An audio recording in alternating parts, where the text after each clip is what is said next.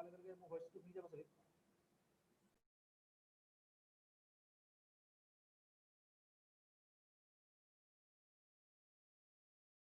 Right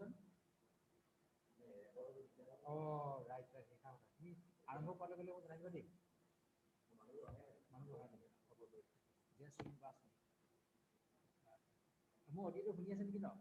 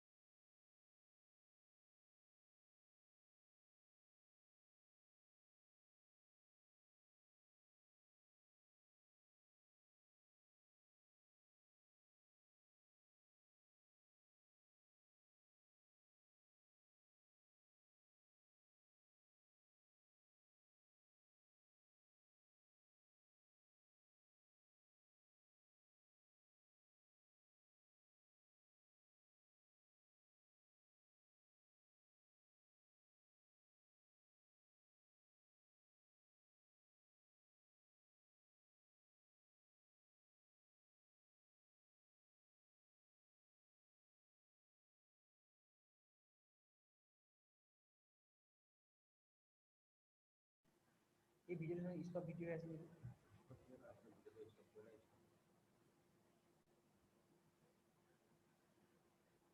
যদি আমি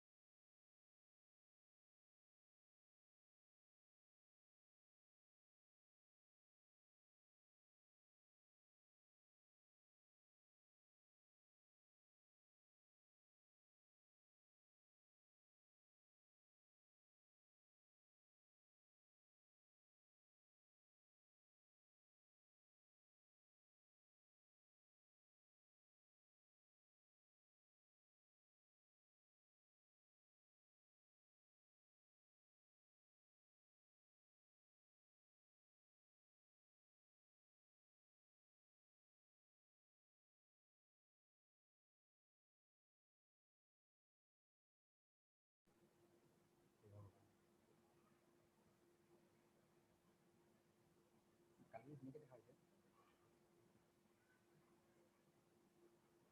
stop video।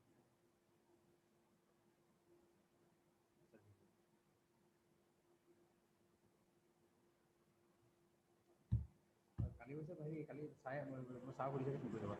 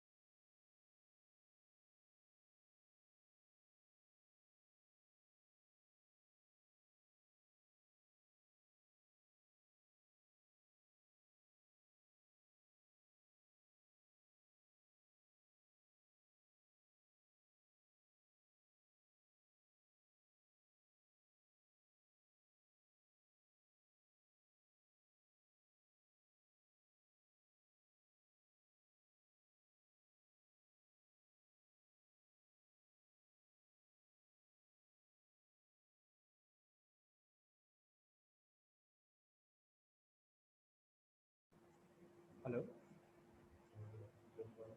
Hello' sir শুনিছেনে? প্ৰিন্সিপাল ছাৰ শুনিছেনে? হেল্ল', হেল্ল', হেল্ল',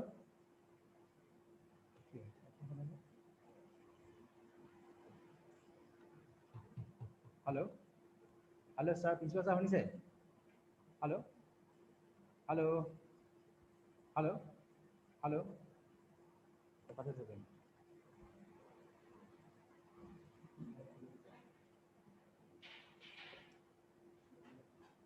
দিব তাৰপৰা বিকিং কৰিব নেকি? হে?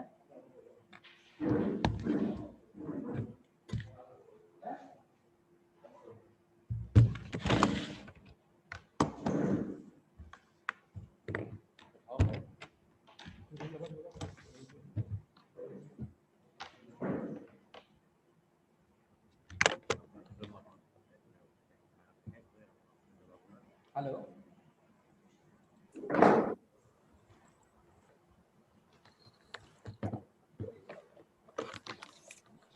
প্ৰিন্সিপাল ছাৰ শুনিছেনে বাৰু? প্ৰিন্সিপাল ছাৰ শুনিছে? হেল্ল', হেল্ল',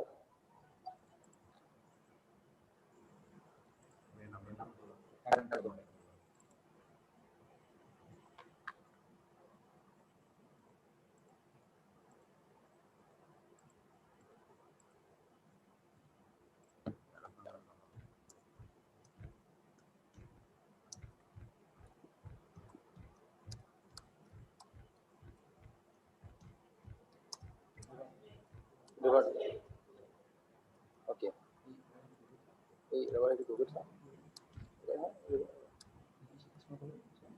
স্মল কৰি small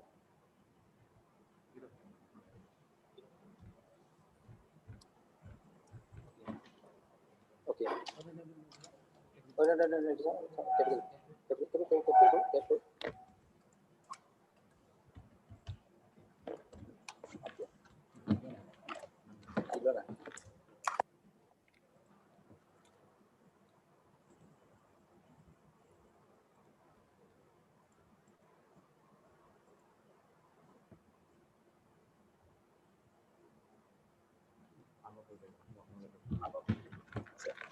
Good morning, everybody.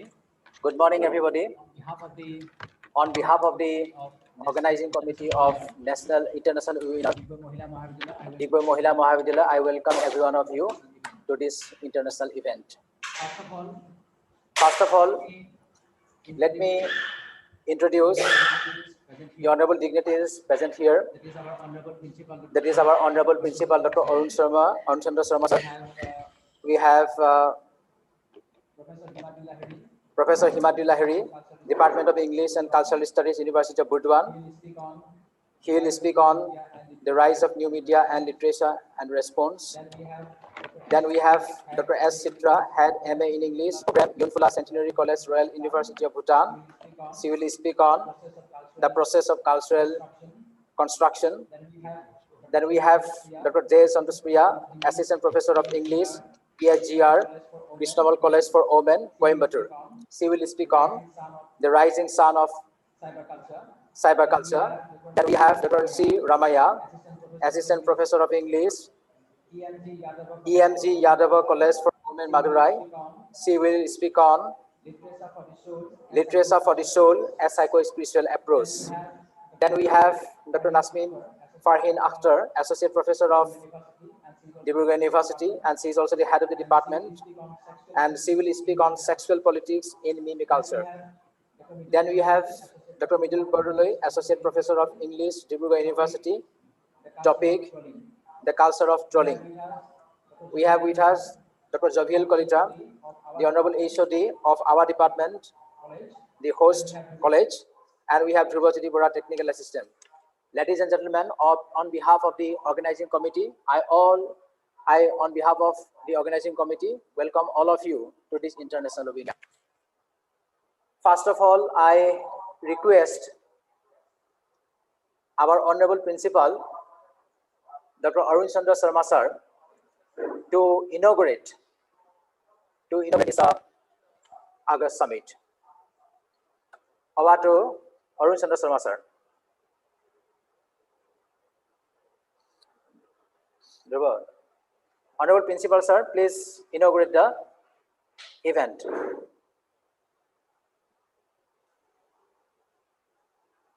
Sir, voice one.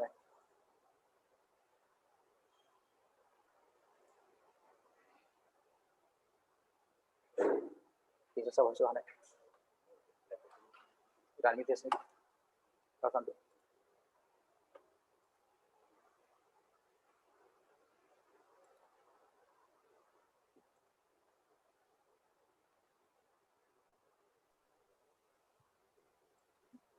Hello. Yes, sir. Yes, sir. Yes, continue, sir. Continue, sir. Okay. Yes, Okay. hearing. Continue. Okay, sir. Continue. Please continue.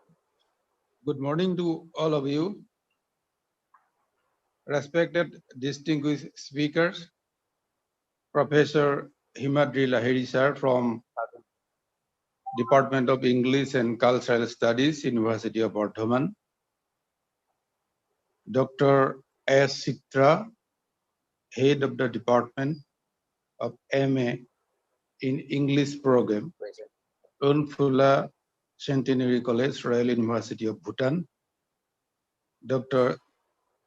J. Shantosh Pia, PSGR Krishnamal College for Women, Coimbatore, Dr. C. Ramaya, EMG Yadav College for Women, Madurai, Dr. Nasmim Farhin Akhtar, Head of the Department of English, Digboi University, Dr. Midul Bordoloi, Department of English, Digboi University,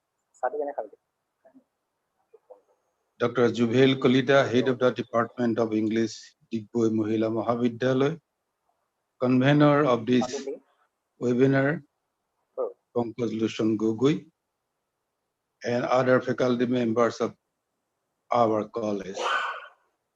It is our endeavor to organize an international webinar on the topic Cultural Studies and Popular Culture.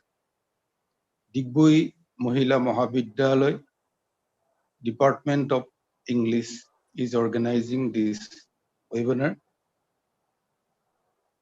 So, first of all, I welcome all the dignitaries and participants from different parts of India and the globe as a whole. Digboi Mahila Mahavidyalaya is only an arts college having about 1100 girl students. It is a premier institution in the northeastern part of India. We have every facilities which were required for an arts college, having 11 departments. And just it is our about 17 webinar during this lockdown pandemic situation all over the world. We are taking this opportunity to organize such types of webinars to give some new ideas, to give some new thinking in different topics time to time. It is the subject today, cultural studies and popular culture. Here, we are taking the distinguished speakers from our neighboring country, Bhutan, our neighboring states, and from Assam also some other speakers, and they will deliver their own topic in different way. It is the topic that popular culture, which refers in general to the traditions and material culture of a particular society. It is the set of practices, beliefs, and objects that embody the most broadly shared meanings of a social system.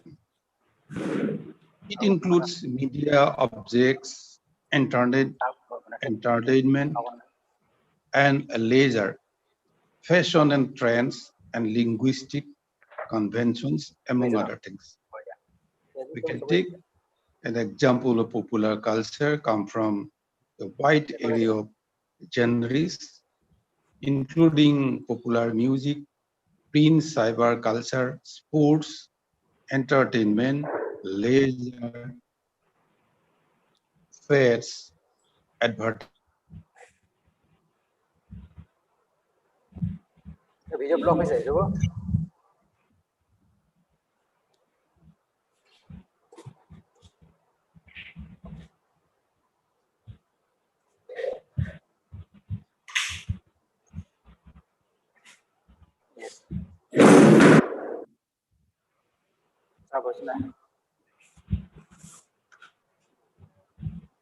Yes. So I think we expect many things will be given by our different respected speakers. We are eagerly waiting. The participants are also eagerly waiting to listen the subject given by the experts. With these few words, I have declared that this international webinar on the cultural studies and culture has been declared open and inaugurated. With these few words, I have concluded my speech, and thank you to all of you. Best wishes to all the participants and respect to our distinguished speakers. Thank you. Thank you again from my end and on behalf of Digboi, Mahila, Mahavidyalaya. Thank you. Thank you, Dr. Arun Chandra Sharma, sir, the Honorable Principal of our College Digboi Mahila Mahavidyalaya, for inaugurating this particular international webinar. And now I would like to call upon Dr. Joviel Kolita, the Honorable Head of the Department of our college, to deliver his welcome address. Over to Dr. Joviel Kolita. A very good morning to all of you. On behalf of the Department of English of the host college, that is Digboi Mahila Mahavidyalaya, I'd like to extend a very warm welcome to all the distinguished panel of speakers. I would especially like to thank our principal, sir, for gracing this occasion as the inaugurator.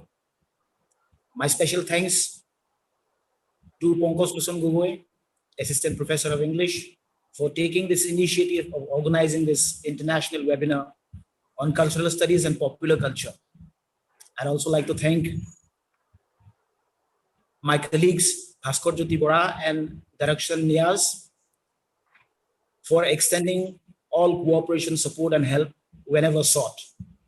My special thanks goes to Dhrubajyoti Bora, technical assistant of this webinar, for taking points to assist us technically in every way possible. Since it's a day-long program, I would keep it brief and thank all those who are associated with this seminar, webinar, I'm sorry. My heartiest congratulations and a warm welcome on behalf of the department to all of you once again. And thank you to Principal Sir for readily agreeing to the proposal, and also my special thanks to Pongos Kusum Gogoi once again for taking the initiative to organize this seminar on an international scale. Thank you once again. Now I'd like to request Pongos Kusum Gogoi to kindly carry on and proceed to begin. Thank you. Thank you, sir, Dr. Joviel Kolita, the Honorable Head of the Department of our college, for delivering the welcome address. And now I would like to welcome Professor Himadri Lahiri. He needs no introduction. He's a very known face in English literature and cultural studies.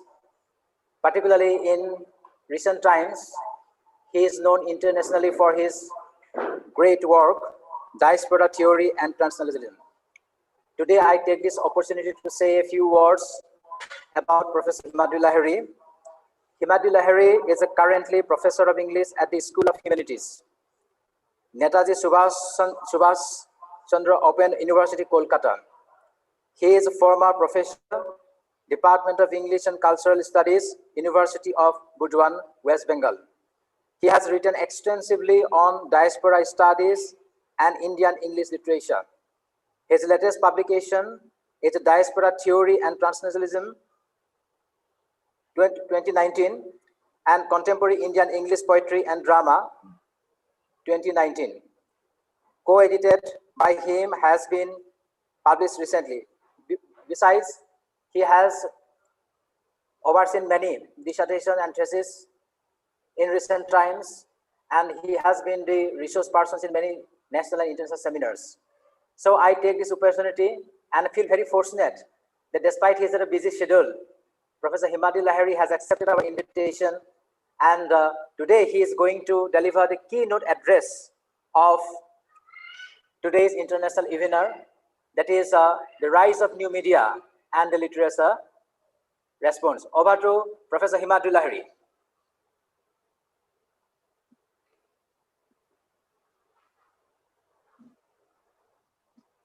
What should I have to go?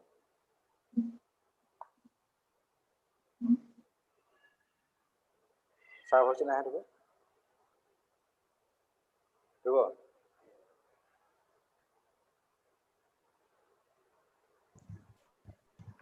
Hello. Yes, sir. Yes, sir. So can you hear me now? Yes, sir. Please continue. Thank you very much, and a very good morning to everyone. I'm very much thankful to the college authorities, Digboi Mahila Mahavidyalaya, especially the Department of English, and particularly, to Professor Pankaj Lochon Gogoi, who had been in contact with me. I thank the head of the department, and before that, I'm very grateful to the principal of the college, who has extended the invitation to me. And I also thank all my colleagues in the college and students of the college and my colleagues from other institutions, particularly from Digboi University. I'm very glad that I'm on the same platform with them, all of you, and thanks again. You know that yesterday I was informed that this will be a kind of a keynote address, but then you see, my particular subject is not exactly cultural studies and popular literature, as has been announced. I gave my topic as the rise of the mass media. So I will be talking on that in particular. And although the mass media is very much part of the popular literature and cultural studies, my focus will be specifically on the mass media and how it affects our lives, how it affects, the literary products, how the authors are actually very much influenced by the new happenings, the new incidents, the new phenomenon, which is the rise of the new media, the rise of the mass media. Particularly, as you know, that all of us have been engaged with different kind of daily exercises, particularly the use of the smartphones, the use of internet, laptop, and the use of the all kinds of cyber sites. Okay, so especially Facebook. Today I will speak on, I have selected two particular texts which use the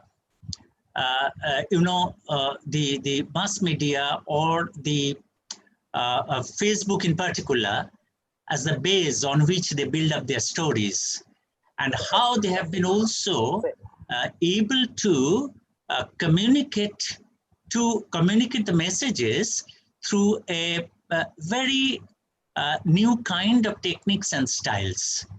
So I'll be doing that, and I believe that my colleagues will speak later, and they have wonderful topics. And this is a very good sign that the researchers are flowing into new areas which are concerned with popular studies, popular literature, and of course the cultural studies. So from that point of view, I'm very glad that this will be my own contribution to this seminar, will also be in the same area. I have a prepared kind of an article written by me, and I would like to read from that. But of course, I might explain certain things and later on interact with my colleagues and students at this platform. The title of my presentation today is The Rise of the New Media, Literature Response. The two things actually, as you can really understand, two things converge here. Number one, the emergence of the new media, the emergence of the mass media, its different forms, and how literature has geared itself up to face the new challenges and to take up the aspects of the new literature, new media into its own body. Okay, so literary works embody certain kinds of interactions with the Facebook, with other kinds for email, for example, and there has been a lot of examples of literary works which has been written in the form of epistolary style, but then epistolary style here has a kind of shift. It is not like the old British novels which were written initially, which was based on letters, written letters, but here in the new form, it emerges in the form of email. So there are many writings which talk about that, which embodies that.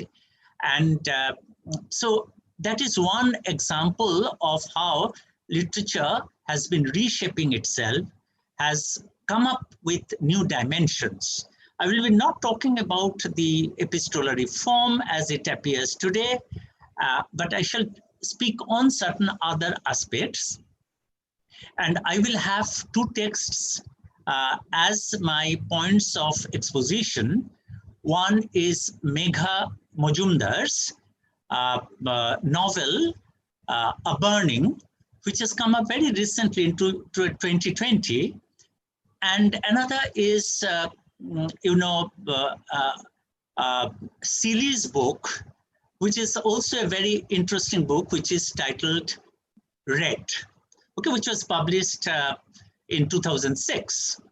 So with the help of these two texts, I shall like to explain the way I understand the rise of the new media and how it affects the new literary space. As I told you, I will read out from the prepared paper, and later on, if we discuss certain other things, certain other aspects of the interaction between literature and the new, the mass media, or the new media, then we can do that well. Let me begin. It is perhaps an irony that I'm speaking at this platform on the rise of the new media and how literature responds to it. I say irony because I'm least, as a person myself, I am least receptive to the new media, and I'm not competent enough to handle the immense novelty and challenges of the new media itself. Like most other senior teachers, I have certain amount of resistance to the new technology. So far as the concept of literature is concerned, I've grown up since my childhood on the canonical literature, which didn't leave space for either popular literature and what we now call cultural studies. For us, the only available idea of the word text was the print text. For us, this was the only conceivable container of literary and critical works. E-books or audio texts lay in the womb of the future. Over the last 2 or 3 decades, I gradually became familiar with different aspects of cultural studies, which became part and parcel of my academic domain. But coping with the new media is a different job altogether. So there was a certain kind of paradigm shifts in terms of literary value, in terms of literary principles, the canon, but also in terms of the infrastructure, in terms of the tools, actual tools that can be used in the classroom and elsewhere. So from that point of view, you know, I'm a person who experienced the old kind of canon, and later I had to adapt myself, like many of my colleagues of my age, to literary designs, to new literary canons, and also to the technological aspects of teaching in the classroom. Okay. Over the last 2 or 3 decades, I gradually became familiar with different aspects of cultural studies, which became part and parcel of my academic domain. But coping with the new media is a different job altogether. During the pandemic particularly, it has made its presence felt in a big way. Every now and then, I fumble while negotiating the new media and the new technological tools. Even this virtual meeting platform, where we are participating at this particular moment, appeared uncanny to me even some 5 or 6 months ago. The spectral presence of terms like mute, unmute, or instructions like switch on or switch off the video tormented me in no uncertain terms. The pathways to the chat box and handling several other features of the Google Meet or Zoom platform took me away from the main academic activities of thinking texts and speaking of the text and their relevance. The concept of a virtual room or a virtual waiting room where one waits for entry permission was unthinkable. Such a person is obviously a misfit for giving lecture on the rise of mass or new media and what literature has to do with it. Yet here I am, pontificating on the very subject I am diffident of. This is the new dilemma that we academics have to deal with. All scholars, old and young, who have gathered here, grapple with the new challenges. For us in the departments of literature, who might have grown up rather naively with the idea that literature does hardly interact with science and technology, it is time to gear up for the new reality and to familiarize ourselves with the first changing teaching learning scenario. We need to assess how literary works have been responding to the new media and how literature departments need to prepare themselves for the upcoming modes of teaching and assessing the teaching learning components. Recently, I have been asked to review a book which has arrived in e-book format. The title of the book is Chronicles from Kashmir, an annotated multimedia script. It contains the script of a play. This could not be performed. This could not be performed live from 2017 onwards, and hence the entire performance was filmed and uploaded in the YouTube. Links are provided in the book itself, the book space itself. Click it and witness the play being performed. There are several such video links in the book. There is a free traffic between the book and the filmed performance, between reading words and witnessing players acting in the play. It is a multimedia format which has come in the domain of my perception only recently. I mention this mainly for two main purposes. First, ebook itself was a little known phenomenon and is still an anathema to many, especially old generation readers. Yet it was made an everlasting impact on the book market. Secondly, the use of multimedia within the format of the book has provided a unique experience to the reading public. Henceforth, the word reading would undergo a semantic change. Reading would mean more than reading.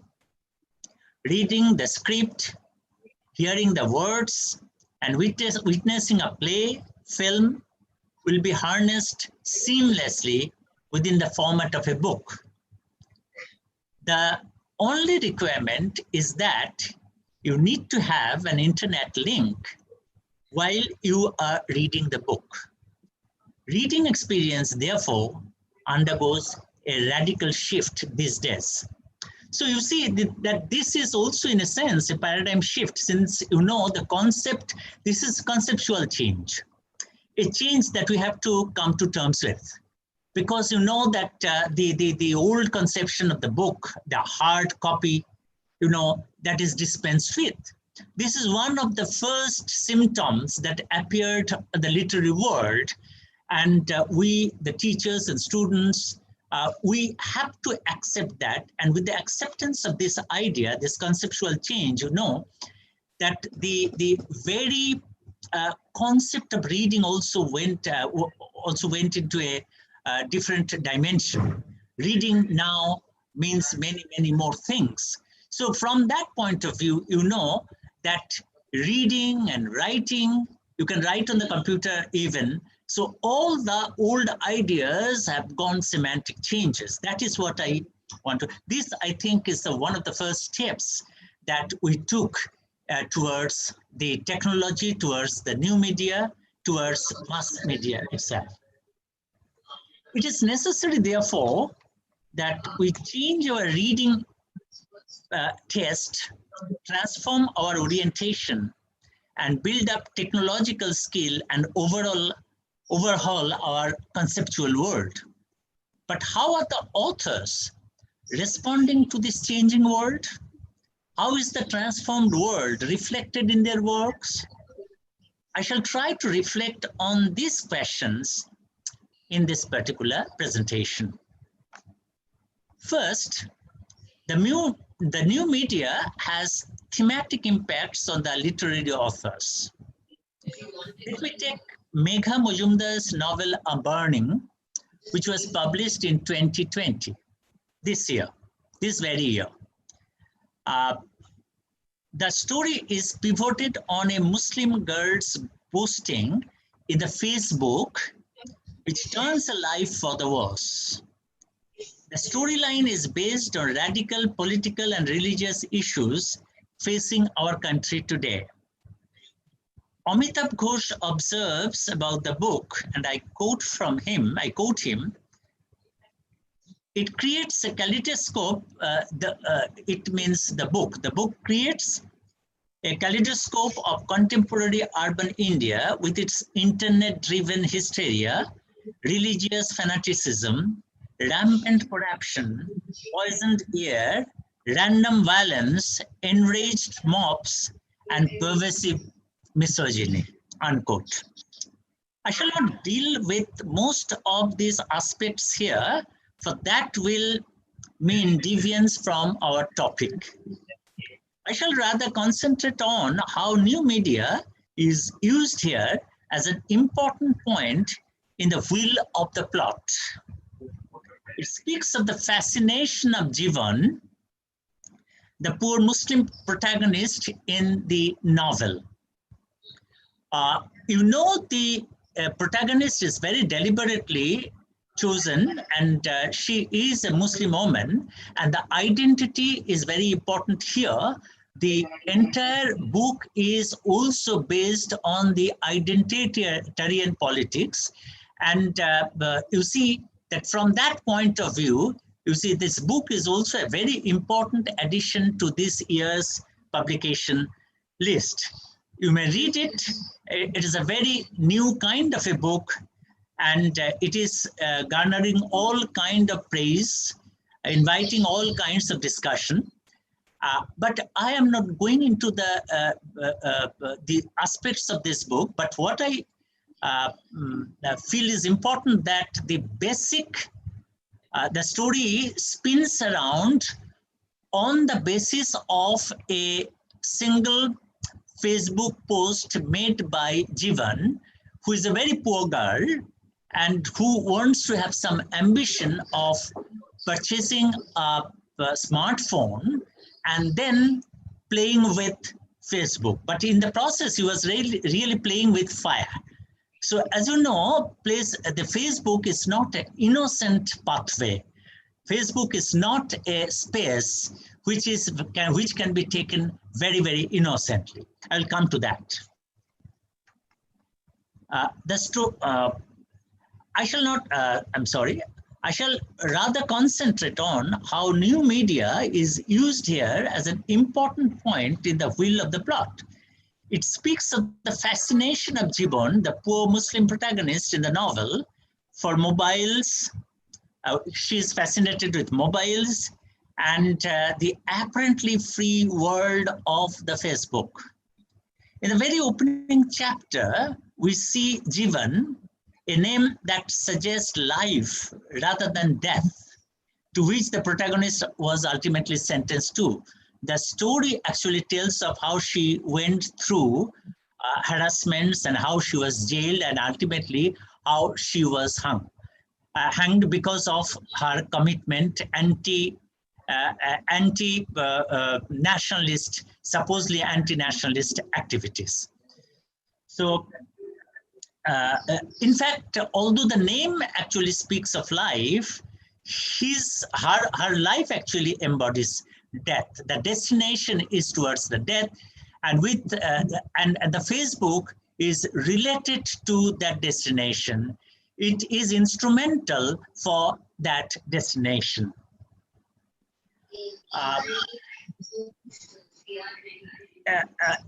She is engrossed in a newly purchased mobile. She accesses the world of Facebook, which at the very point of time was full with the news of a terrorist attack on a train in the Kolabagan railway station close to Jivan's locality, which is supposedly Calcutta or Kolkata. She wonders at the freedom with which people post their comments and draw memes.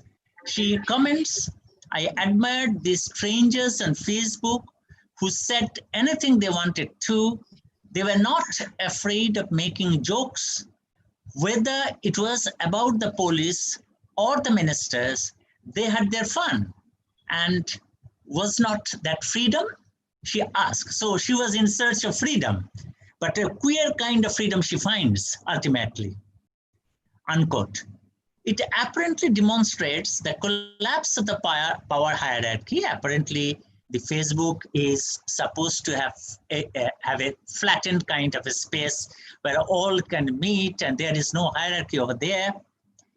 Inspired by this vision of a liberal virtual space, Jivan shared a video of the burning train and added a caption that ultimately led to her undoing. And what was the caption? Policemen paid by the government watched and did nothing while this innocent woman lost everything, unquote. This is what the narrative says. And I quote again, the video of a woman complaining about how police stood witness to innocent people dying in a burning train while the police looked on. Nobody liked her posting.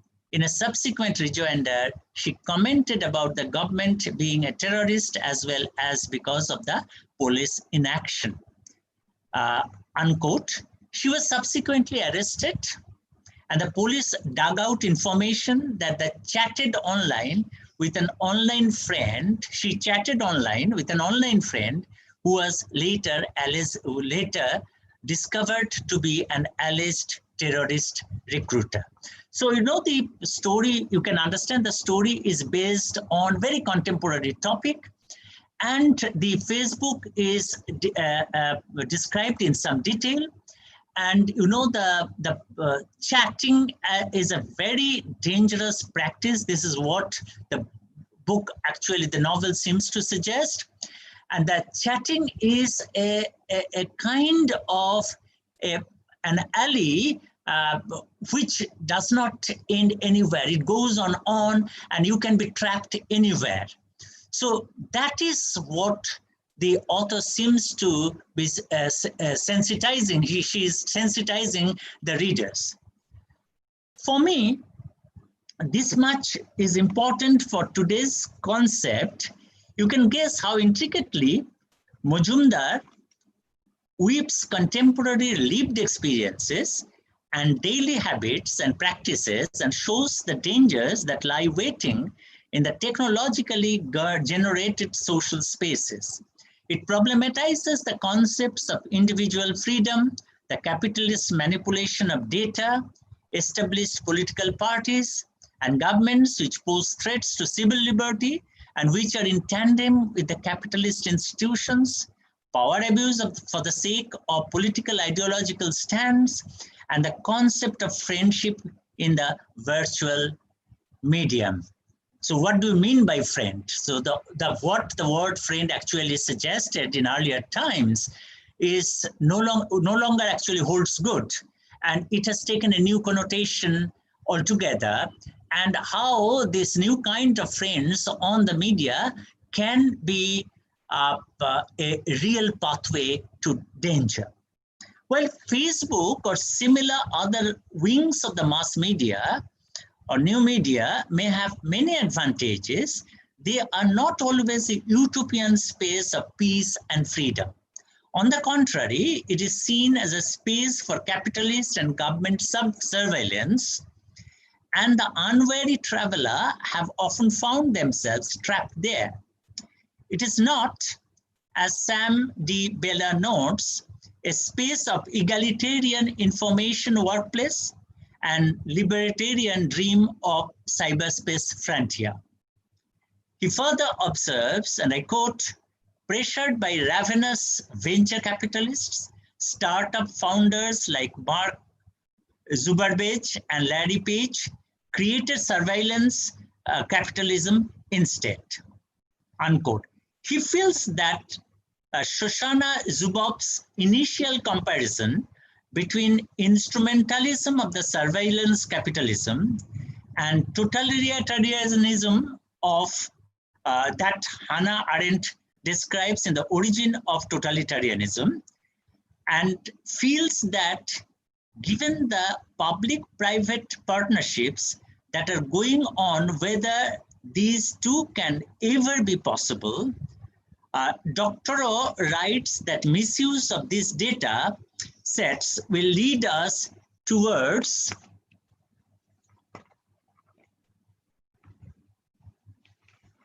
totalitarianism.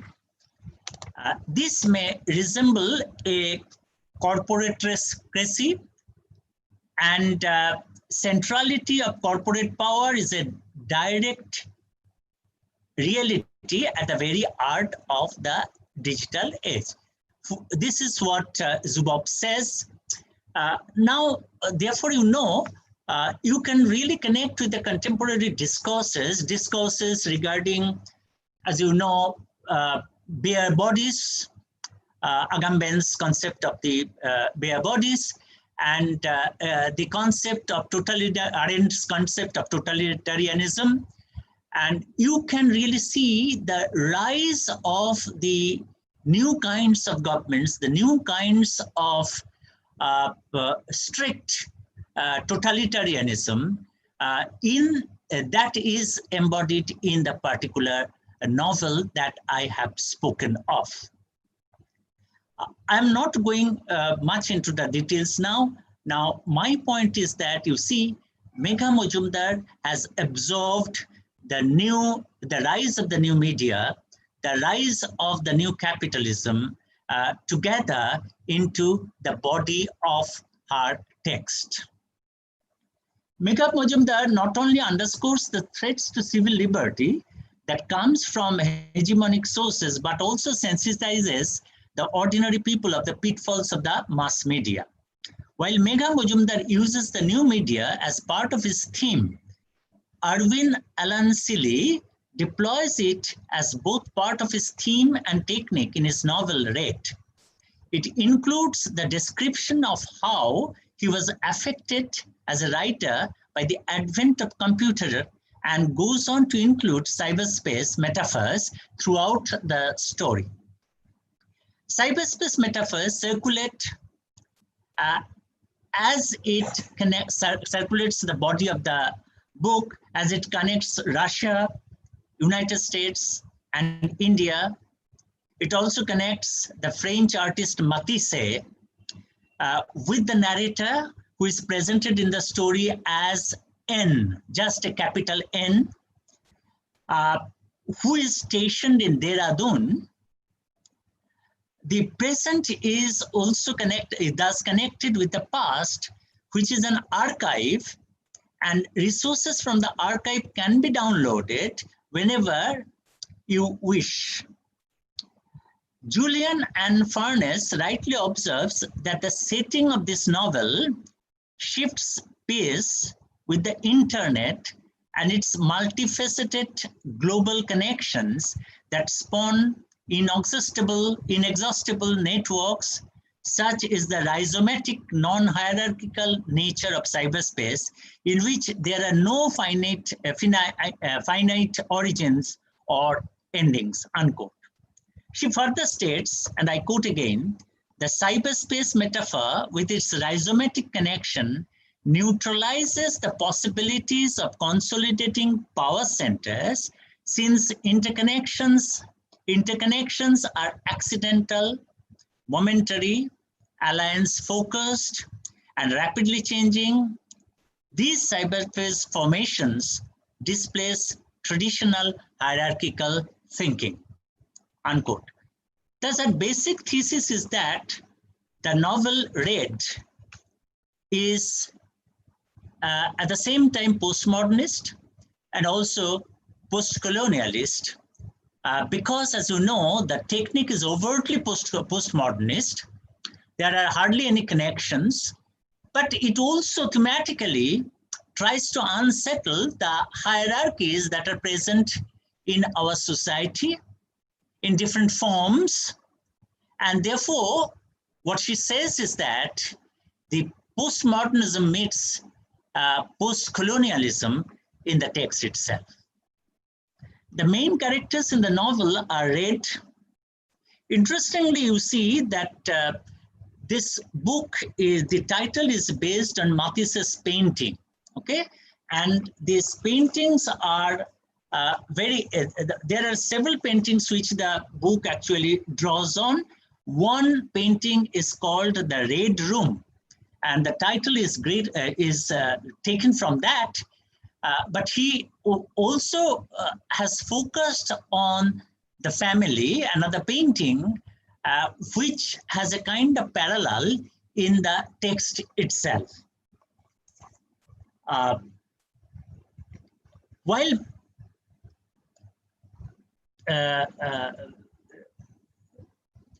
you see that while Megha Majumdar, it includes descriptions of how he was affected.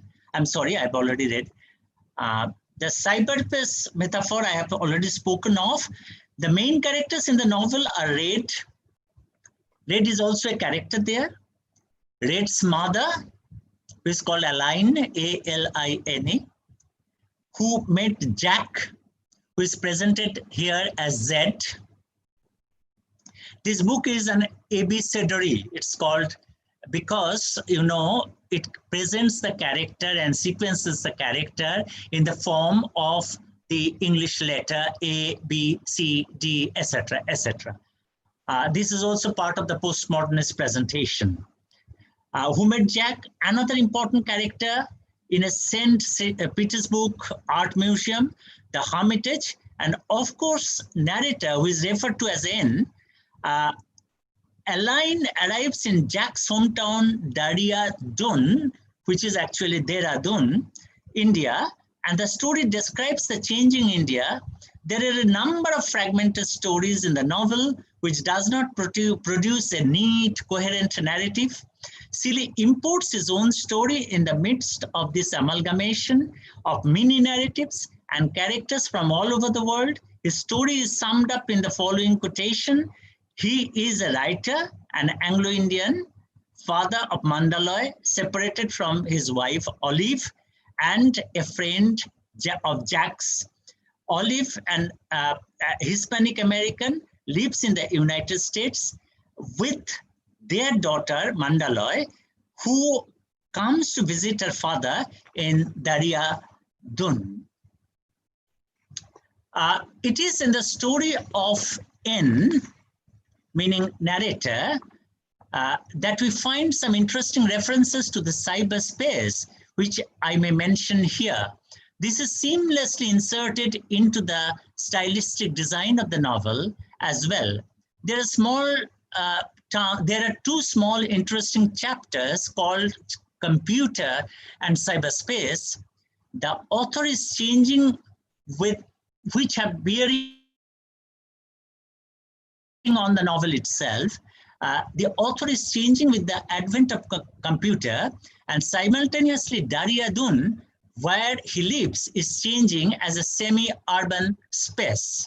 This is a quotation from N's letter to his daughter Mandalay, and I quote, this is a bit longish quotation, but in this quotation itself, you'll find how he relates his own change with the advent of computer, with the changes that is taking place outside his house in the urban space itself.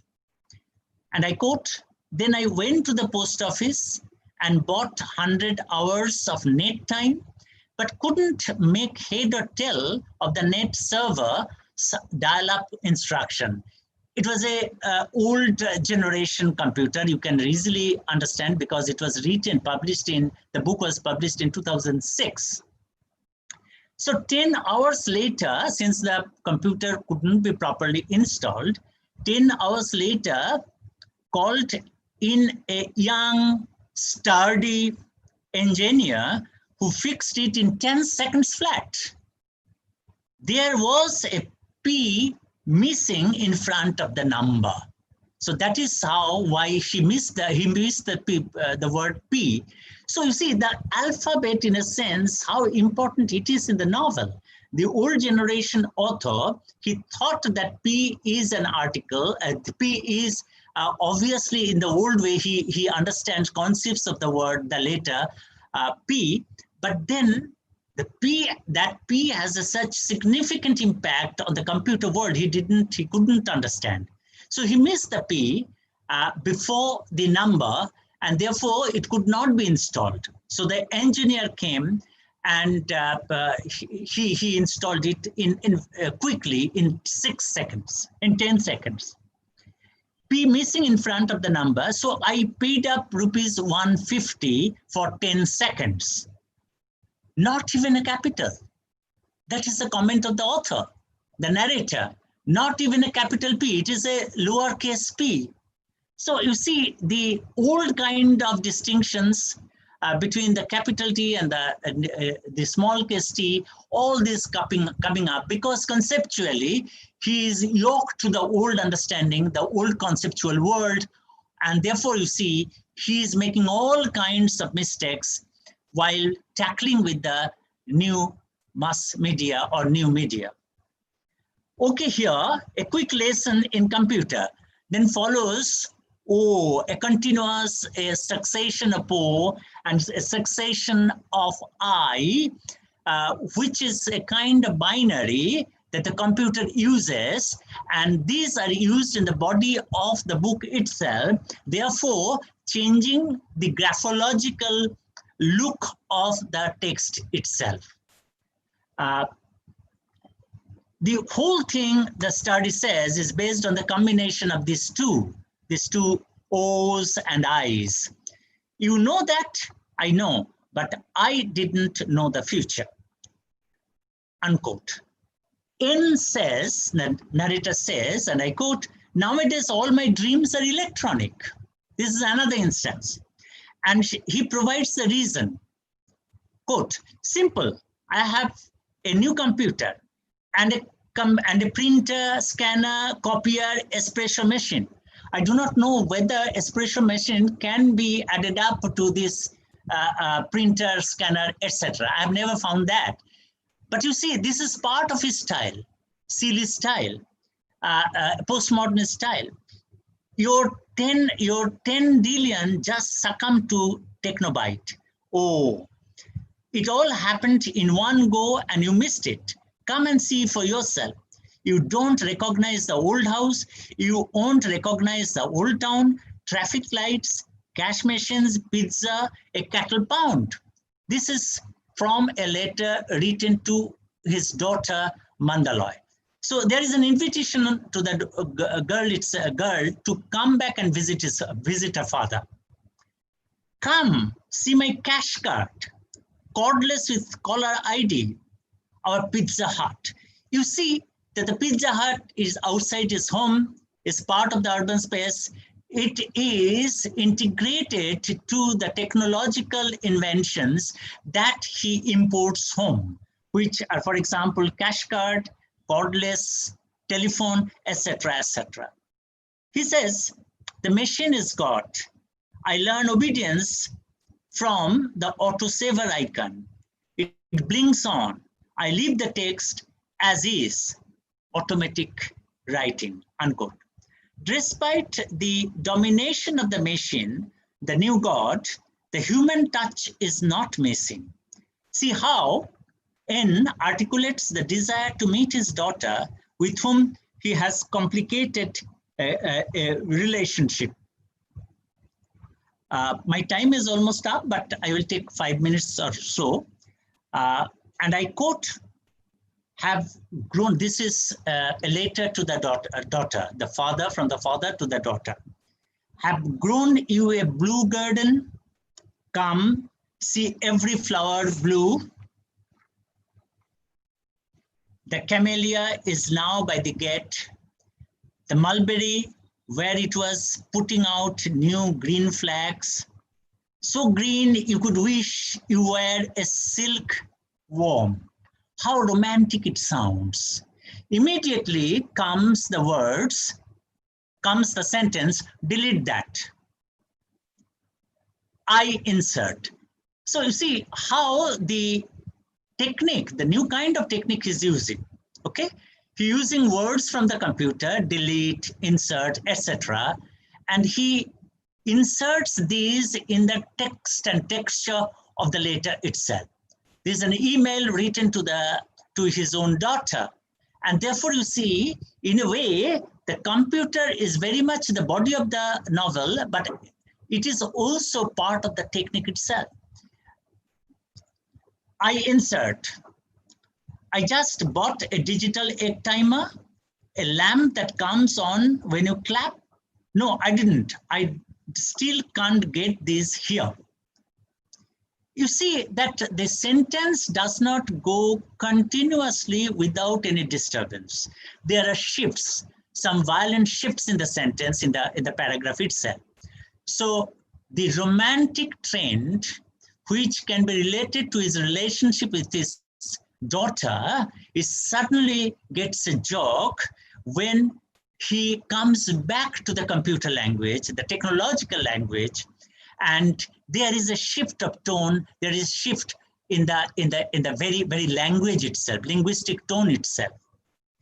And then writing at the finishing of the letter, he writes yours, and instead of giving his name or papa or father, etc., he inserts a continuous series of O, which is one of the binaries of the computer language. So the letter itself not only imitates the computer language, it also becomes part and parcel of the relationship between the father and the daughter.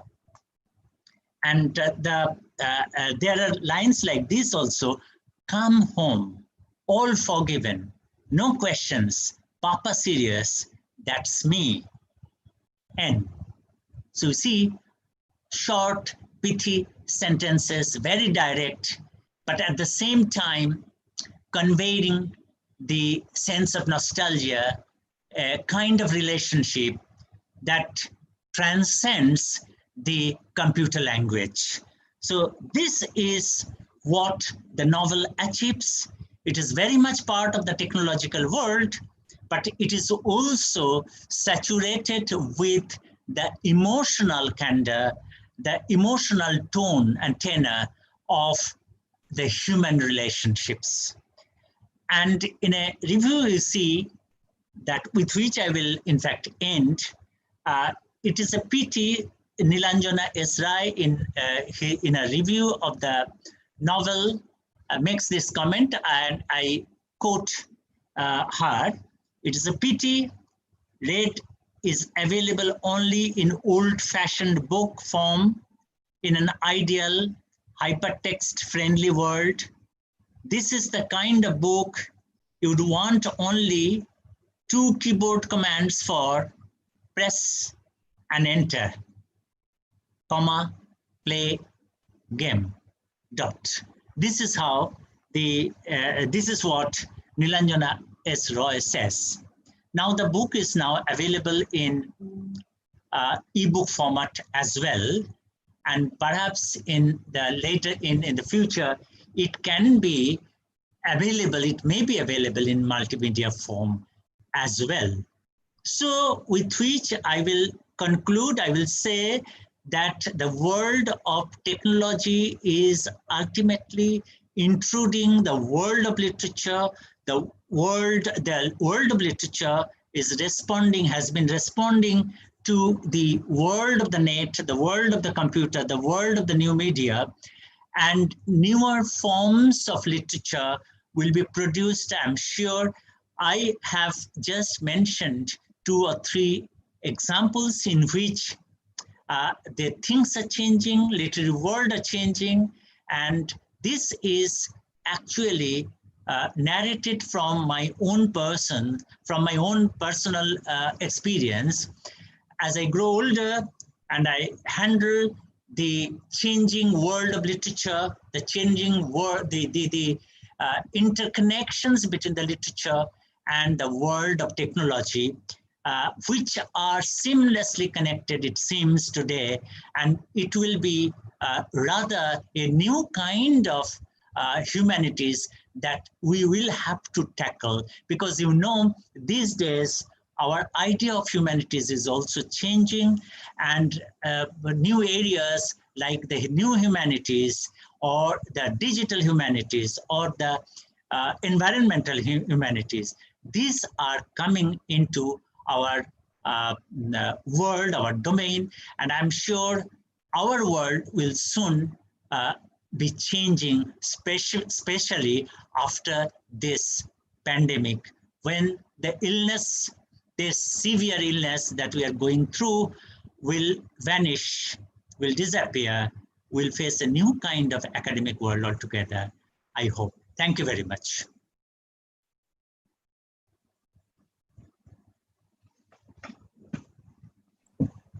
Thank you, Professor Mahavidyalaya, for your rich deliberations on the rise of new media, literature response. You have spoken comprehensively about the influence of new media cutting across generations and the influence of new media in both literature and language. And what is more interesting in your deliberation we have found is that you have said how new media exercises tremendous influence upon our reading habit as well as our writing habit. Different electronic gadgets, social media, its responses, and its contribution towards the formation of our literary sensibility to a great extent also highlighted in your speech. We have found that in your speech, you have talked about the resistance to new technology as well as embracing of new technology in current literary sensibility. We have found that you are calling upon us to gearing up for new reality, that is the rise of new technology. And the kind of the names of books that you have referred, particularly Megha Majumdar's Burning, that was published 2020, is also very, very important so far as the importance of new media is concerned. Thank you, sir, for delivering your keynote address on this particular topic, the rise of new media literature response.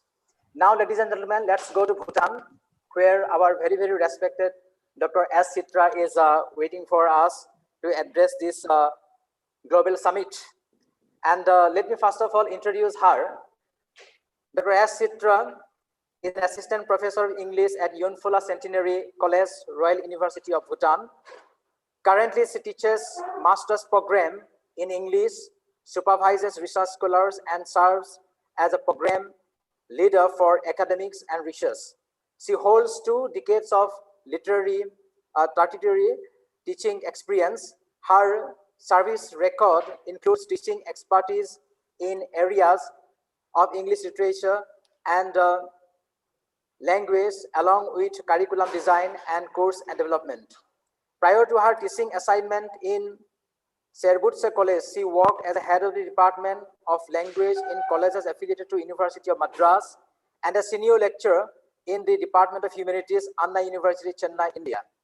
Her areas of interest include cultural studies, contemporary literature, post-colonial studies, European literature, women's studies, gender studies, with research projects in the field of Bhutanese folklores, action research on students' English language proficiency, faculty attrition, and impact assessment survey of teaching learning during COVID crisis. She is also an IELTS trainer and has completed the training knowledge test certified by the University of Cambridge. She has published over 30 research articles in book, chapters, journals, conference volumes, presented papers in more than 50 international and national conferences, had been the overseas examiner for doctoral thesis.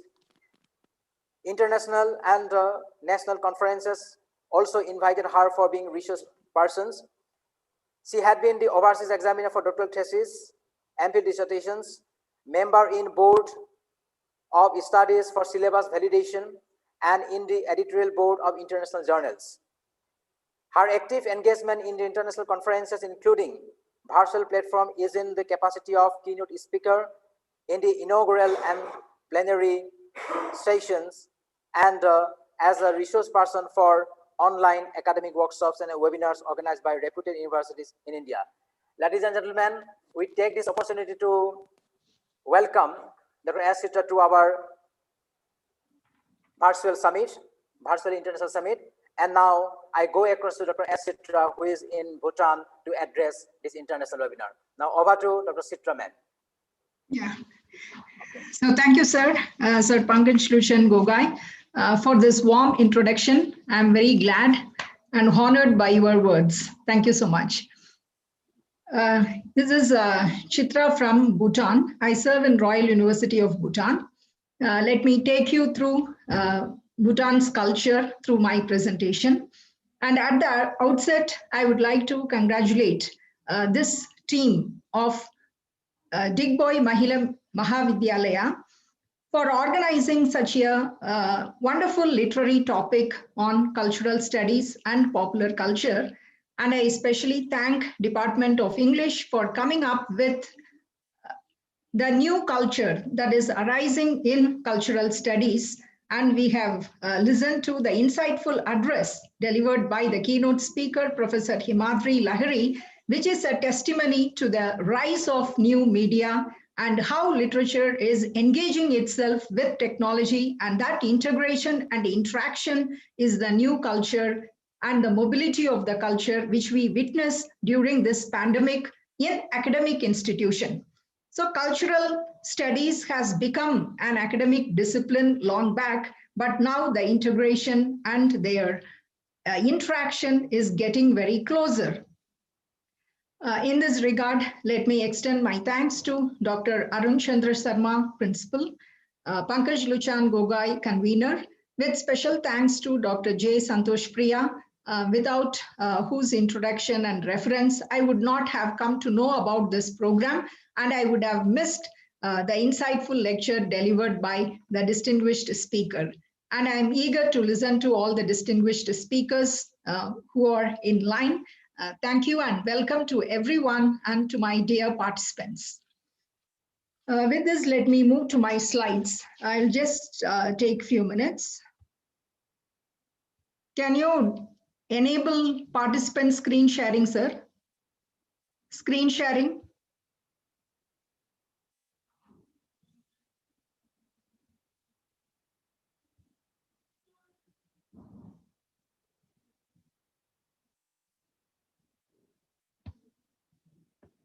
Yeah, okay, thank you.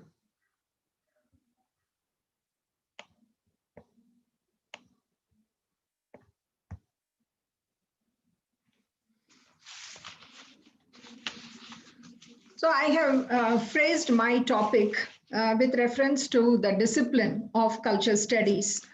In that context, I will be taking you through the process of cultural construction, and the deliberation is with reference to Bhutan.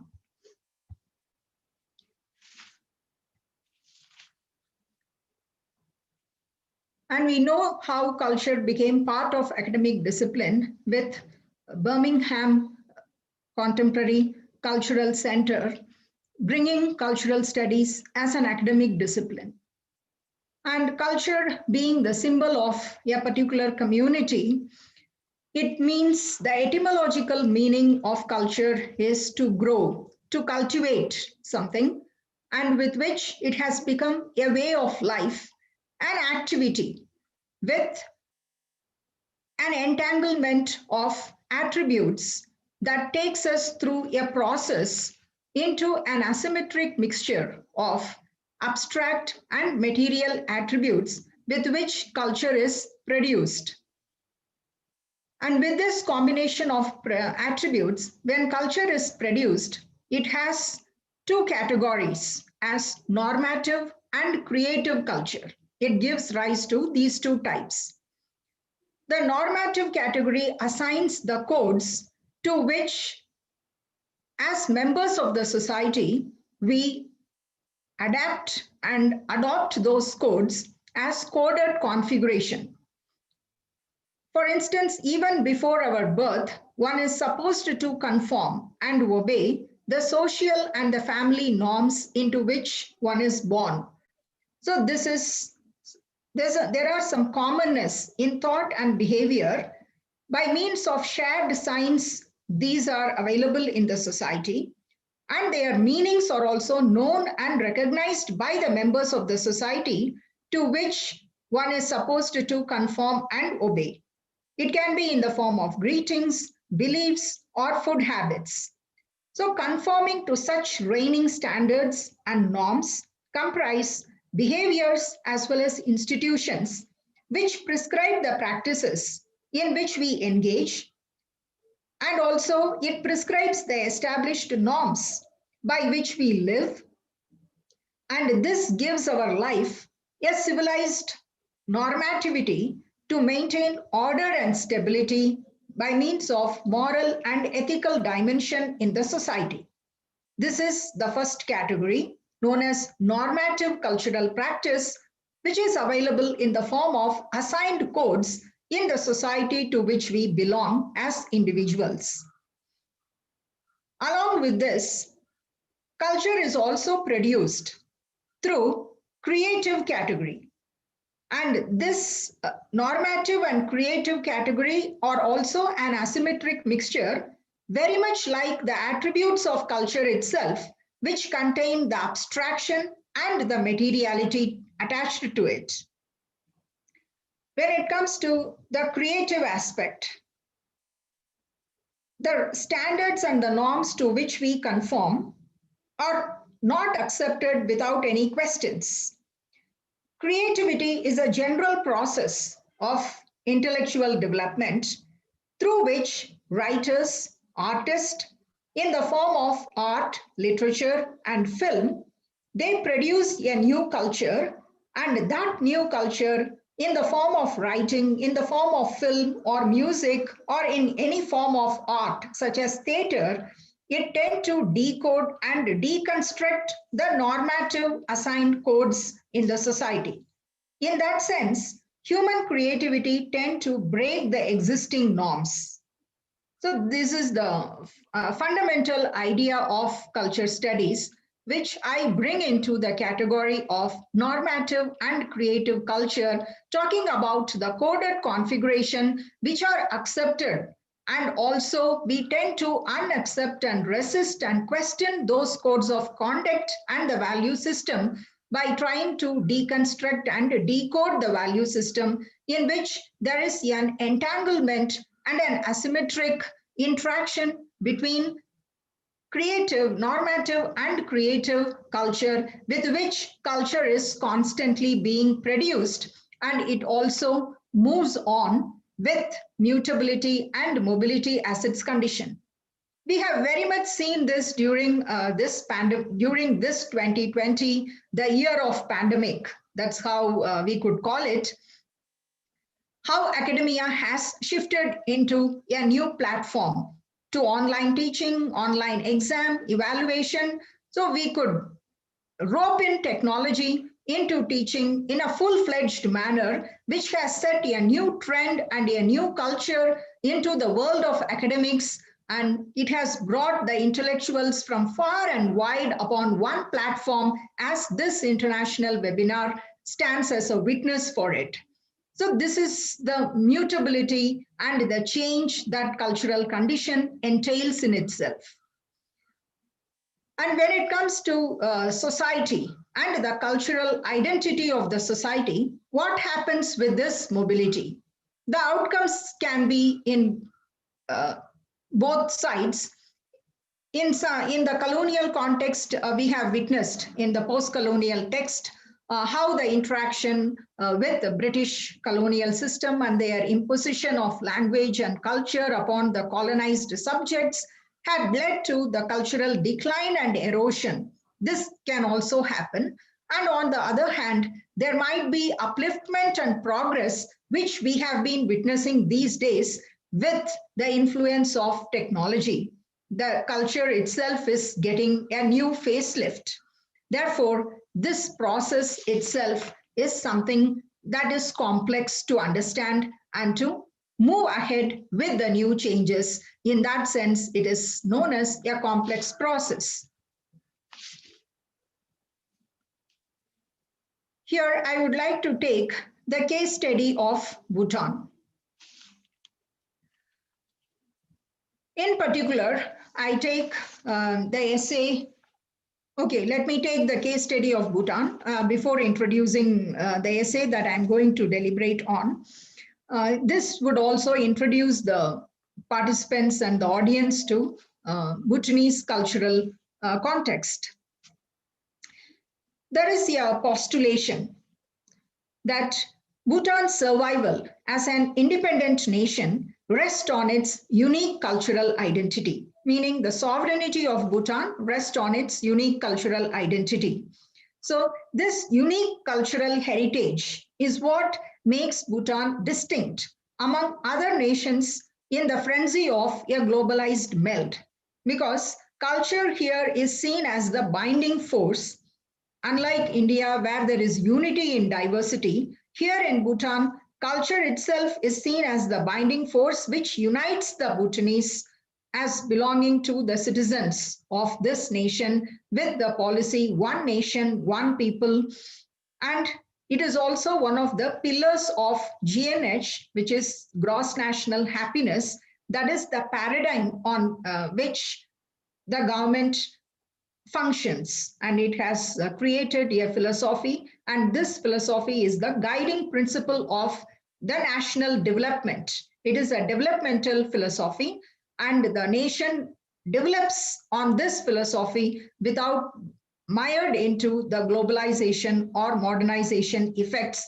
And this is to be precise, this GNH philosophy is in fact used as a shield by Bhutan to protect itself against the negative and disrupting influences of modernization and globalization. Here arises the question, what constitutes the Bhutanese cultural identity? I would also like to bring the cultural scholars' view, cultural critics' view here, according to the definition of culture by Raymond Williams, the Marxist cultural critic. Shared signs, which comprise values and practices, tend to produce commonness of thought and behavior, and also, as I have said, conformity to obey the assigned norms without a thought. Without a thought in the sense these are assigned norms such as greetings, social behavior. These already prevail, which we tend to follow without raising questions about it. So this being the general definition of culture by critics, what are such characteristics? What are the unique characteristics and the intrinsic characteristics of Bhutan that acts as the binding force amid the diverse expressions which might be there in the Bhutanese cultural realm also? So I'm also curious to explore what are the common features which help to forge a shared Bhutanese cultural identity, which I would deliberate further through this essay titled excuse me.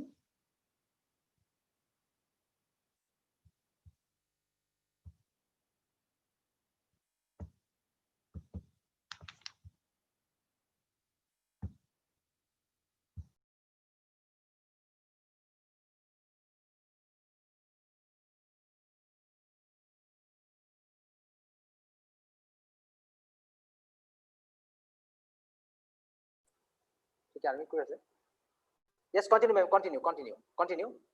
Hello, ma'am. Please continue. Your voice is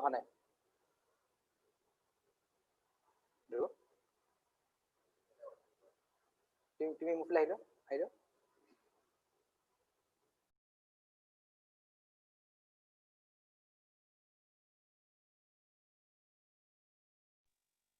Are you able to see my slide and hear me?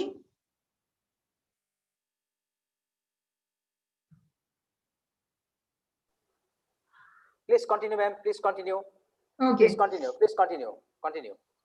So here I would like to take upon the essay by Karma Phunso titled The Cultural Construction of Bhutan. And it is the subtitle of the essay reads as it's an unfinished story. And that's the postulation, because the mutability and mobility being the fundamental characteristic of culture, any cultural construction in any society is not a complete process in itself. And it's aptly, the subtitle is roped in as it's an unfinished story. To give a brief introduction about this essayist, he is a scholar on Bhutan and Buddhist studies who has authored a primary book on the history of Bhutan.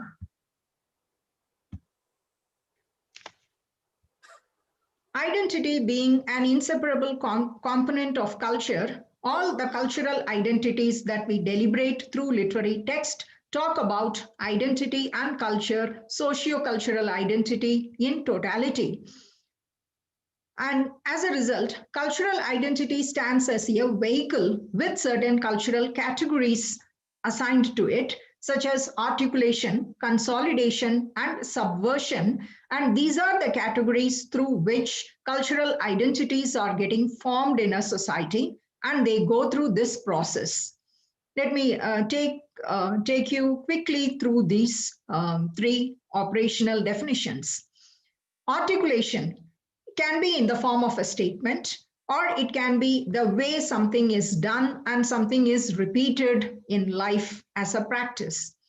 Therefore, articulation has the reiterative quality. And one particular statement that gained popular and that was established to keep the Bhutanese identity and the people together in this small Himalayan kingdom was one nation, one people. That was the slogan of the government to keep the diverse ethnic groups of this nation together with a nationalistic feeling as one nation and one people, and the identity becomes a common identity as Bhutanese. Like Indianness, Bhutaneseness has been created, but with this cohesion and with this slogan. And this is further enforced by their way of dressing, in the sense there is a national dress code, and by means of linguistic identity too. Then the second category is consolidation, which is being repeated. Whatever is articulated, that statement will be repeated in order to strengthen the cultural practice as something dominant, as hegemonic, and the way it is strengthened consolidates the people and their identity together and keeps them intact. This reinforced, there is a reinforcement of this quality, and there is a repeatedly driven practice that prevails in Bhutan is the national dress code, which tend to mark the cultural identity of Bhutanese, and it's a dominant practice and it's a uniform practice across the nation. Then when we deliberate on cultural identity, there is one more category, that is subversion. Subversion tend to resist and it tend to question the hegemonic dominant practices. But here that questioning is very passive. But I would say despite all these strengthening, there are also changes that are coming up in the form of a passive acculturation by preferring to wear Western outfits, which are preferred outside the office hours for the convenience. And this is the way something is getting deconstructed, even in such a nation. But the degree of this deconstruction may vary according to the nature of the societies. It can be from mild to severe form, but here it's a passive sign of acculturation could be witnessed. That's from these points, the inference that could be drawn about culture and the process of cultural construction is regarding the ontological quality of culture, which is mobility. And this plasticity and the mobility and mutability of culture is tend to be produced by means of questioning or to the degree of resisting the accepted norms toward change. Since I was talking about the national dress code, here I would like to give you a brief picture of the map of Bhutan, where it is located. It is sandwiched between India and China, the two giant countries, and it is a very small nation. And below that, you can see the picture of fifth king. Though it is a democratic country, the head of the nation is still the king. And Bhutan has its fifth king, and their attire is the national dress, which you can see in the fullest form in the middle picture. And it is also described as the land of thunder dragon, which is symbolized on another end.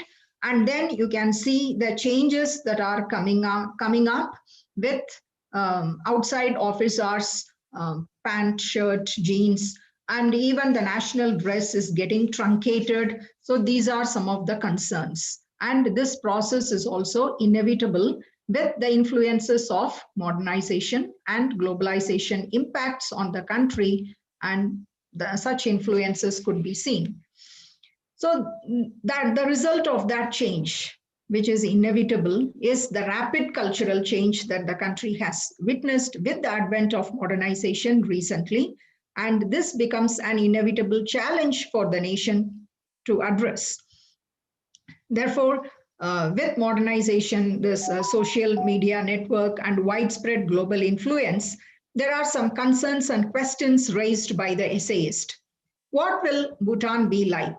And how will the Bhutanese think, feel, speak, dress, and relate themselves to their culture and to their identity down the line after 50 years? Say after 50 years, looking at the current pace of change, which is rapid and drastic. So what will happen to the cultural identity of this small independent nation is a question that's a burning question, and it concerns the authorities and the monarchs.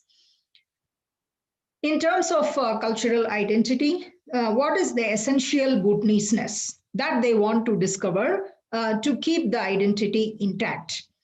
Is it something personal? Is it communal? Or is it based on national beliefs and practices that's undergoing some change? Will it be changed beyond recognition is the burning issue. What could be the answer towards this? The hypothesis goes like this. There is a thesis and there is a statement which goes in opposition to it, antithesis. From these, a synthesis could be derived. The postulation on which the identity of Bhutan rests becomes the thesis, that Bhutan's sovereignty rests on its unique cultural identity and unique cultural heritage becomes the thesis for the preservation of its identity, for its culture. Then there is also an opposite argument, an antithesis.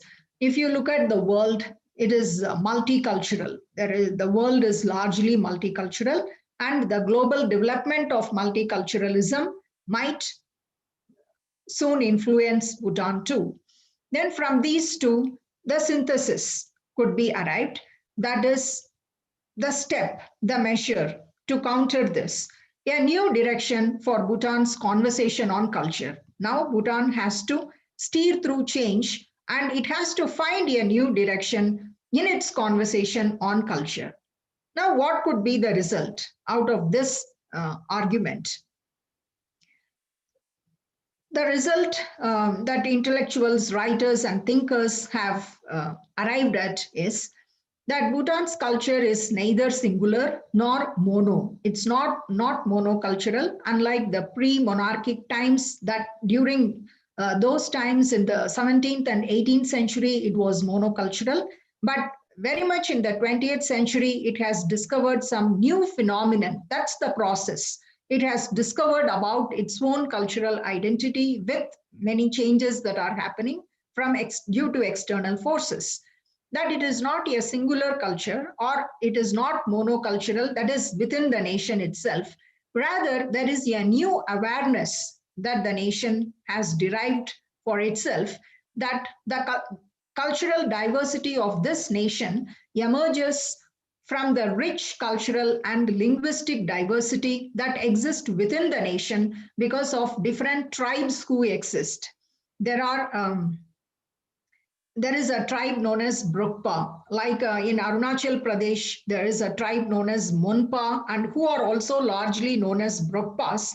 So this tribal group is an ethnic group, and they have a distinct dressing pattern and distinct cultural practices, but they are also part of Bhutan. So that ethnicity need to be respected, and their cultural and linguistic phenomenon need to be respected and preserved. And there are Loshambas and Nepalese population who are largely known as Southern Bhutanese or Loshambas. So this is how there are different ethnic groups living in Bhutan, and there should be a new conversation setting forth to bring them together, but with one idea and one nation. These ethnic groups should be preserved. So the awareness, the first move towards this phase was the awareness towards diversity existing within the nation. It's internally present within the nation. That was the first awareness, and that is considered as the national asset and strength for the nation itself. So this resulted into the concept cultural plurality. So the cultural identity of Bhutan is not monocultural, rather it's a cultural plurality, and all these plural cultures need to converse with each other, and they have to strengthen and become the binding force for the nation itself without any differences. And how to share? We have been saying commonness of thought and behavior, and culture is nothing but shared science and practices. And how to share these practices now with the advent of technology, modern facilities and technology that is being used to share the practices of the ethnic groups among the Bhutanese. There is also an appreciation. There is difference, but the differences are not polarized, but they are considered as the strength and the asset for the nation. So it invites appreciation of specificities that belong to a particular locality. That localized specificities and their variations are appreciated as much as, without any difference, as much as the shared cultural experiences.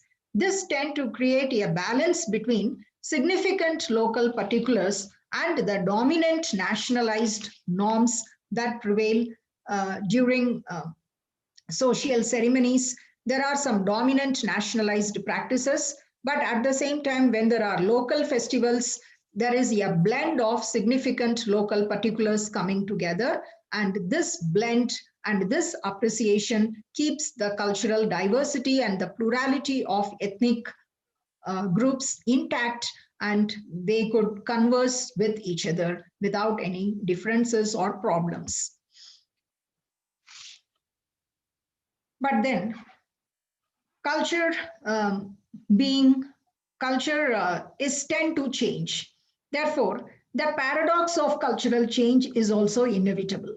Here, let me take the essayist view, who opens change is seen as inimical, that is damaging to culture, as well as it's inevitable. What is the motto of the official discourse of the government policy? That is to preserve and promote. There are 3 P's in cultural studies. One is culture is produced, which is the fundamental idea that governs these studies, and comes the official discourse of preservation of culture and how to promote it. And the method adopted here is to strike a balance between, that's where the GNH policy and the philosophy play a role, to strike a balance between material development towards which the nation is moving with the influences of modernization. There is also materialistic development happening. The country is moving towards that. But this material development need to be balanced with the spiritual well-being, so that there is no tug of war between tradition and modernity, but a smooth sail of tradition and modernity hand in hand. Yet the reality is quite different. Bhutan's cultural landscape is also changing rapidly, and the reasons are modernization, outside world's influences, through education, tourism, travel, media, information and technology. All these has caused rapid change. In fact, within few years, changes have been very drastic. And this has its effect, especially on the youth, in the form of adaptation, adapting the cultural practices, or alteration. Sometimes it declines, certain age-old practices declines, which results in the disappearance of traditional culture. Therefore, the government is coming up with some measures by inventing new culture for nationalistic purposes. To counter these challenges, Royal Government of Bhutan is inventing certain new cultural areas for nationalistic purpose to keep the nation and the people together without compromising their identity as Bhutanese. Some of the programs organized for this purpose are known as, there is a training program known as DESUP training program. During any disaster, these people, even during this COVID pandemic, they were in the field and they are rendering their services to the society. So this training program is to build that nationalistic spirit and to keep the people together and to instill values in the people about their core values of who they are, what is their spiritual being, this being a Bhutanese Buddhist nation, all these values of loyalty towards country, towards monarchy, these are instilled. Then another program that is proposed to keep the values within the country intact is known as Desung. This proposed program will commence next year. It's a 1-year national service training program, meaning after class 12, students will not enroll in college. For 6 months, it is compulsory for all the citizens to enroll themselves in this national service training program. And after completing this program, where all the dimensions are taken care of, then they will apply and enter the higher education, the tertiary education. So this is how, these are the measures that the government is coming up with to counter the outside influences, which is inevitable as well. Because the alarming trend is consumerist capitalism and material culture, and there is a fear that this will overtake the traditional culture, which is gradually declining because of the drastic transition, and the process of acculturation is seemingly evident, starting with the national dress code and changes in the other tangible and intangible culture, at least those values. But another vital question that remains is, if Bhutanese people do not uphold the markers of Bhutanese cultural identity, that is their language, dress, religion, habits and practices, these are the Bhutanese cuisine, these are the cultural identity markers. If they do not uphold these markers, such as the belief system, or to carry on the traditional values, or to speak the local languages and play the traditional music, or eat local cuisine, then what would distinguish them as culturally Bhutanese? Because that is the primary identity of Bhutanese, their unique culture being their identity. If these things are lost, then what would distinguish them? They will just blend with 1 in a million and 1,000. So the other side of reality, if we look at, there is no denying, that's the fact the country also accepts. There is no denying that culture is impermanent in itself and it's subject to change and evolution. Therefore, today it is in a fleeting state with rapid improvements in technology and lifestyle, and Bhutan is no exception, is the fact. The challenge lies in finding a balance and then ushering a meaningful change. So change, there is no resistance towards change, but every measure is taken to usher a meaningful change so that the pride of the nation in preserving its cultural identity and the essential Bhutanese-ness is not lost completely. Therefore, this essayist, Karmaphunso, in fact conforms, in one way or the other, he conforms to the view of cultural critics such as Raymond Williams, Richard Hogarth, and Max Horkheimer. And from there, the inference I could draw from the essay is that culture is a dynamic process, and its key characteristic are organic mutability, which is innate in every culture, including Bhutanese culture. Therefore, from these arguments, the essayist suggests that Bhutan has to steer cultural change towards the right direction. That's the only means to preserve it.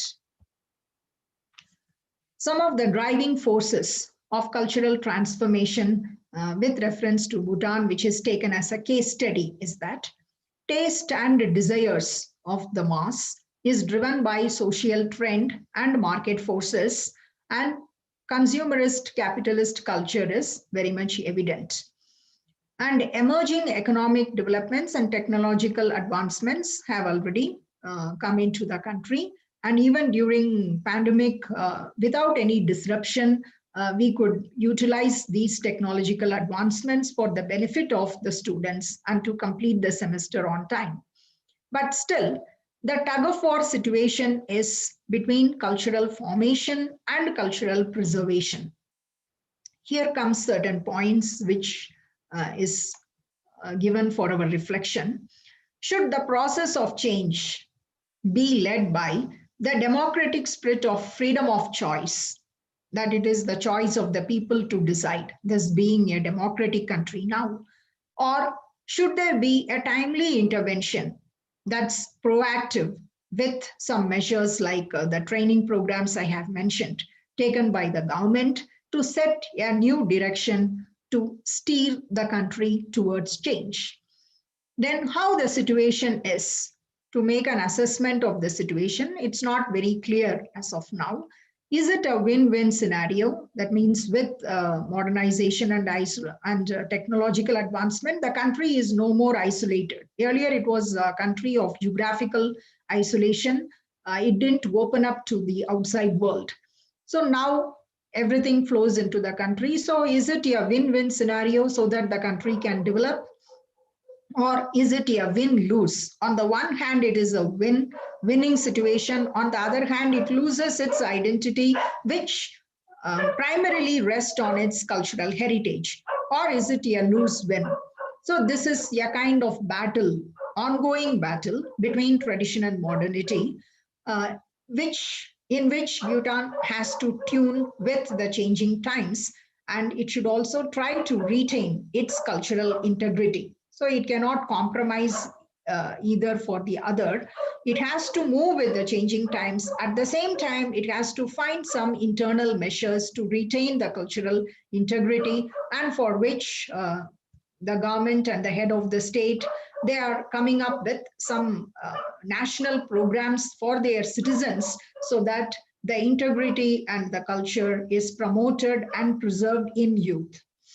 So what could be the stand for its cultural preservation? This is the central idea discussed in this essay by essayist Karma Phuntsho, and he suggests that the decision for cultural formation cannot be, so this is decided, that it cannot be left to the popular choices. Though it is a democratic nation, the decision cannot be left with the popular choice of the people, then it will disintegrate.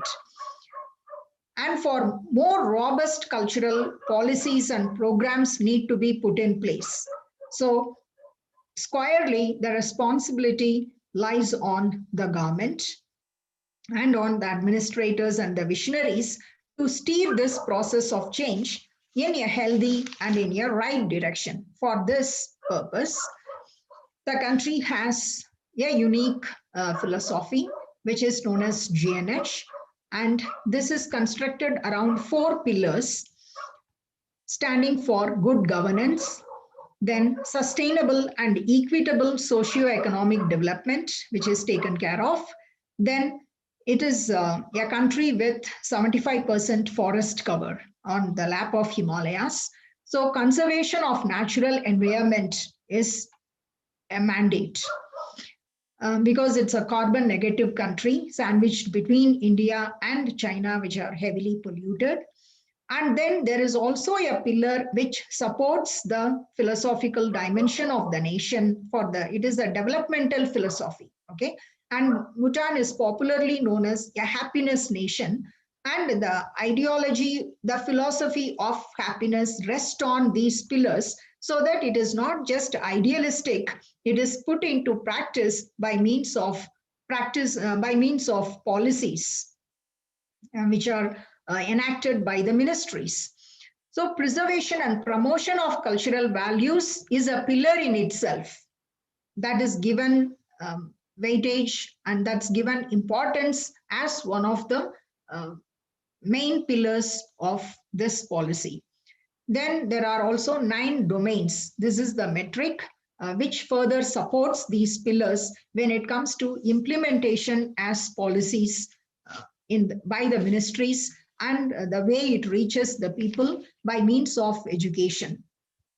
If you look at preservation and promotion of culture, so as I have introduced, cultural diversity is the accepted norm with cultural plurality and respect towards the ethnic groups and their practices, and resilience against the outward influences by strengthening the national programs within the country, and community programs. Community outreach programs are very strong so that community vitality and farming practices are strengthened to sustain for self-sustenance of the nation and for its sustainability. And time use survey is done to monitor the progress with the psychological well-being of the citizens. And this psychological well-being and social security of the citizens is taken care of the government by offering free education and free healthcare up to higher education level. That's the social security and the protection given for the citizens. And ultimately, a 3-way cultural model has been proposed. So Bhutan's approach towards development is innovative in itself, since it gives equal weight for culture as one of the pillars of GNH, as illustrated. And this 3-way thinking toward cultural model takes into account few factors, how to orient the values and how to keep them intact. First step is to recognize, coming to the documentation of culture and the practices, certain practical measures are considered. The first step is to recognize which aspect of culture need to be sustained and to be considered as the status quo of the nation, because such aspect should inform the core value and the tradition of the nationhood itself. So that need to be recognized as status quo. So what are those aspects? That is identified. Having identified that, in the next level, what are the other aspects that can be sustained, but not in the ancient old form, but with minor modification to make it suitable to the changes, to the changing world. It can be adapted, but without losing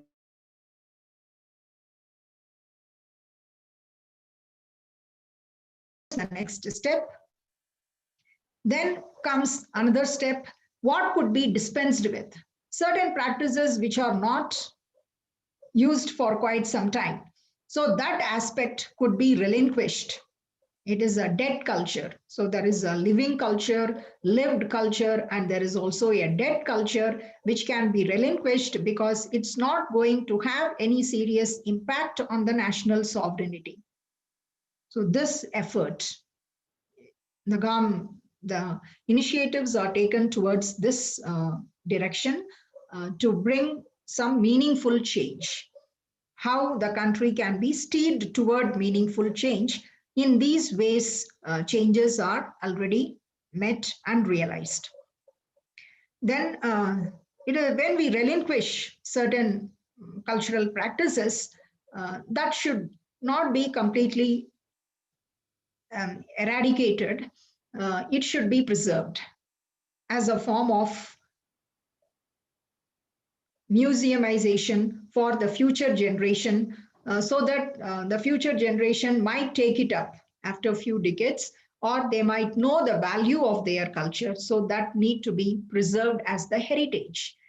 So identify those artifacts and also the practices. Here, both tangible and intangible cultural practices are taken into account that might have lost their value by means of practice, that is by means of utility, but still as a heritage, it has value, it retains value. So they may be served as museum pieces for the progeny and for the historical significance of the nation. So museumization of culture is also recommended as the way forward to steer the nation towards change by incorporating the influences of modernization, at the same time taking the preservation and the promotion of culture into account. When it comes to promotion of culture, let me again show you this. So you might see this male dress.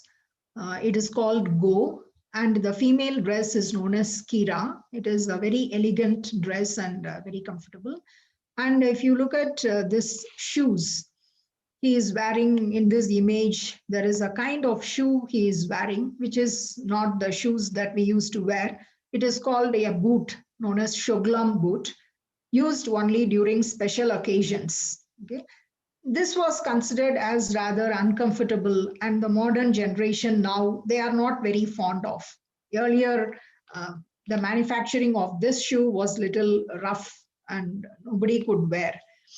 Now they have modified and they have introduced new designs and they have made it more fashionable so that the youngsters are attracted to it. Now during National Day celebration or any other national celebration, even children are fond of wearing these shoes. This kind of change the nation is bringing in so that the practices and the values are entirely lost. They are trying to promote the culture by refashioning them and by making it user-friendly so that youth and children especially, they are attracted toward their values and practices, though they witness a lot of changes, though they are attracted to the outside world and the other fashion, they still respect and value their fashion and they continue to adopt, they continue to practice it. There lies the strength of the nation in its practices. And this is another concern, the female dress. The essayist has shown how it used to be a full dress, then it became like a long skirt with a top, half one, then 3/4, half, and 3/4. So how it's getting truncated. That is also an alarming change against which such improvement in their textile fashion, they are including some fashion in their textile industry to attract the attention of the youth toward their dress code, because this national dress code stands for the identity, a typical and unique identity for the nation, and their pillar rest on this. So once again, this is what the fundamental idea of the nation as such. So with this, I conclude. Thank you for the opportunity.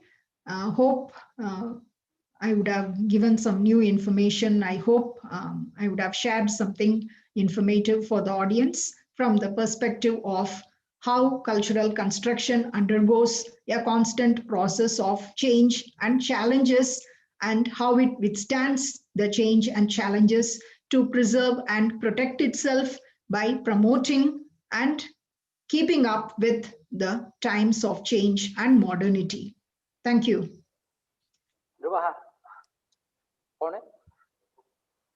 Thank you, Dr. Sitra, for your very, very comprehensive and detailed, well-researched and analytical topic on the process of cultural formation, and particularly at the case study you've done. Madam, what we have gathered from your speech is that you have given a very nice background on culture and also cultural studies as the discipline you have highlighted. You have talked about normative cultural practice as well as in a creative category, and then you have talked about the uniqueness of Bhutanese culture amidst the challenges of globalization and modernity. How the Bhutanese people, a carbon negative country who are in our northern frontier, how the Bhutanese people have been able to preserve their own culturally in this particular era of globalization. You talked about Raymond Williams, an essay by Kamsa Pushtu, and try to use them so far as the cultural formations at present time is concerned. Then you have also talked about the rapid cultural changes, which is a kind of inevitable thing in this particular era. But at the same time, you have stress upon the need of plurality and multiculturalism, and in this particular era. So nobody should lose the uniqueness. Nobody should do away with the uniqueness of their own culture. Then we had also talked about the paradox of cultural change, the other studies of reality, driving forces of cultural transformations. But it's most interesting, you talked about the 4 pillars and 9 domains, which is called GNAs in Bhutan, and how that particular GNAs is the hallmark of Bhutanese identity at present. Madam, thank you so much for your exhaustive dwelling upon this particular topic. Thank you once again. So thank you, sir. It's my pleasure. At the same time, I say hi and thanks to Dr. Santosh Priya. Thank you. Hi. Okay. So our next speaker will be Dr. Santosh Priya. Ladies and gentlemen, by the time I call upon Dr. Santosh Priya, let me share you with a very happy news that Professor Arul Kumaran from Canada, he has been joining this particular summit from Canada. He was earlier one of the invitees, but due to some administrative problems, he could not turn up. But he has joined it, and he's very joining and very participation in this particular program, the huge success of our global summit. Now, ladies and gentlemen, let's go to southern India, where our friend Dr. Santosh Priya is sitting there. Good morning, Santosh Priya ji, and vanakkam to you.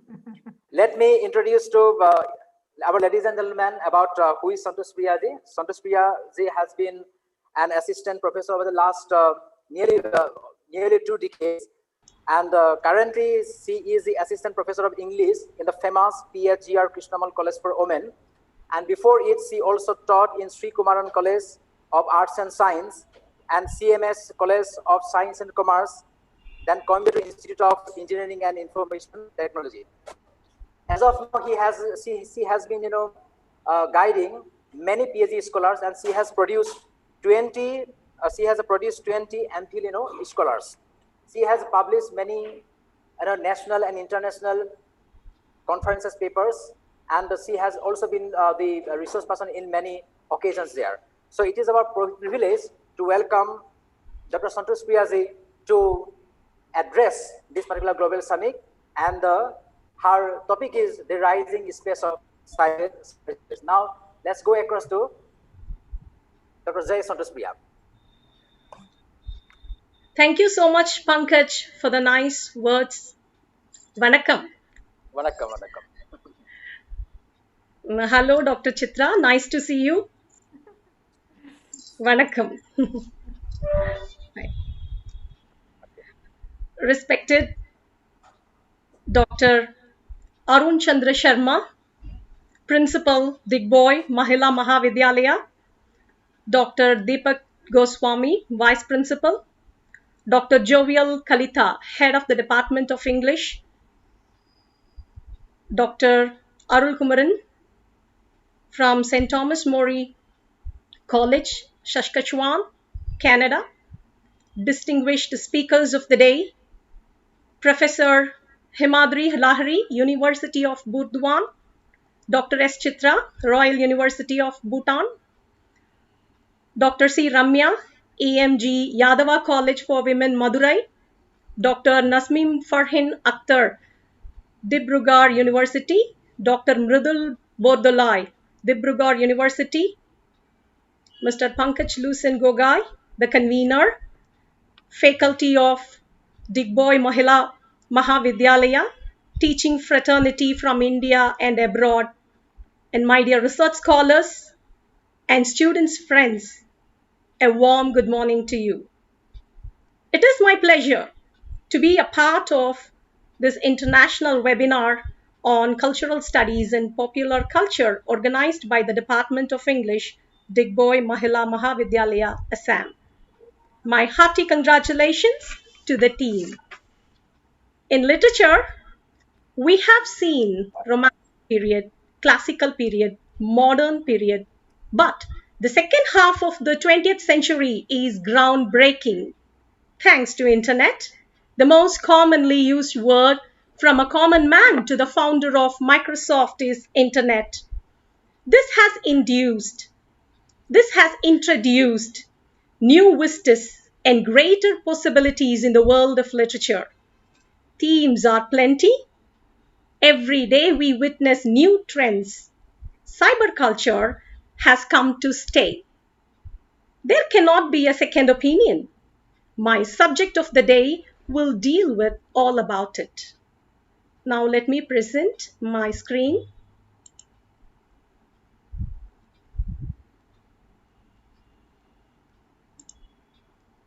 Hello? Please go ahead. Go ahead. I want to present screen.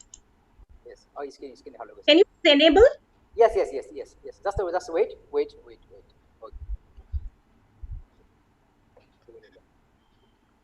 PowerPoint presentation.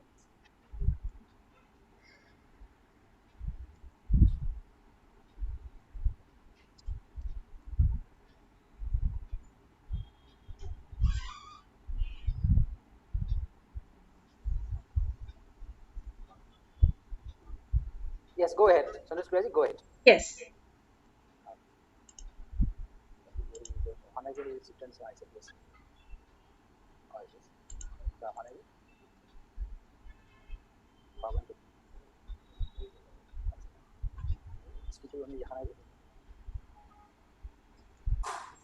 Is it visible?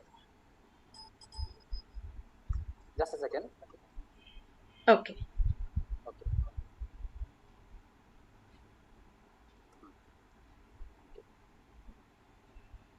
Yes. Okay, go ahead. Sandesh Priyaji. Okay. Please go ahead. Fine. The outcome of the lecture is to understand the connectivity between science and literature, to explore the key concepts of cultural studies of science, to understand cybernetics, to analyze technoscience and cyberculture, to understand cyberculture in science fiction and cyberculture studies, to find out the difference between cyberpunk and post-cyberpunk, to understand cyberfeminism and taxonomy of cyborg. Cultural studies is an interdisciplinary field which examines the ways in which culture creates, manifests, modifies, and transforms individual experiences in day-to-day scenario, social and power relations. Cultural studies is an umbrella term that connects social sciences, humanities, communication studies, history, anthropology, economics, literary studies, environment, science, and technology. Let us now narrow down our topic to the cultural studies of science, which draws from various disciplines such as history, anthropology, philosophy of science, sociology, and so on, to explore the scientific practices as historically situated, meaningful patterns of interaction with the world. Cultural studies of science began as a debate between sociological constructivists and internalist philosophers of science.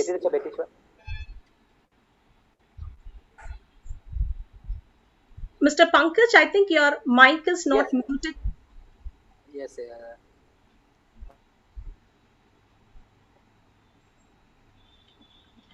Hence, cultural studies of science interprets meanings, knowledge, and power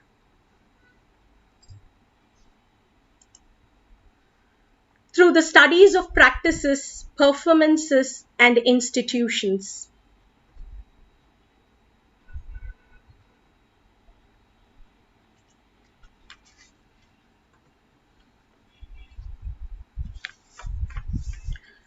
Cultural studies of science explores the relationship between literature and science. Diane Gillian Bear, in her book Darwin's Plots, Evolutionary Narrative in Darwin, George Eliot, and 19th Century Fiction, analyzed the reflection of Darwin's theories in the late 19th century novel. This book is a landmark in the cultural studies of science. Language, readership, and narrative form are the three key concepts. Darwin's use of language, his description and conversational mode of narration has effectively communicated his ideas even to a common man. He was expressive and influential like Carlyle and Dickens.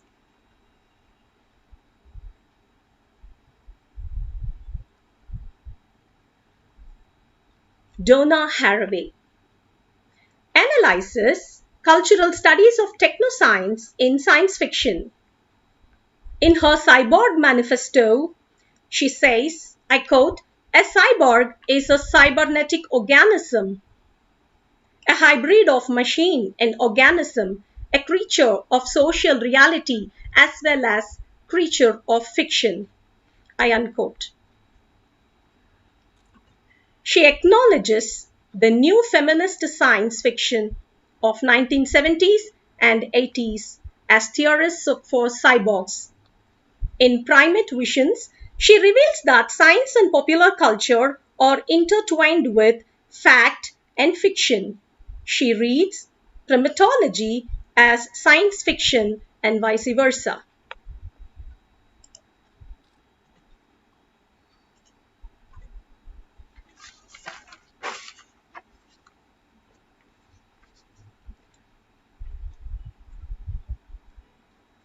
In How We Became Post-Human, Catherine Hayles reveals, I quote, I hope that this book will demonstrate once again how crucial it is to recognize interrelations between different kinds of cultural productions, specifically literature and science. I unquote.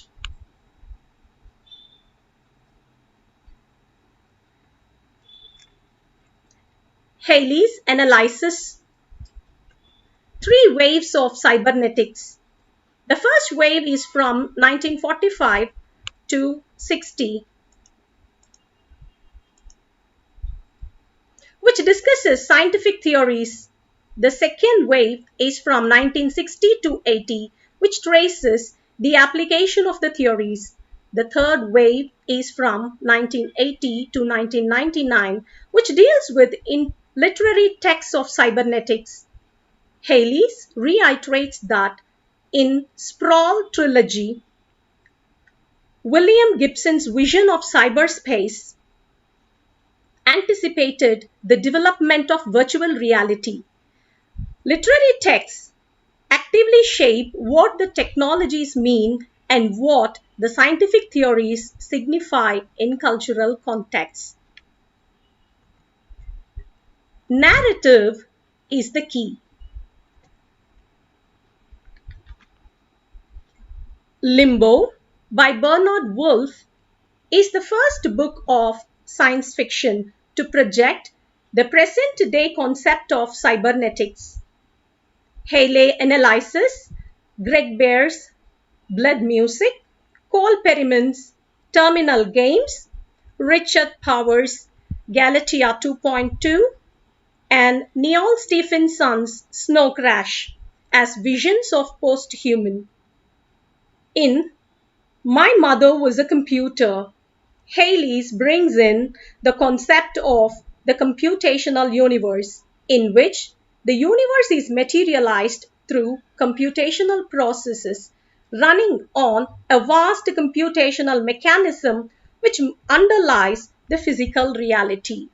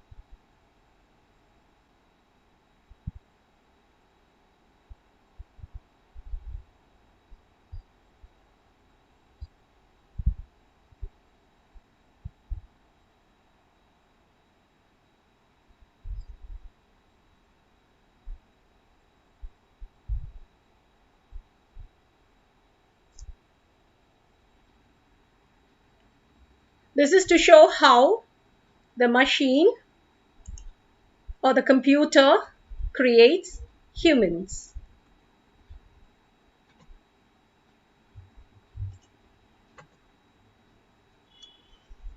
In liminal lives, imaging the human at the frontiers of biomedicine, Susan Merrill Square amalgamates history, gender studies, literary criticism, and cultural studies of science.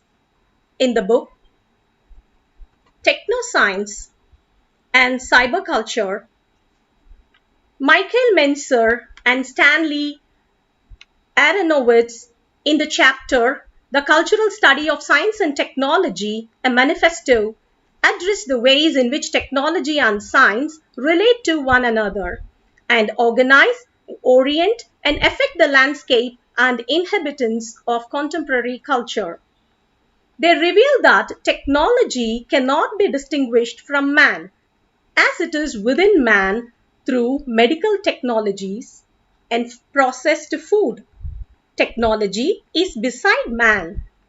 Example, cell phone, PC, tab. Technology is outside man, satellite. Man inhabits technology. AC, heater at your office and house. Technology inhabits man, pacemaker. Technology becomes an appendage, eyeglasses, or prosthetic limbs. They regarded cultural studies in a new perspective which combined post-structuralism, post-modernism, and cyberculture.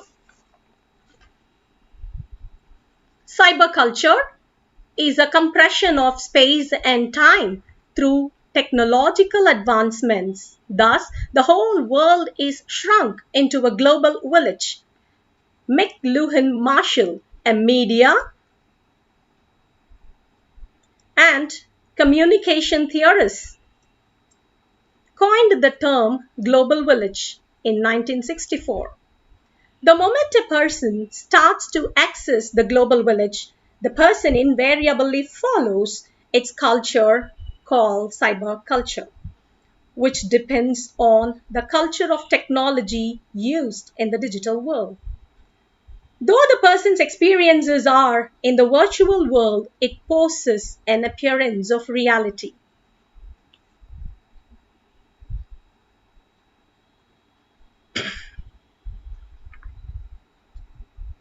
The term cyberculture appeared in 1980s. It was in practice. It was in practice when cybernetics, coined by Norbert Wiener in 1948, was applied to interpret in psychology, economics, politics, anthropology, and education.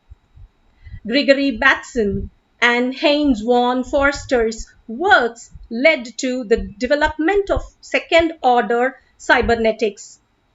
I quote, "Cybernetics is a theory of the control and communications of regulatory feedback in biological, socio-technical, or social systems." I unquote. Cyberculture emerges through cybernetics. Therefore, it is the interaction of human beings with the technologically advanced materials that shape every aspect of social life.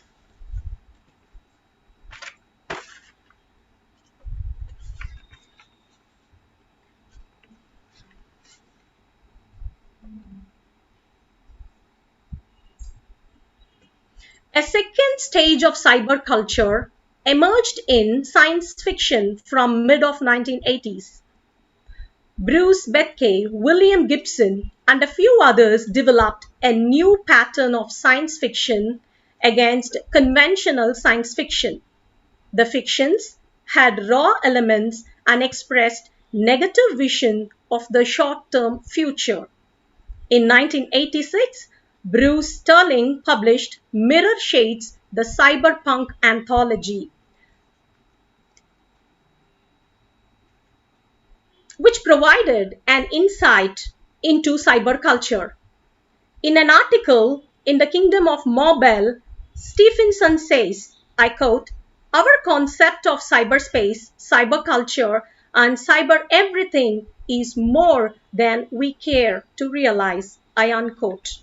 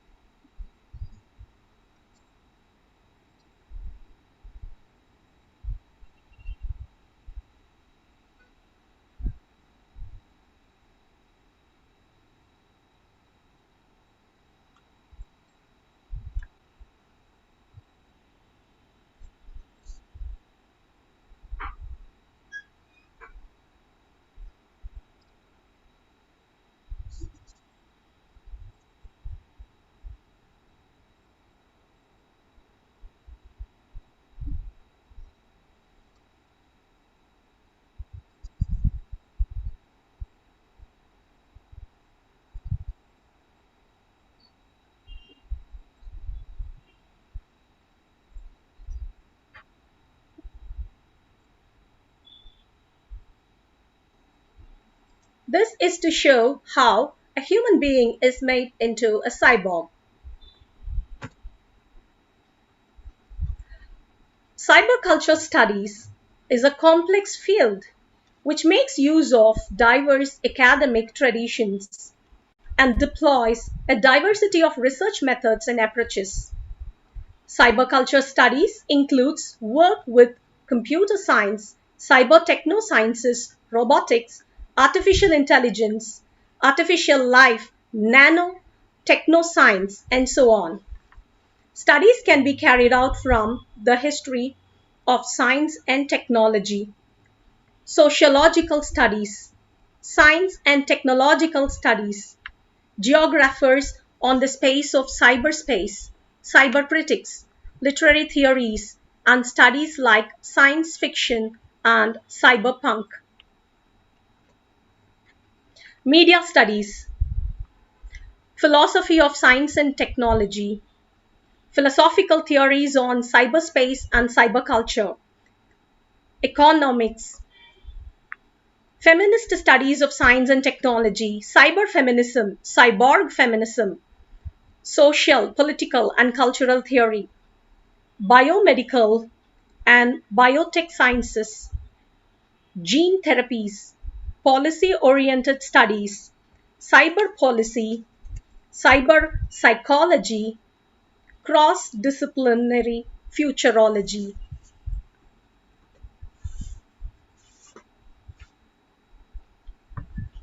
According to Benedict, cyberspace is the tablet. Become a page, become a screen, become a world, a virtual world everywhere and nowhere, a place where nothing is forgotten and yet everything changes. I unquote. It is called a parallel universe, or a common mental geography is shared by everybody. Don Ihde, American post-phenomenologist, proposed 4 types of human-technology relation. Number 1, embodiment relations. Example, spectacles, which are taken into bodily experience and which mediate the external world to see it better. Number 2, hermeneutic relations. Technology represents the world. Example, map. You have the skill to identify the landscape. Number 3, alterity relations. A feeling that the machine works against you. Sometimes you shout at your PC. Number 4, background relations. The lighting, AC, heater, and the environment that keeps you comfortable.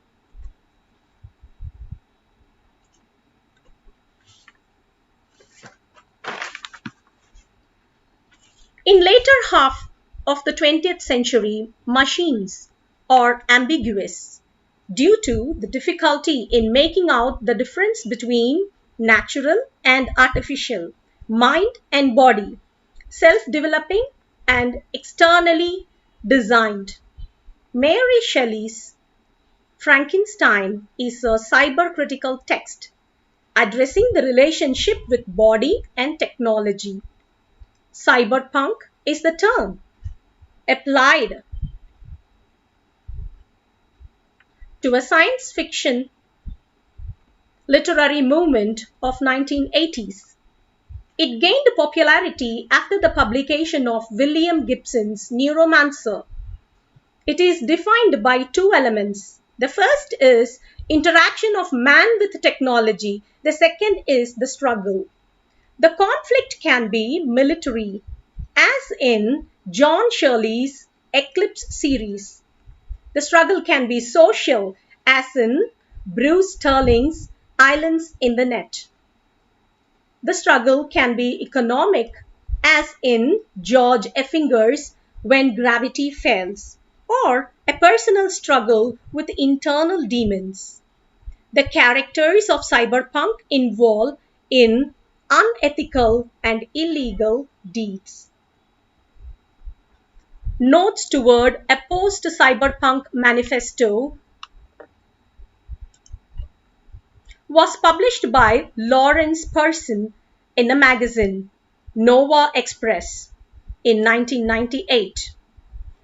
He first used the term post-cyberpunk. The characters of cyberpunk are cold, detached, marginalized, alienated loners, grim, exploit corrupt social orders in a dystopian society, while the characters of post-cyberpunk are warm, attached. They form the integral part of the society. They are connected with the family, funny, and construct and strengthen social order.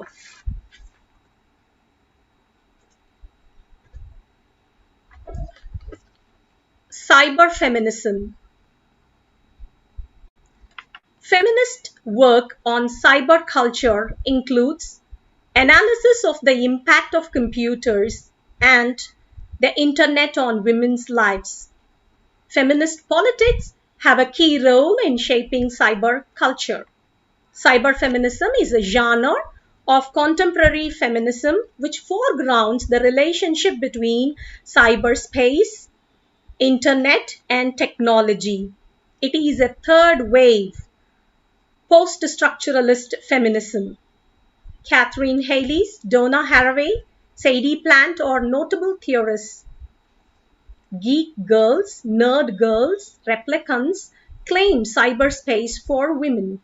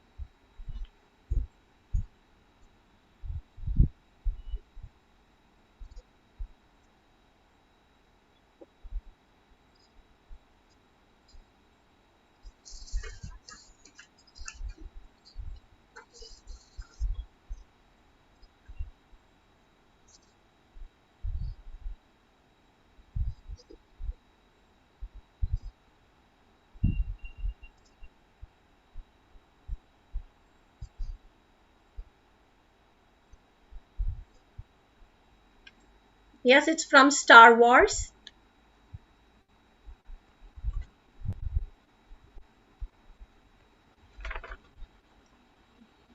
The Cyborg Handbook by Gray classifies fourfold taxonomy of cyborgs. It is restorative, normalizing, reconfiguring, and enhancing. In the first two categories, the cyborg's invention is corrective measures. Example, the use of artificial limbs or organs for survival. The last two witnesses the new forms of artificial life or superhuman cyborg. Robert Wilson suggests that experience is central to prosthetic consciousness. In RoboCop, a movie, the hero finds it difficult to get used to his new prosthetics. Jennifer Gonzalez suggests that hybrids appear when there is a need to save the world. A paradigm shift occurs. It must be ensured that the outcome is productive rather than destructive.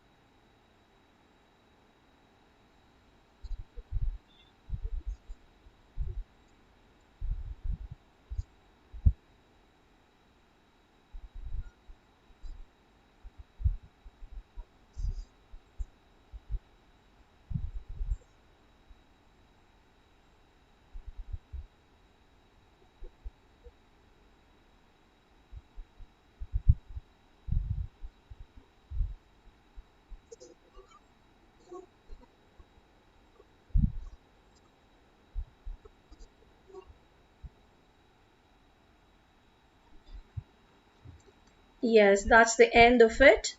So, this is the first time in the annals of educational system of world's history that may it be the classes of kindergarten kids or PhD viva voce or academic deliberations like seminars and conferences.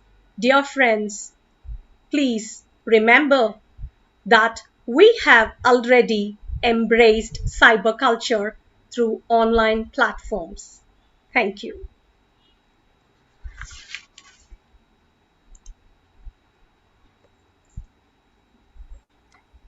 Thank you, Just I find your deliberation to be very, very comprehensive. It has a range. You have talked about connectivity of science and literature in your the rising sun of cyberspace. In this deliberation, you have taken us from very known to unknown facts, from the world of Darwin to our present days. We have found that your deliberation is quite encyclopedic, because so many new terms and terminologies are associated in cyberspace. That most of the things that we do know, but you have tried to go very deep into the topic, and you have explained explained the terminologies with a great, niceties. You have talked about cultural studies of science, and you have talked about Darwin plots, landmark in cultural studies, and some key concepts you have explained. Cyberborg Manifesto 1985, role of people like Donna Haraway and Catherine, Hales. Then you have talked about 3 waves of cybernetics, importance of narrative. Then you have also, one of the hallmark of your presentation, we have found that you have tried to make us understand the crux of, cyberspace by playing some movies, which is quite unique in itself. Thank you so much for that. And particularly, I Am Mother, that movie is a very, very, what I should say, a very, very, eye-opening kind of, presentation. Then you have talked about Susan Marilyn Squares, technoscience and cyberculture, and cyberculture, compression of time and space through technological development. Then you talk about second order cybernetics, cybernetic and science fiction, role of Bruce Deschke and William Gibson in that particular area. Then cyberculture studies, complex field of diverse academic traditions, cyberspace.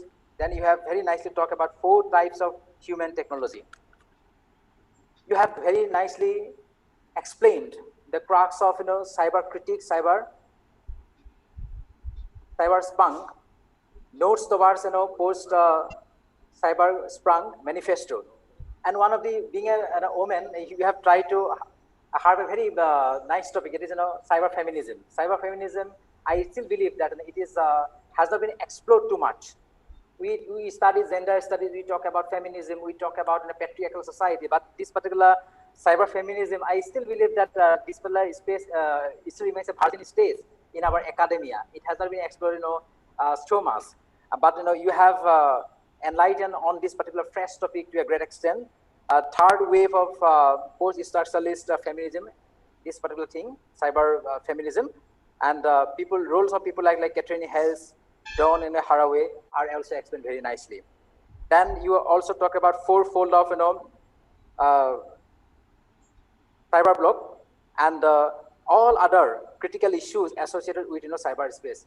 Ladies and gentlemen, today in this particular first session of our international webinar, we are very, very grateful that all the 3 distinguished speakers from West Bengal, from Bhutan, and from Southern India, Coimbatore, they have very nicely deliberated on their chosen topic.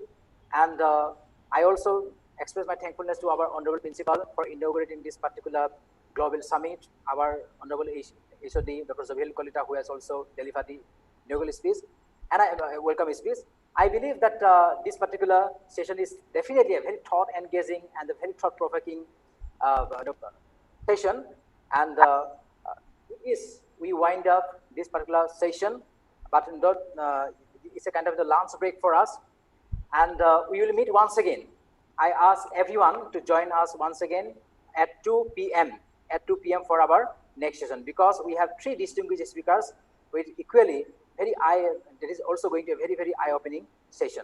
So in this session, I especially thank Professor Mahavidyalaya sir, Dr. Sitra ma'am, and also Dr. Santosh Priya ma'am from Coimbatore. And Dr. Santosh Priya ma'am has been instrumental in this particular summit, and she has been what I should say, helping her all the way to make this particular event successful. And also towards the end of the session, she has delivered a very thought-provoking speech. So ladies and gentlemen, with this we wind up the first session of our this international webinar, with the expectation that we will meet once again at 2 p.m. So once again, I thank all of you. Thank you.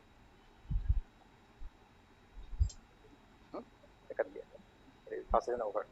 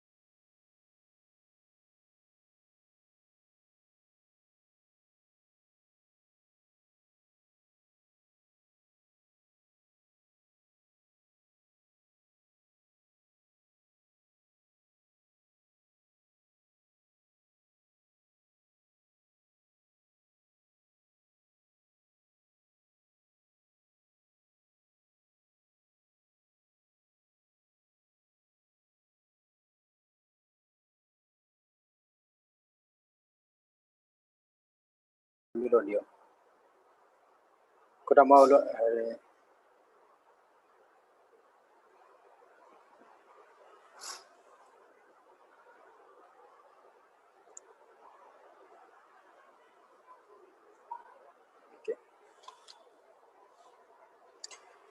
Very good afternoon, everyone. Ladies and gentlemen, I welcome once again to the international webinar organized by the Department of English, Digboi University. We have had a very engaging and a fruitful first session. And this time around, we are going to start a post-lunch session. In this particular session, we have three distinguished speakers. The first one is Dr. C. Ramaya, Assistant Professor of English, EMG Yadava College of Women, Madurai. I welcome and once again to Dr. Midul Budloy of Digboi University, and Dr. Nasmin Farhin Akhtar, and her topic is sexual politics in meme culture. This time around, we are going to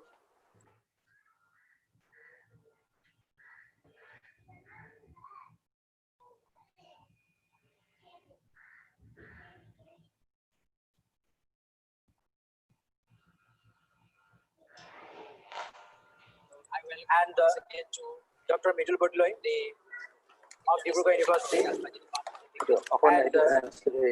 Nasmin Farhin Akhtar.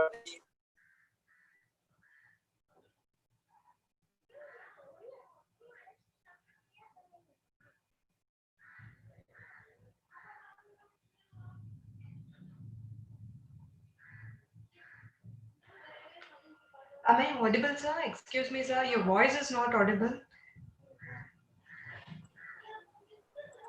Okay, yes, it is audible. Ladies and gentlemen, our first distinguished speaker in this session is Dr. C. Ramaya from EMG Yadava College for Women, Madurai, and her topic is Literature for the Soul, a Psycho-Spiritual Approach. Let me first of all introduce her to this particular August gathering. Dr. Ramaya Shalia Ravi Kumar, MA, MBA, MPhil, PGDCA, PhD, author, critic, reviewer, and assistant professor. Her forte being psychoanalysis and Buddhist literature. Dr. C. Ramaya has 8 years of teaching experience in the field of English language and literature, and is currently working as an assistant professor in the Department of English of EMG Yadava College for Women, Madurai. As a student, she had always been credited with various student leader positions like treasurer, vice president, event organizer, class representative, costume designer, and a voice trainee for various co-curricular and cultural events of the colleges of reputed like Lady Doak College, the American College, Madurai, and PhD Institute of Management, Coimbatore. Her prodigious contribution as a student has been rewarded with Outstanding Student of the Batch and a Best Extracurricular Performer Awards in the year 2007. Having published more than 100 articles in peer-reviewed national and international journals, Dr. C. Ramaya has got 5 books authored, co-authored and edited, and is a reviewer and the distinguished member of the editorial board of International Journal of Innovation and Technology, adding credits to her literary recognitions. She is soon to publish her collection of poems and has been invited as a resource person at international and national conferences and English literary associations of various colleges and universities. She introspected her flair for directing while directing a play, She Stoops to Conquer, written by Oliver Goldsmith at Tyagaraja College. Being a young research guide, she has produced 3 MPhil scholars and currently guiding 4 PhD scholars, being the head of the student support organization and coordination of autonomous extension of her college. She marks her administrative qualities to her managerial credits as well. So from Assam and from the organizing committee, I extend my namaskar, vanakkam, and good afternoon to Dr. C. Ramaya, and ask her to deliver her speech on Literature for the Soul, a psycho-spiritual approach. Now over to Dr. Sriramaya. So thank you so much, sir. That was a very flattering introduction. Thank you so much. So a very pleasant afternoon wishes to one and all present here. First of all, I would like to extend my thanks, heartfelt thanks to Digboi Mahavidyalaya, am I right? College, for giving me such a wonderful opportunity. So I'm so glad to be here with all of you. So first of all, I would like to, before starting my session, I would like to render my hearty congratulations to each and every one of you who are listening to me, because I don't see this session as just yet another session to my credential. I don't see this session as some kind of academic collaboration. No. So I see this session as a transformative session, at least for one person, because in case if I able to transform at least one person in this meeting, so I feel like I've done my day best. I feel like I have accomplished the purpose of this day perfectly well. So just one person, that's fine.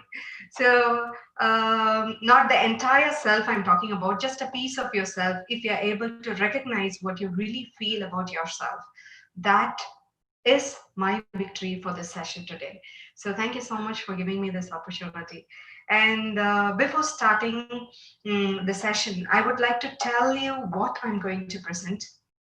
So I'm going to give you the forum is with the students, the academicians, the professors, and my dear friends, all of you. So whoever is listening to me, this session is going to be a blend of Western science and Eastern philosophy. So a blend of sacredness and science together.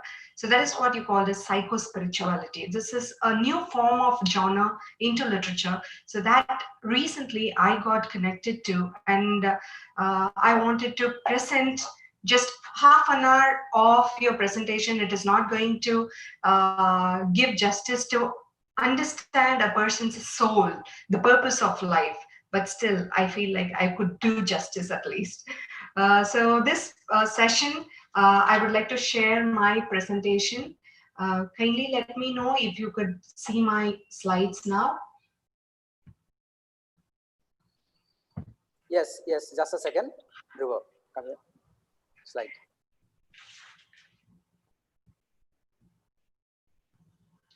So it says the host has disabled the participant sharing screen, sir. Can you just enable it? Yes, we are doing, okay? We are doing. Okay, sir.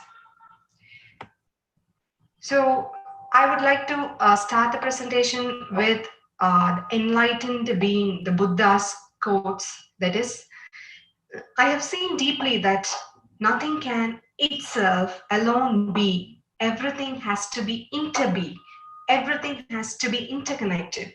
Everything exists. Everything coexists together. So the same way I feel like there is a connection, a deeper interconnection between mind, body, soul, and everything together that is represented through literature.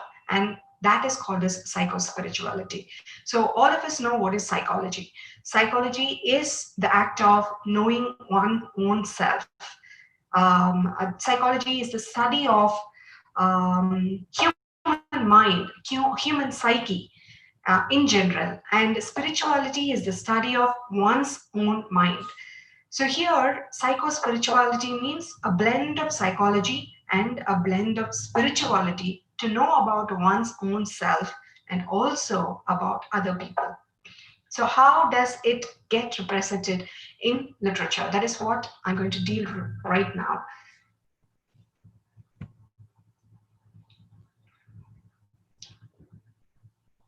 So can you see my slide? Yes, we see your slides. Okay, sir. Okay. Before starting the session, there is one story that I have to share it with you, which is shared in Zen circles. So all of you would have heard about this story. It's just a very small anecdote. So it is about a horse and a man. So in Zen circles, people say that a man was traveling in a horse. It is the horse was very fast and it was very interestingly galloping with all its might and will. It is just so fast galloping with all its might and will, and a man is sitting on the horse and he's traveling so interestingly and so sincerely towards a journey, towards a destination. And there was a man on the road. He was just asking the man, "Hey man, where are you going?" And the man says, "I don't know. Ask the horse." So, how funny is that? So, that is how we are living. Horse represents our habit energies, and the man represents the entire mankind. So, everyone gets graduated, everyone gets into the dream job. Everyone wants to build a dream house. Once you're building a dream house, you want another thing. Man dreams about having the perfect life partner, and we desire about having a fatty bank account. We desire, after having that, we desire about so many things that we have to have more and more and more, just to the fact that we are preparing for our life than to have lived our life. So we want more and more and more, and our habit energies just pulling us, just draining us. So we are just running and running and running. We are traveling again and again. And when someone asks us, why are we studying this? Why are we doing this? Why are we getting this job? Why are we building this home? Why are we doing all this? The answer is a very big question mark when I ask my own students, why did they choose literature? So once they completed literature, what they're going to do in their life, that is a very big question mark that I see with my students. So I ask them this question, why? What is the reason? Nobody knows the reason. Because when you ask about life, why are you getting graduated? Why are you getting into this particular college? Why is this a dream job for you? People just say that, okay, this is what I want. But nobody knows the reason why people want this. Nobody knows the desires, wants, the demands of what they want, what they actually want, demands of their self. So everybody give a different definition about life. And there is one person, he answers this question, why? Why people want something, why people desire something, why people wishes something, why people demand something at any point of time in their life, that one particular thing. Why are they so conscious about what they want? And when their needs are satisfied, why are they very sad? And why are they depressed when they're not gratified? When the needs are gratified, why people are feeling so joyous? Why the expectations are met, and how does it makes people so happy and delighted? So there is a reason, there is a psychological reason behind each and every demand, each and every want, and each and every wish that we desire at every stage of life. And that is denoted by this psychologist, Maslow. So I would like to give a brief introduction about life itself from Maslow's point of view.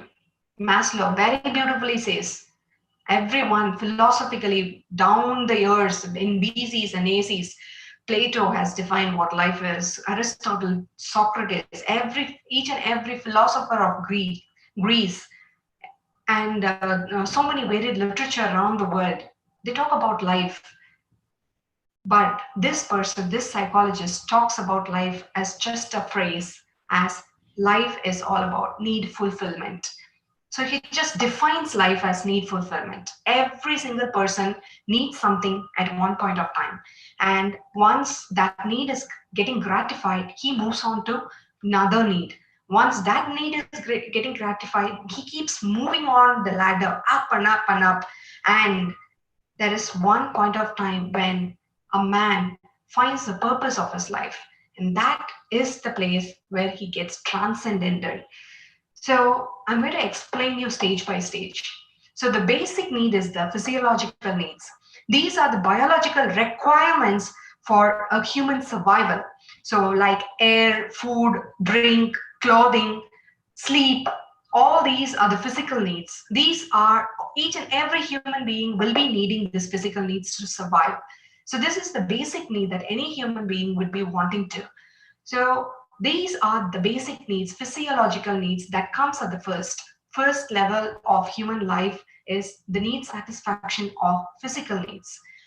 Once that needs are satisfied, human life, human mind, human psyche automatically, unconsciously jumps to safety needs. What do you mean by safety needs? The security and safety becomes very salient and important when it comes to a person's need after physiological needs are gratified. So a person needs a safe home to stay in. A person needs a safe people around them. That person needs proper shelter and the secured shelter, secure people to belong with. So all these needs will be the second needs. The next stage, once secured needs, safety needs are satisfied, a human mind automatically looks for belonging needs and love needs. What do you mean by belonging needs and love needs?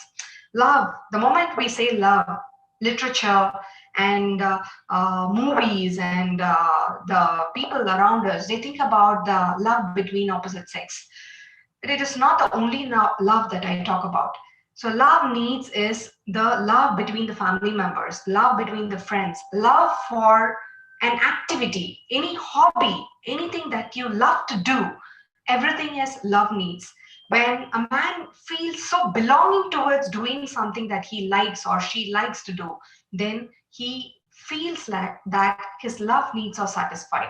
For example, a person loves dancing and he ends up becoming a lovable dancer. He puts all his energy, all his habit energy into this one act of his love, that is dancing. So his love needs are satisfied then and there. So a person who is very attached to his family members, his love needs are satisfied.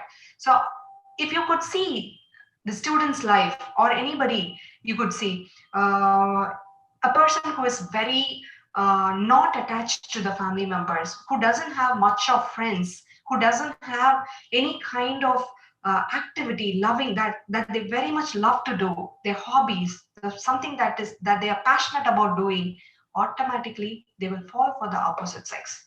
So they look for the love needs to be gratified from the opposite sex.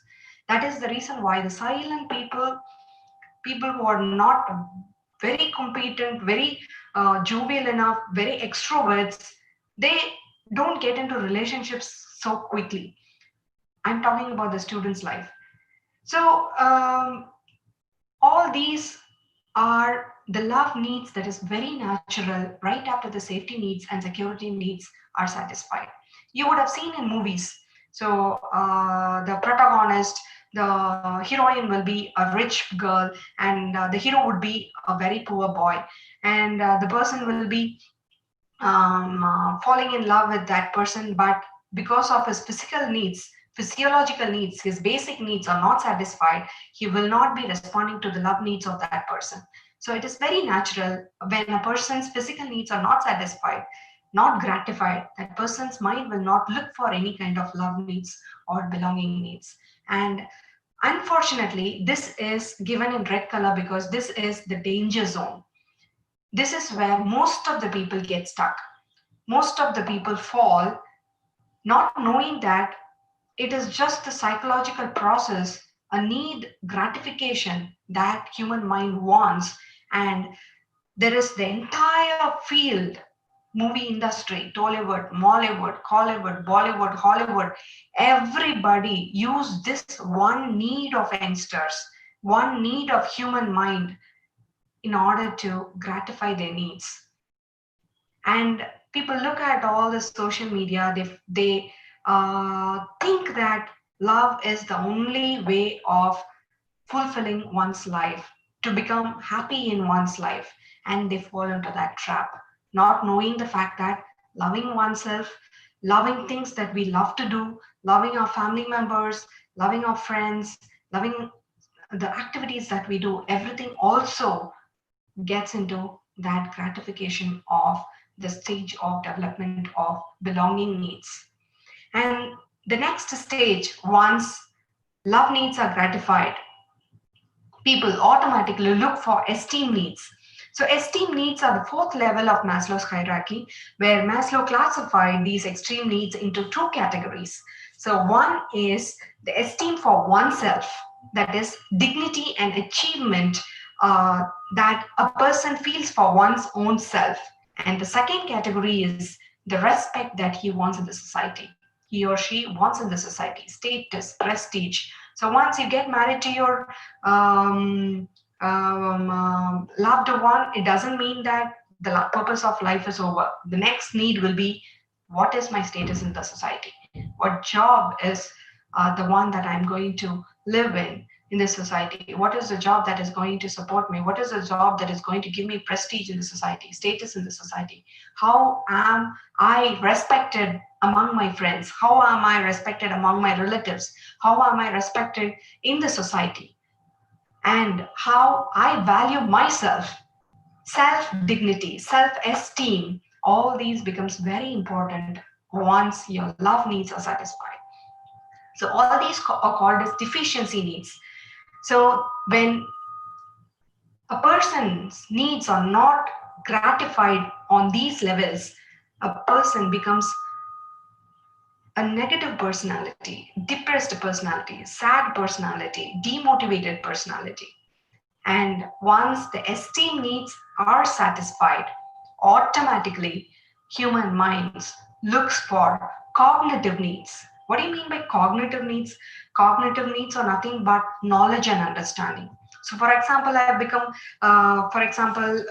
let me take my own self. So I've got a job and I've got my loving family, I've got a loving husband, everything is fine. So now automatically my mind will look for cognitive needs, that is more knowledge, more understanding about what I already know, getting expertised in what I already know.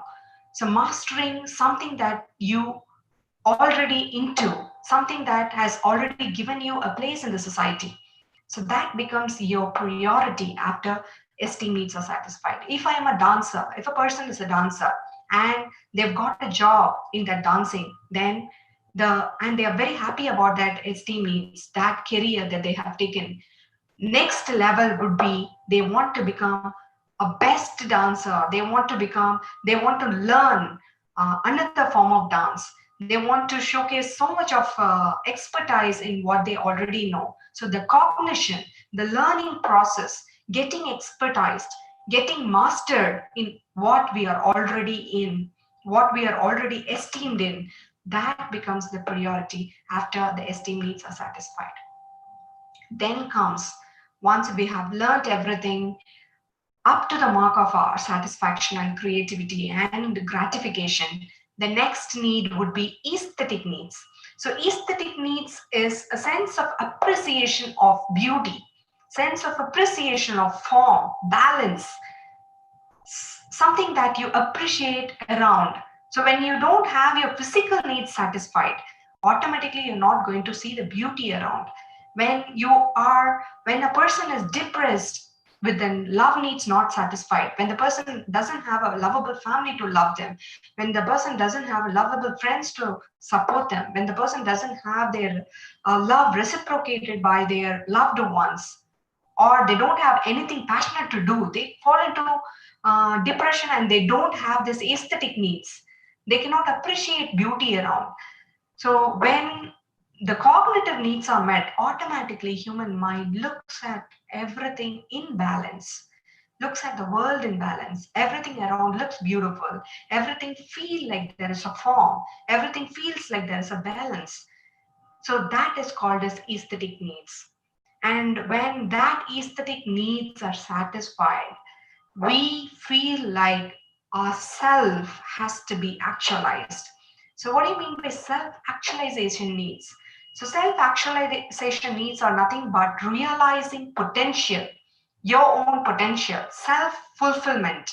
So the desire to become everything one is capable of becoming. So if we have got the esteem needs done in the career of writing, so we, after the aesthetic needs are done, we aspire to become the world-renowned writer, artist. So we want to excel in the field. We have to come out with the fullest potential that we have.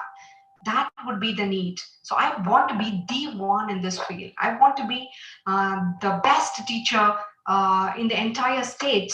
I want to be the writer of world recognition. That would be, I want to become anything and everything that I want to be capable of.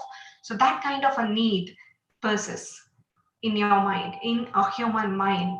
Once that self-actualized needs, the earning for potential, the earning for self-fulfillment, the earning for delivering, showing one's fullest potential, once that need is satisfied, a person automatically looks for transcendental need. What do you mean by transcendental need? Having the happiness and bliss in serving others. For example, let me tell you, Bill Gates. Bill Gates gives 95% of his earnings to charity, to humanity. So if we are earning 1 lakh rupees, would we be able to give 95,000 rupees to charity? No, I wouldn't do it. So there is one person, he has seen all these. His love needs are met, his esteem needs are met, cognitive needs are met. He is aesthetically fine, and he is the topmost millionaire in the world. That is the reason why he is self-actualized. And right after his self is actualized, his self-actualized need is satisfied, he looks for transcendental needs. He gives away whatever he got from the world back to the world, serves others in the name of charity. That is called as transcendental need. So that is the reason why that transcendental need occupies a very limited space, because it accommodates very limited people. Not everybody reach that position. So that is a place, transcendental self-actualization, aesthetic, all these comes into spiritual needs. Cognitive needs, esteem needs, belonging needs, all these comes into psychological needs.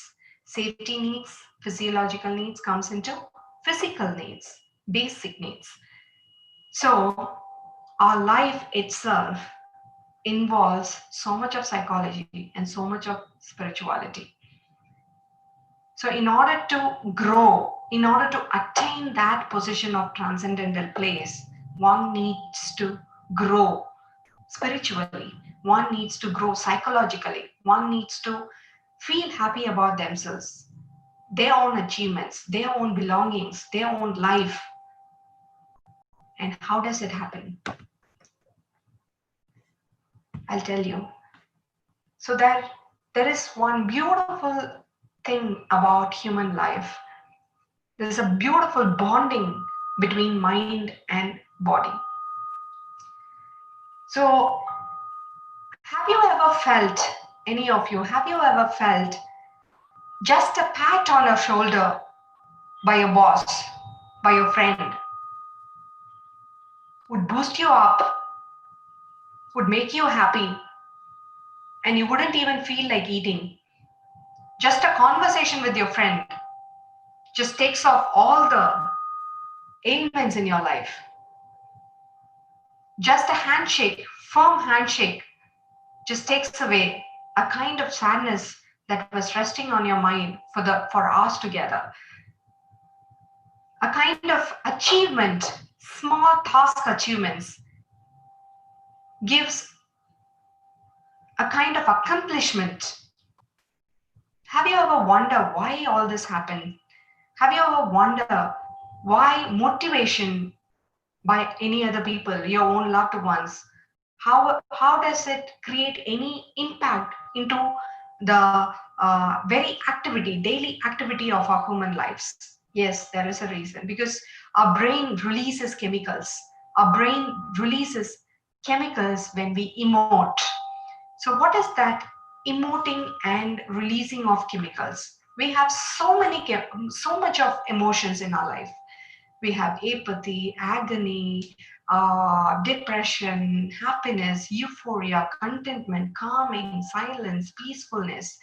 So many things, undescribable emotions we undergo each and every moment in our life.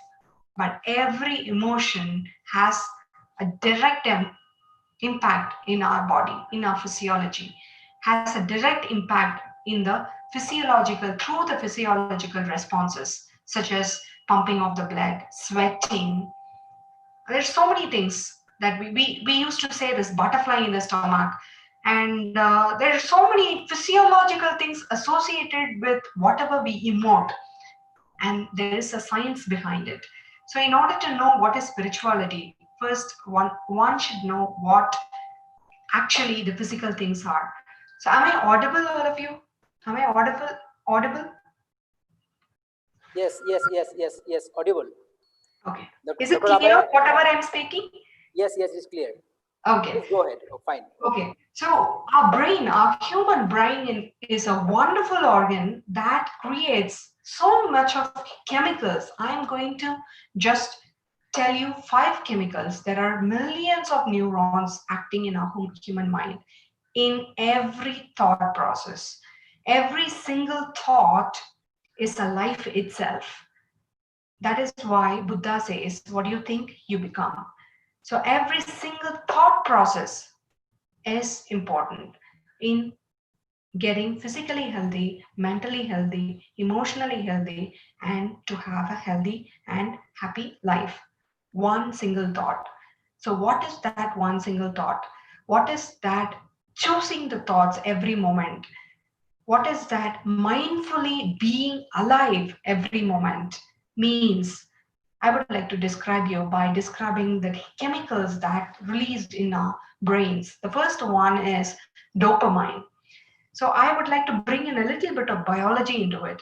So dopamine is called as motivation and reward chemical. So this chemical is released in the hypothalamus of the brain. So what does it do? It creates alertness, it creates memory, it creates focus, it creates attention.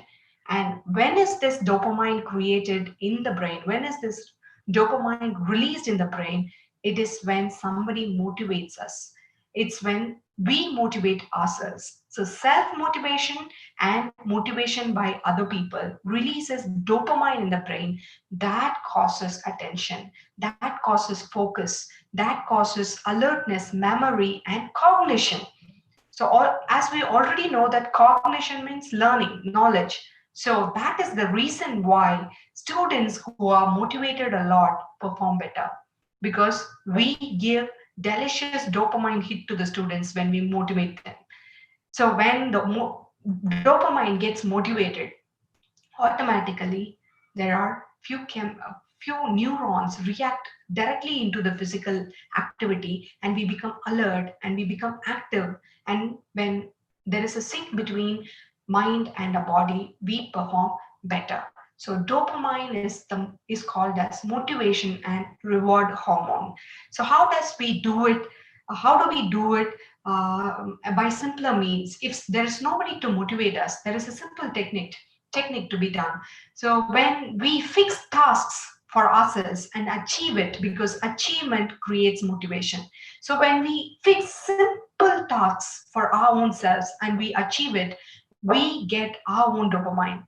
We produce our own dopamine. For example, I think that I want to get up early in the morning at 4 o'clock tomorrow, and I want to read for 1 hour amidst my busy personal life, amidst my busy professional life. I want to give that 1 hour of time, 4 to 5, 1 hour early in the morning for reading.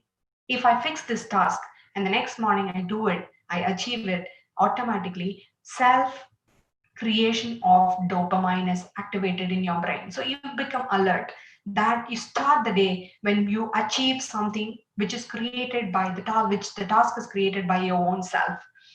So when others set a task for us, and for example, our professionals, for example, our heads, our higher officials, when they set a task for us and we achieve it, and they appreciate us and they motivate us, they reward us, automatically we get a delicious hit of dopamine in our brain. So the next hormone is serotonin. So serotonin is called as happiness hormone. So this is created when we are happy by making others happy.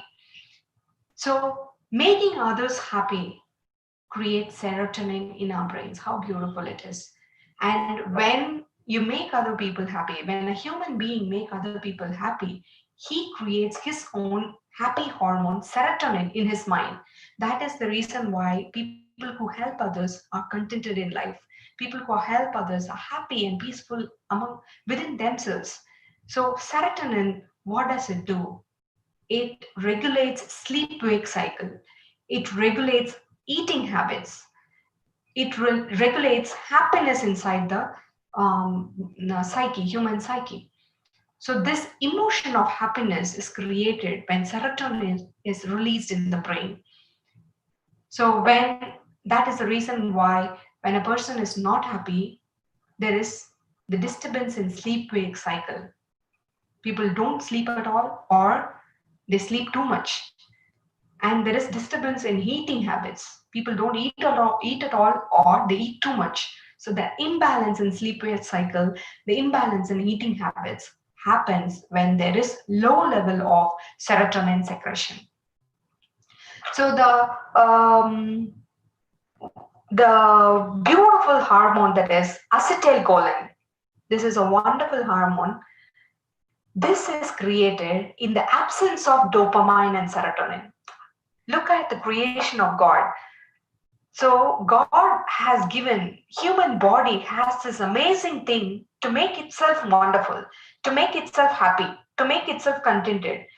That is by dopamine and serotonin. When these two are not functioning properly, that is under any kind of circumstances, when we are not able to self-motivate us, or anybody around is not making us happy, or anybody around is not motivating us, automatically there is this hormone, that is acetylcholine, gets created when the serotonin and dopamine are not secreted. What does this acetylcholine do? It creates intelligence, it creates learning, it creates thinking, ability to think. So when a person learns something new, automatically acetylcholine secretes. So when you learn something new, focus on something new, it might be any activity. It might be even cleaning the table. Maybe that is the new thing that you have learned on that day. So something you learn systematically, instead of getting depressed, instead of feeling demotivated, learn. When a person is learning something, automatically acetylcholine gets secreted, that induces dopamine and serotonin and keeps the mind healthy, keeps the mind and emotions of a human being healthy. So that is just like how parents, when they are helping their children and when they are going helpless, grandparents come for rescue, and how they help the children. The same way, when dopamine and serotonin are not functioning properly, acetylcholine comes into rescue, and it helps the human brain to achieve better, to feel better, to learn something new and feel good about oneself, and feel esteemed about oneself, feel loved about oneself. And one more wonderful hormone is oxytocin. So oxytocin is called bonding hormone. So this hormone is created when we have a good relationship with others, when we touch our loved ones, when we hug our loved ones, when we are in a very good conversation with our loved ones, family, friends. This is called as bonding hormones.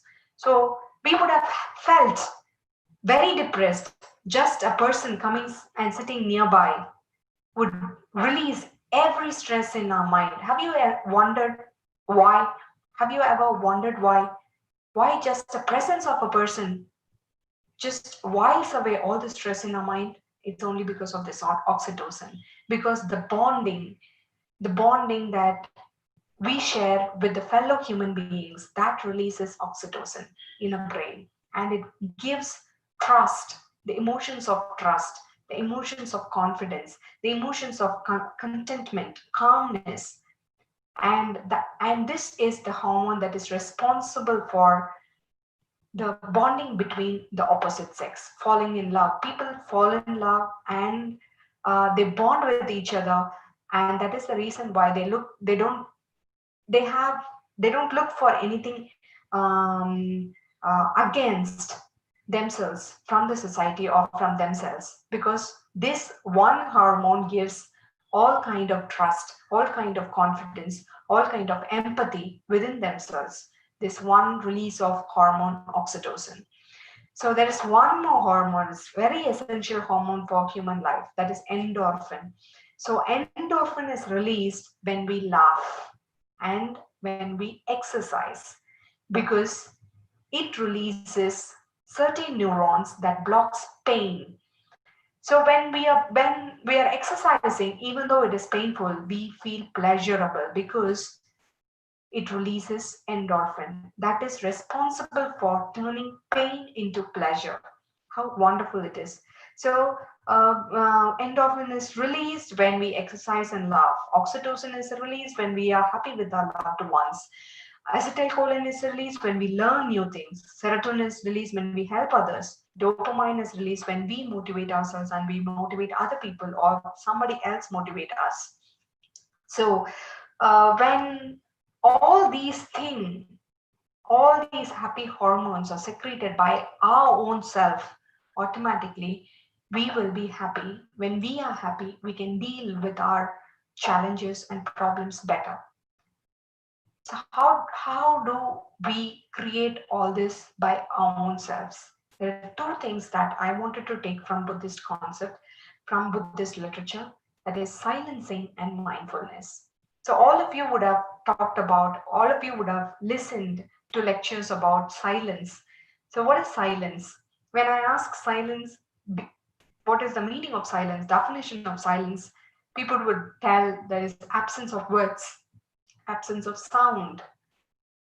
So here is one beautiful Buddhist monk. I love this reading, The Heart of Buddha's Teaching. And he says, the Vietnamese Buddhist monk, he says that silencing is not the absence of words. It is not the absence of sound, but absence of chatterbox inside your mind. Because all of us would have heard about radio station, Oh La La, Red FM, Big FM. But have you ever heard of radio station NST? That is universal for all human beings. That is running in our mind. We have universally, irrespective of the nationality, irrespective of the religion, irrespective of the location, geographical area, irrespective of the gender, irrespective of the age, all of us have this one radio station playing in our head universally. What is that radio station? Radio station NST, that is non-stop thinking. So that is always running in our mind. We think a lot, we overthink. So what is the definition of overthinking? The act of creating problems that doesn't even exist. So that is what we are doing. So always so many things running in your mind, so many things, past, present, future, so many agonies, anxieties, everything into this one thought process in one moment. How many thought process? So this is one activity that everyone has to practice in order to make all these hormones secreted naturally inside our own human body.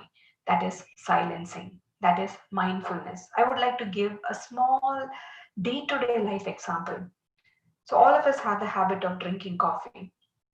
So imagine I'm just drinking a coffee and I'm just having a book in my hand and reading a few pages in the book, and I'm having my earphones and I'm listening to my music, and I'm talking to somebody over phone, and I'm thinking about somebody Or if I'm very busy in the social media, in the internet, I'm drinking coffee, I'm reading a book, I'm playing music in the ears, and looking at the social media, I think about the memories about that person, or about that incident, or about the occasion, or I dream about the anxieties of the future.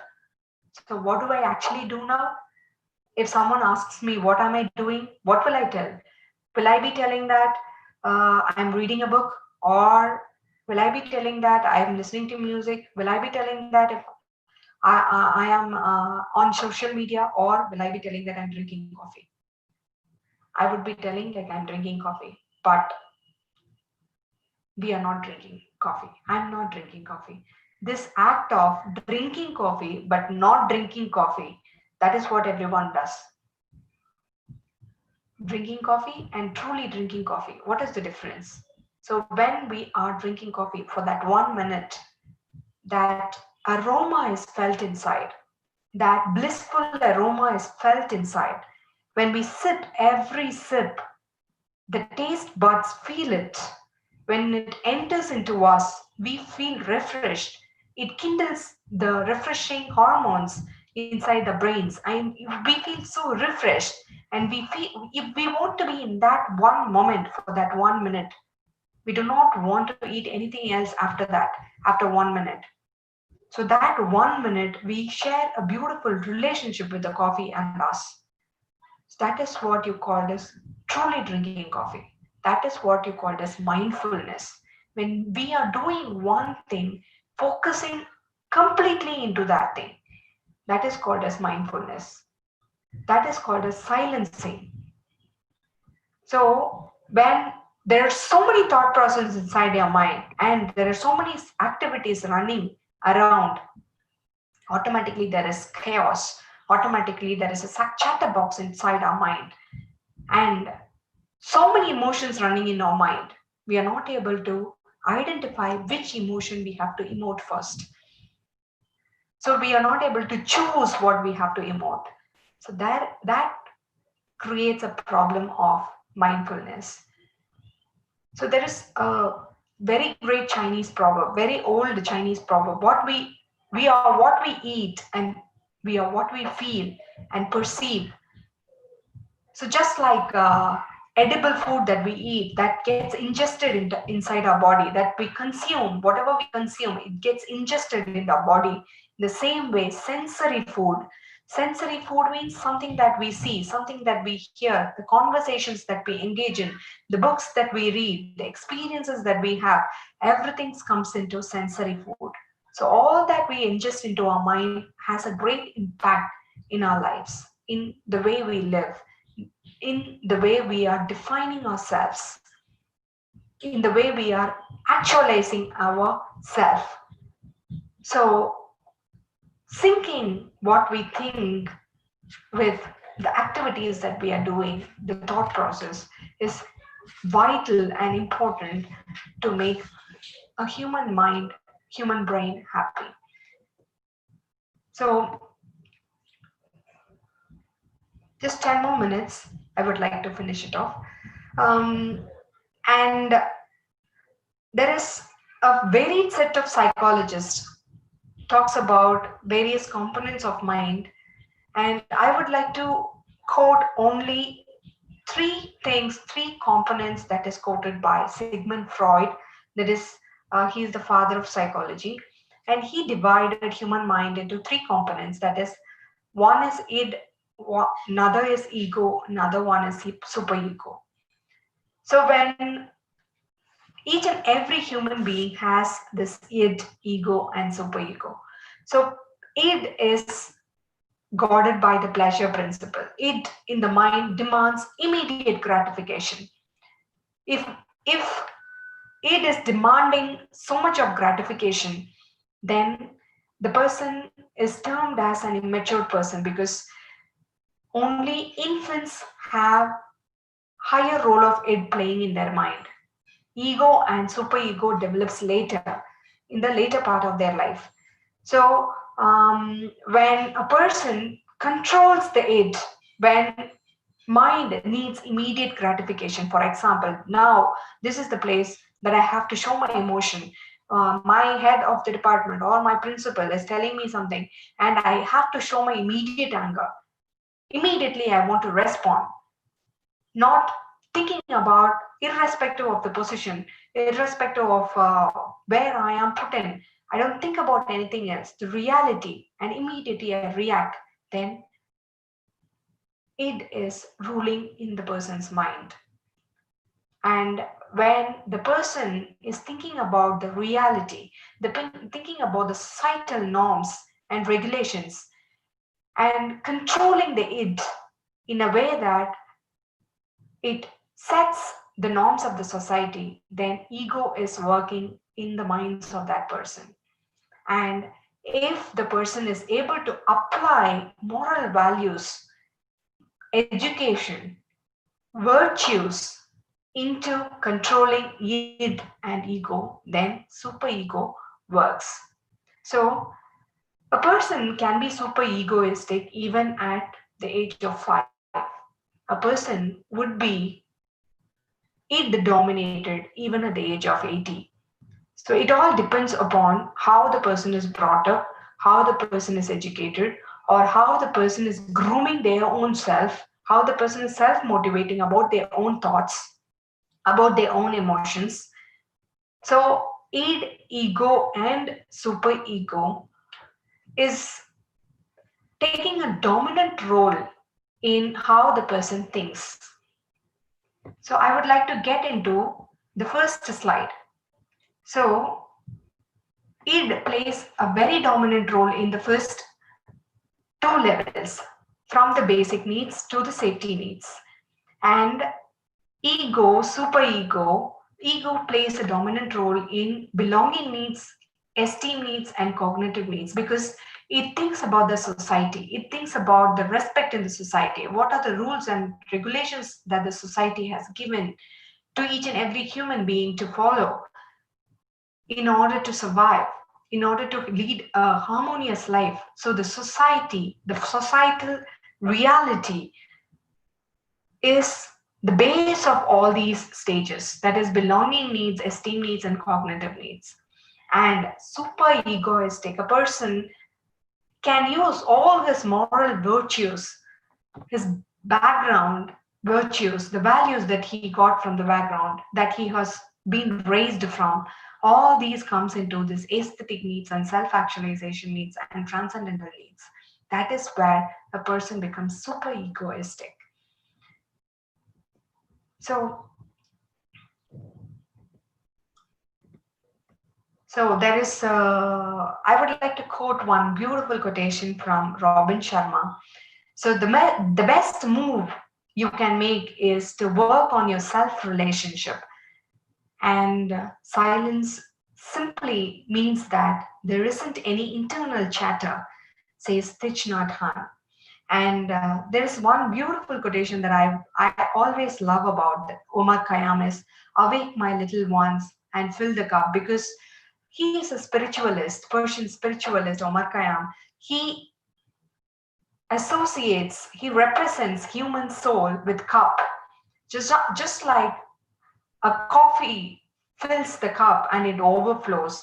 When you fill the cup with tea, it overflows with tea. When you fill a cup with poison, it overflows with poison. When you fill the cup with sweet, it is overflowing with sweet. When you fill the cup with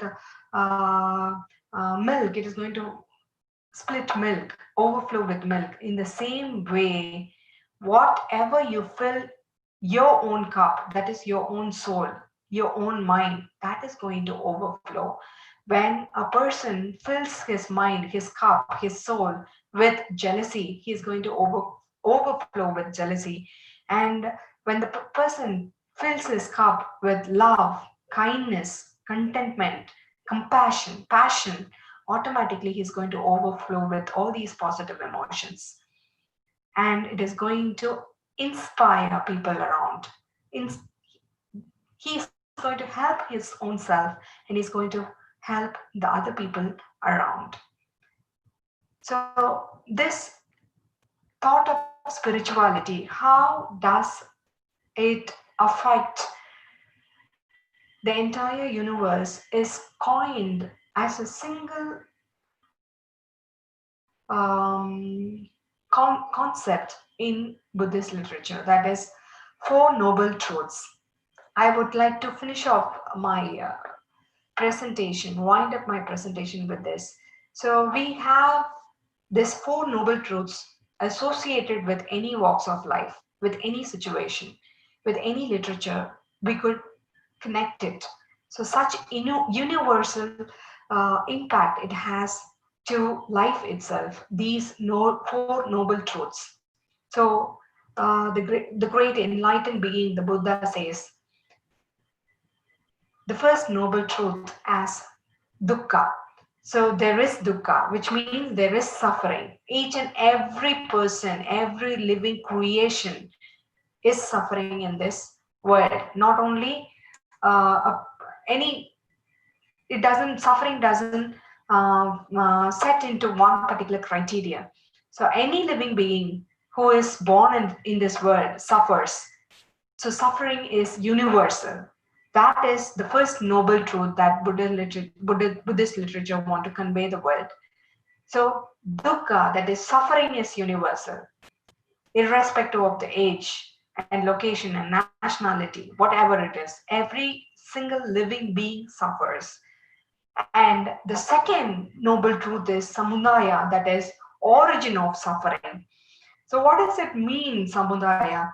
If there is suffering, if there is dukkha, if there is suffering, there is definitely, undoubtedly, undeniably an origin for that suffering, root from the suffering, for the suffering. And the third noble truth is that if there is a root, the good news is that it can be eradicated from the root. It can be stopped from the origin. It can be taken away from the origin. How can we take it away? How can the suffering be taken away? How can a person be liberated from the suffering? By following marga, that is noble eightfold path, by refraining ourselves from doing things that makes us suffer. So the first one is suffering is universal. Second one is if there is suffering, there must be a root, there must be an origin. And the third one is if there is an origin, the possibility of taking the suffering from the roots, from the origin is possible. And fourth noble truth is that how do we do it? By refraining ourselves from doing things that makes us suffer. Stopping ourselves from doing things that makes us suffer. How do we do that? By following the eightfold path, right view, right thinking, by thinking right, by seeing right, by speaking right, by acting right, by living right, by putting efforts in a right way, that is right diligence. And I talked about mindfulness, thinking, choosing every thought, being mindful about every emotion. So this is the moment I am angry. So I choose, I should not be angry at that moment. And I choose to smile at that person. And I choose not to react to the person. Instead, I choose to smile at that person. So being mindful about my own thoughts and changing the negative emotion into positive emotion within our own self, that is called as mindfulness. And right concentration. So when we are following this eightfold path, automatically we can stop ourselves from doing things that makes us suffer. That is the third point, nirodha. So when all these are followed, we are able to satisfy, we are able to make our superego alive. There will be an interconnectedness with our superego. So ego, id, and superego. So when a person is following the four noble paths, for example, I would like to say simple example. When there is, all of us are, we have so much of teachers and professors in the forum. When parents complain about students not listening to their parents, there is a kind of tiff between the parents and the two students because of the social media. She's always over the phone. He's always over the phone. I'm not able to handle this. When parents are complaining, and the students are complaining they're not understanding us. They're not into this generation. There's so many tiff between the older generation and younger generation. And what is the four noble truths? What is the four noble truths? What there is suffering. Somebody is not understanding. My parents are not understanding. My children are not understanding me. And there is an argument. And there is problem inside the home. That is suffering. The second stage is origin of suffering. Where did it come from? Higher usage of phone calls, higher usage of social media. Nirodha, cessation of suffering. How do we do that? How do we stop doing that? By not doing things that makes us suffer. That is, by not involving yourself too much into social media, not getting too much into the digital world. And how do we do that? By acting in a right way, having a right concentration, putting so much of learning activity into oneself, creating so much of acetylcholine inside your own brain, creating so much of dopamine in your own brain by learning certain things, by loving other people, by giving your parents and family members, people around, what they really need, instead of sticking on to the id. What do you mean by id? Immediate gratification. So instead of sticking on to the id and hurting one's super ego takes control and thinks about all these four noble truths in a spiritual way, in a moralistic way, in a virtuous way, and tries not to harm anybody, because we keep harming ourselves again and again, damaging ourselves again and again, and we promise not to do it again, but still we continue doing it again, because I was talking about the horse that was taking us, our habit energy that was ruling us. We are not able to stop the horse. We are just traveling on the horse. Life is taking us towards that horse will and might. And there must be the super egoistic personality. There must be the spiritual personality of looking into four noble truths in order to sync with a person's need gratification at every stage of life. And that would create harmony in human life. So I would like to interpret only one piece of this, is the last slide. I would like to interpret Shakespeare's Romeo and Juliet. So everyone knows this as a tragedy. Everyone would have interpreted in a tragical way, character analysis, and so many other different ways of interpretation, psychological, so many things would have been done. But I wanted to interpret in a psycho-spiritual study. That is, throughout the play, I feel like this is not even a love story, but it is just a 3-day relationship between two kids that caused 6 deaths. Because in the entire play, we could see that Romeo was just 16 years old and Juliet was 13 years old.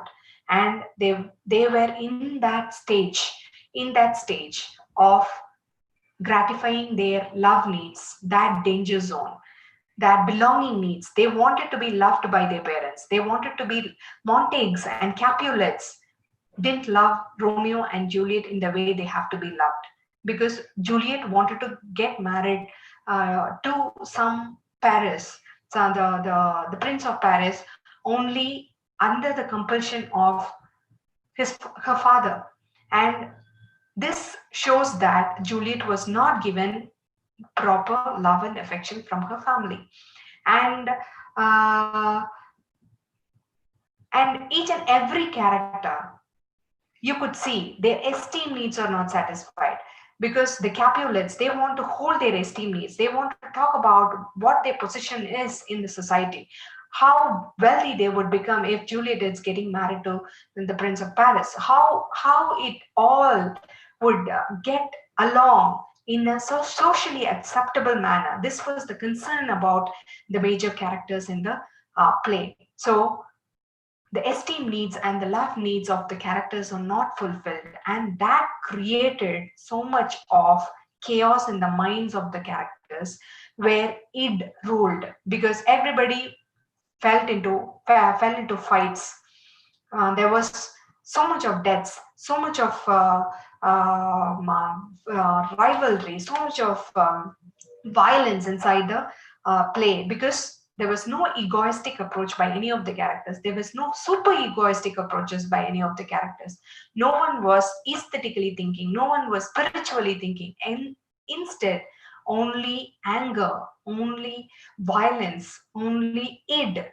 Id is a negative emotion, a negative component of the mind, which dominates the immediate gratification of what one thinks. So it was ruling throughout the play, and all the characters failed to identify the four noble truths.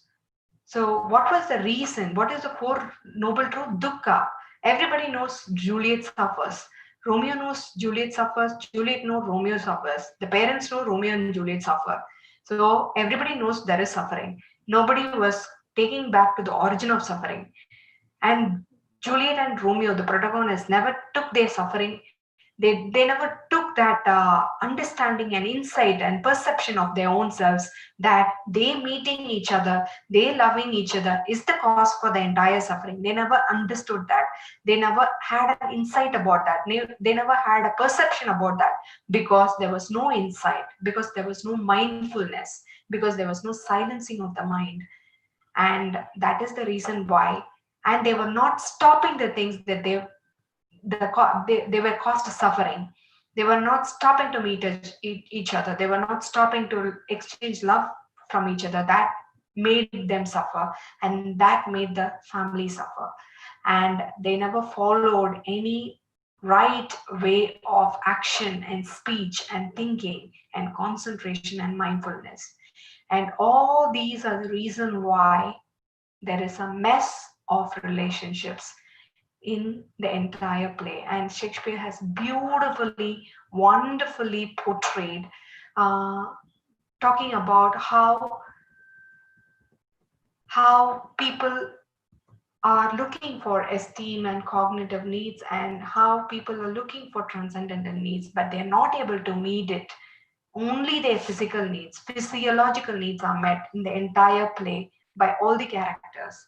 And that is the reason for disharmony for each and every relationship that was picturized in the entire play. So this is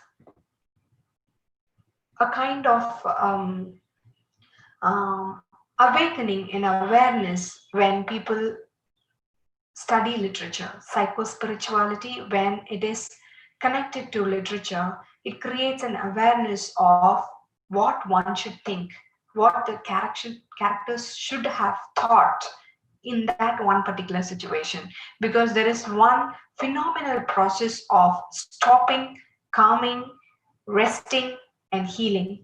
So this is a process of healing for any suffering, that is stopping, calming, resting, and healing. So I already told about how our habit energy is pulling us. We take the TV and we take the remote, we switch on the TV and switch off the TV. We don't want to watch the TV. We take a book to read and we don't read it completely. We put off the book and we engage in some other activity. So something is dragging us to so many different activities. We are not able to concentrate on one single thing, focusing on one single thing, and at time peace in that one half an hour or 15 minutes time. So many things running in our mind. So our life is dragging towards us. The first thing that we have to do is stop. That is stopping. First fundamental process is stopping. The second process is calming. So when we are stopping and thinking, being mindful about our own thoughts, so we would get an insight where the problem came from. So when we are able to get the insight of it, when we are able to recognize the suffering, when we are able to recognize the negativity, and we are able to get the insight of our negativity, automatically the second stage would be resting. That insightful process of getting the things should be rested in the thought bed, just like how a pebble is dropped on the ocean and it reaches the riverbed and settles in the riverbed. In the same way, that awakening, that process of understanding your own thoughts, understanding your own mind, rests in the mind, and in turn, it creates healing. So when we stop calm and get insightful things about our own selves and rest those thoughts in our thought bed, we would heal ourselves. And the nations need healing, the community need healing, individuals need healing, the entire world needs healing. So to heal ourselves and to heal others, this is the right time that I'm talking about this pandemic. So when we want to heal ourselves and we want to heal others, we need to first learn about ourselves. So that is done by psycho spirituality. So I wish all of you happy learning and happy healing. Thank you one and all for the wonderful opportunity.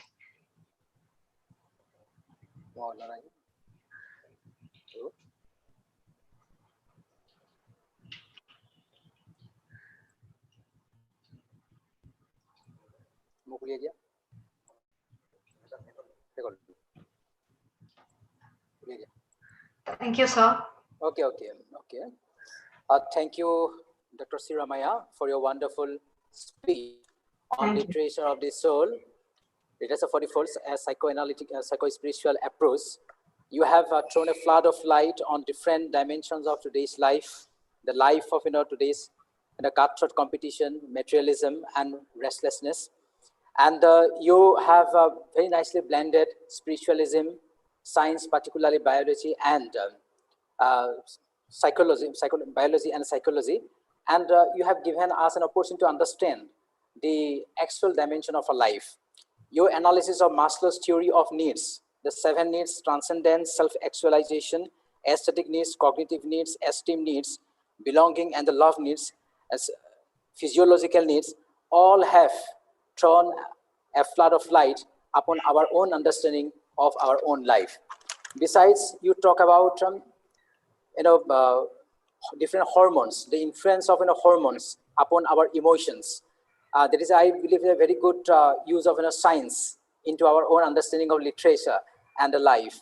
And then your use of Sigmund Freud's analysis of psychology, ego and superego, definitely once again helps us to have a psychological understanding of life.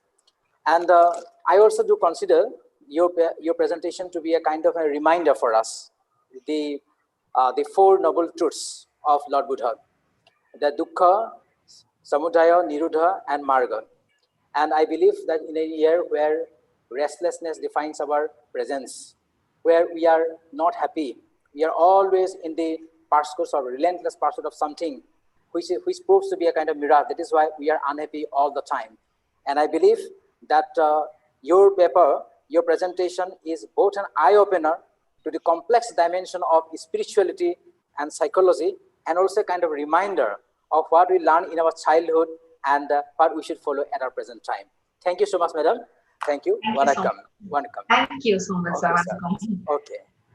Ladies and gentlemen, next our distinguished speaker is Dr. Mijul Bordoloi. He is the Associate Professor of English, Digboi University. Dr. Mijul Bordoloi is Associate Professor, Department of English, Digboi University. His areas of interest include American literature, postmodernism, cultural studies, and popular culture, and also theory. He has published a number of articles on these areas. Above all, he enjoys discussing critical theory with his students. He has produced PhD scholars and MPhil scholars, and currently he is guiding many of them.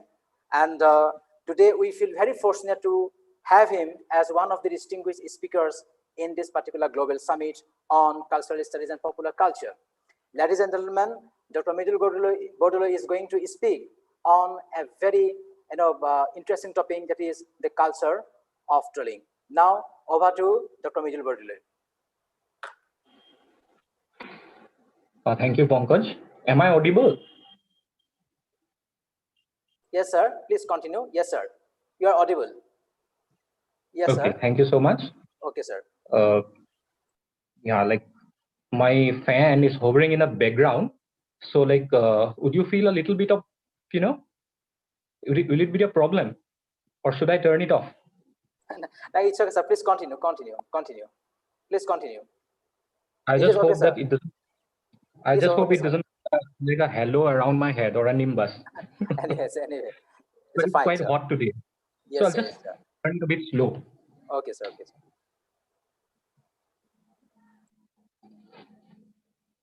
Yeah, like good afternoon, everybody.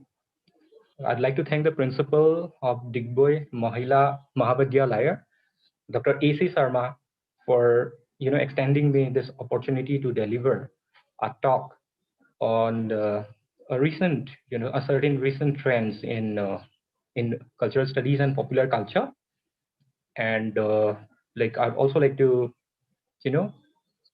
thank the organizers, including the head of the department, Dr. Jovial Kolita, and my student and dear friend, Pankaj Lushan Gogoi, for giving me the opportunity to deliver a talk on a particular field that is very, I think, engaging to discuss or engaging to talk about. This is on trolling. I have titled my presentation or my paper as the culture of trolling. And as you would know, the phrase the culture of trolling seems to be an oxymoron, or it seems to be an irony or sarcasm, in a sense that, I mean, what culture is there in trolling? I think trolling is something that lacks culture in a way. So why have I titled my paper as a culture of trolling? This is something that we will find out in the course of our discussion. And like I was present in the first session where Professor Himadri Lahiri, he delivered a wonderful keynote address on media studies. I am personally acquainted with Sir, and I respect Sir quite a lot, and I respect his body of work, his process, and most of all, I respect his deep commitment to literature, humanities, and his personal integrity. So he has been our mentor. He has been my mentor, and he has helped me in many ways. So, like, I'll just like to acknowledge my thanks and gratitude to Himadri Lahiri sir for everything. And I loved his presentation. I unfortunately could not be present on the two subsequent sessions in a morning half, because there were some official errands which I had to attend in our department.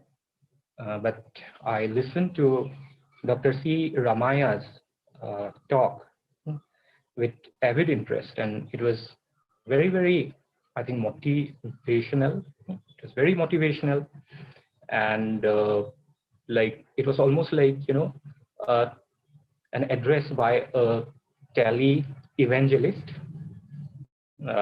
who took us to sublime heights. Like, I'm very sorry to tell all the participants that from the heights of sublimity, from her discourse on spirituality or psychospirituality, I think I will be actually descending to the depths of the subterranean realm, insofar as I'll be dealing with a particular, let's say, concept or particular phenomenon that does not have that much of spirituality in it. In fact, as we all know, trolling is an activity that is very deeply psychologically effective. Okay, so with those introductory remarks, I would just like to present my very brief paper. It won't be a long paper. I think I'll just take about 20 minutes or so to conclude my discussion. Okay. So I chose this particular subject, which is very ubiquitous in a virtual platform. And, it's a phenomenon that has most often been the bane of online communities. I have, as I told you, titled my presentation as the culture of trolling. And, trolling is, in a way, if you theorize it, we can consider it to be an elocutionary, speech act that is actually conspicuous by its absence of culture in the literal understanding of the word culture. But trolling has become, very much a part and parcel of our everyday virtual life, and it has, in that sense, entered into the arena and lexicon of cultural studies in a big way. And several, scholarly texts and research works have been published under the rubric troll culture, or sometimes it is more appropriately termed as troll subculture. However, the very fact that the trolling is no longer a particular preserve of some underground online communities as it used to be in the 1990s. The term culture rather than subculture, I think, happens to be more legitimate in the contemporary or in a present context, because Facebook or Twitter cannot be considered as as portals that are part of underground subculture. But then when you talk about trolls and how it originated from certain portals like 4chan, 2chan, Reddit, etc., which were not very conspicuous in the mainstream. Rather, it was part of the subculture, and at that point of time, the truth was resorted to, had certain, let's say, certain semiotics, certain codes involved, which were non-accessible to the mainstream society. Okay. Yeah. As media theorist Howard Rheingold states in his book, The Virtual Community, which was published in 1993, he stated, I quote, "There is no such thing as a single monolithic online subculture. It's more like an ecosystem of subcultures, some frivolous, others serious," end quote. But then when we talk about trolling could be both frivolous as well as serious, but it can be a lot more than just these two. So like it can be very caustic, it can be sarcastic, it can be boorish, etc. And again, to quote Rheingold, he said, I quote, "You can't kiss anybody and nobody can punch you in the nose in a virtual, let's say, medium. But a lot can happen within those boundaries." Trolling most often manifests its presence in a virtual topography through memes, sarcasms, cyberbullying, hashtag trends, offensive emoticons, and outrageous statements. Its effective power transcends physical assault and battery. Trolling is what desensitizes and desanitizes the social media space through its, culture of impunity, insolence, and obnoxious behavior. Trolling can be damaging to all those who are at the receiving end, and particularly people who are sensitive and emotionally fraught. Therefore, trolling is a subject that needs to be inquired seriously. And the best thing about cultural studies and popular culture is that it provides the space for subcultural presences like trolling to get some kind of voice or agency, which is, I think, very necessary. I mean, how long can you go on, privileging only the best in terms of culture and civilization? The idea that was, propounded by Matthew Arnold. I think the canonical or canonicity, it needs to be dismantled, and other forms of expression, other forms of any kind of physical phenomena or virtual phenomena, it needs space, and cultural studies has enabled that space, and that is why even the trolling is a phenomena which is very, very disturbing. So I mustered up enough courage to speak on it, but there are certain things that I want to state beforehand. So I'm not going to cite examples from real life, insofar as these instances are there in a public domain, and all of you are perhaps personally acquainted with it, and like it tends to be sometimes very, very effective, and I don't exactly want to be a victim of trolling once the session ends. So like what I'll do is that I won't mention examples as such, but I'll just theorize, and it won't be very, very hard headed sort of theorizations. It will be very simple, and I'll try to make it very, very schematic and reductive. So although like I am most often accused of being a post-structuralist, and in that sense, giving more value to the notion of difference or deconstruction, this presentation would be very simple, reductive, and I would say conservative in its approach.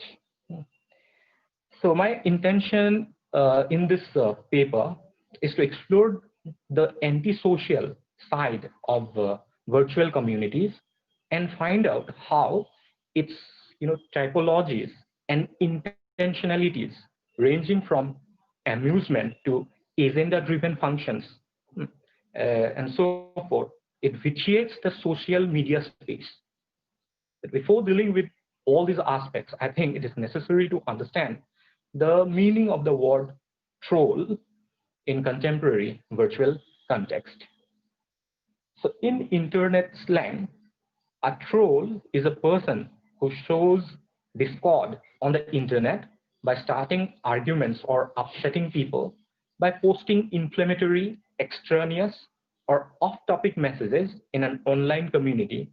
It could be a news group or forum, chat room, blog, Facebook, Twitter, whatever, with the intent of provoking readers into an emotional response or of otherwise disrupting normal on-topic discussion, often for the troll's amusement.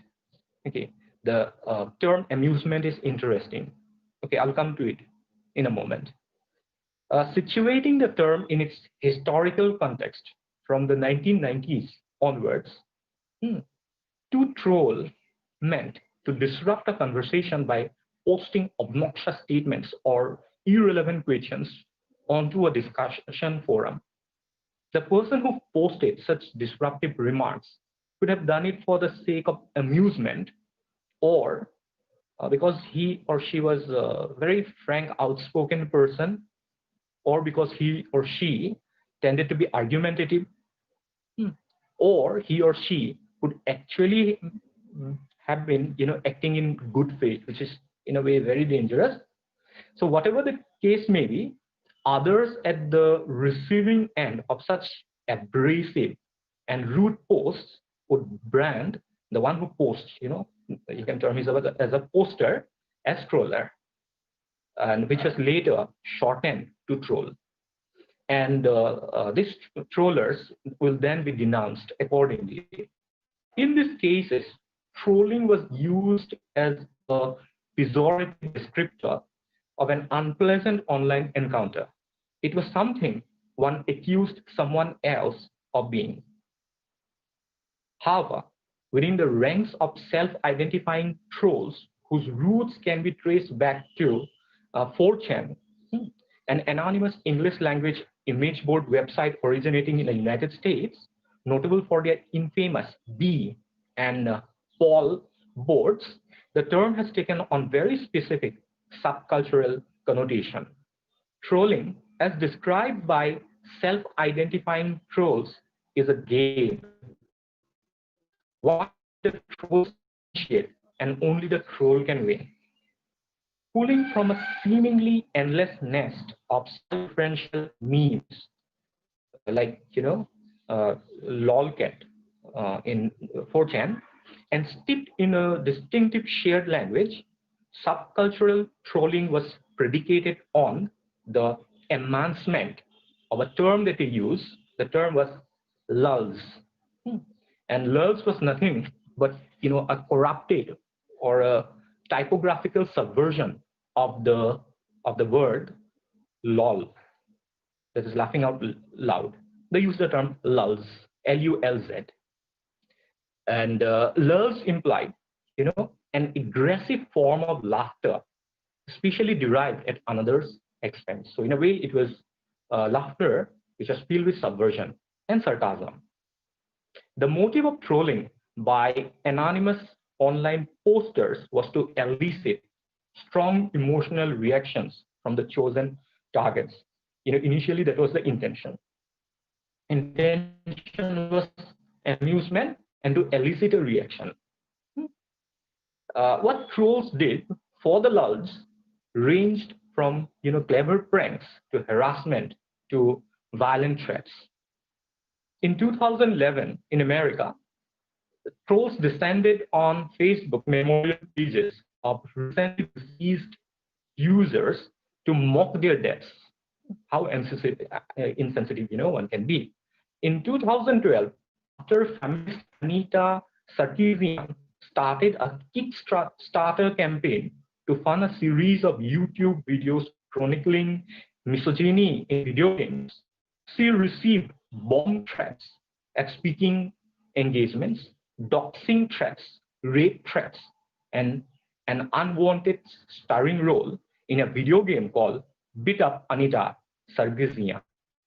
The entire campaign was highly misogynistic, anti-feministic, toxic, but it was defended as one pursued only for the sake of lulz. When traumatized victims did not experience lulz, the trolls, they lambasted them for having no sense of humor.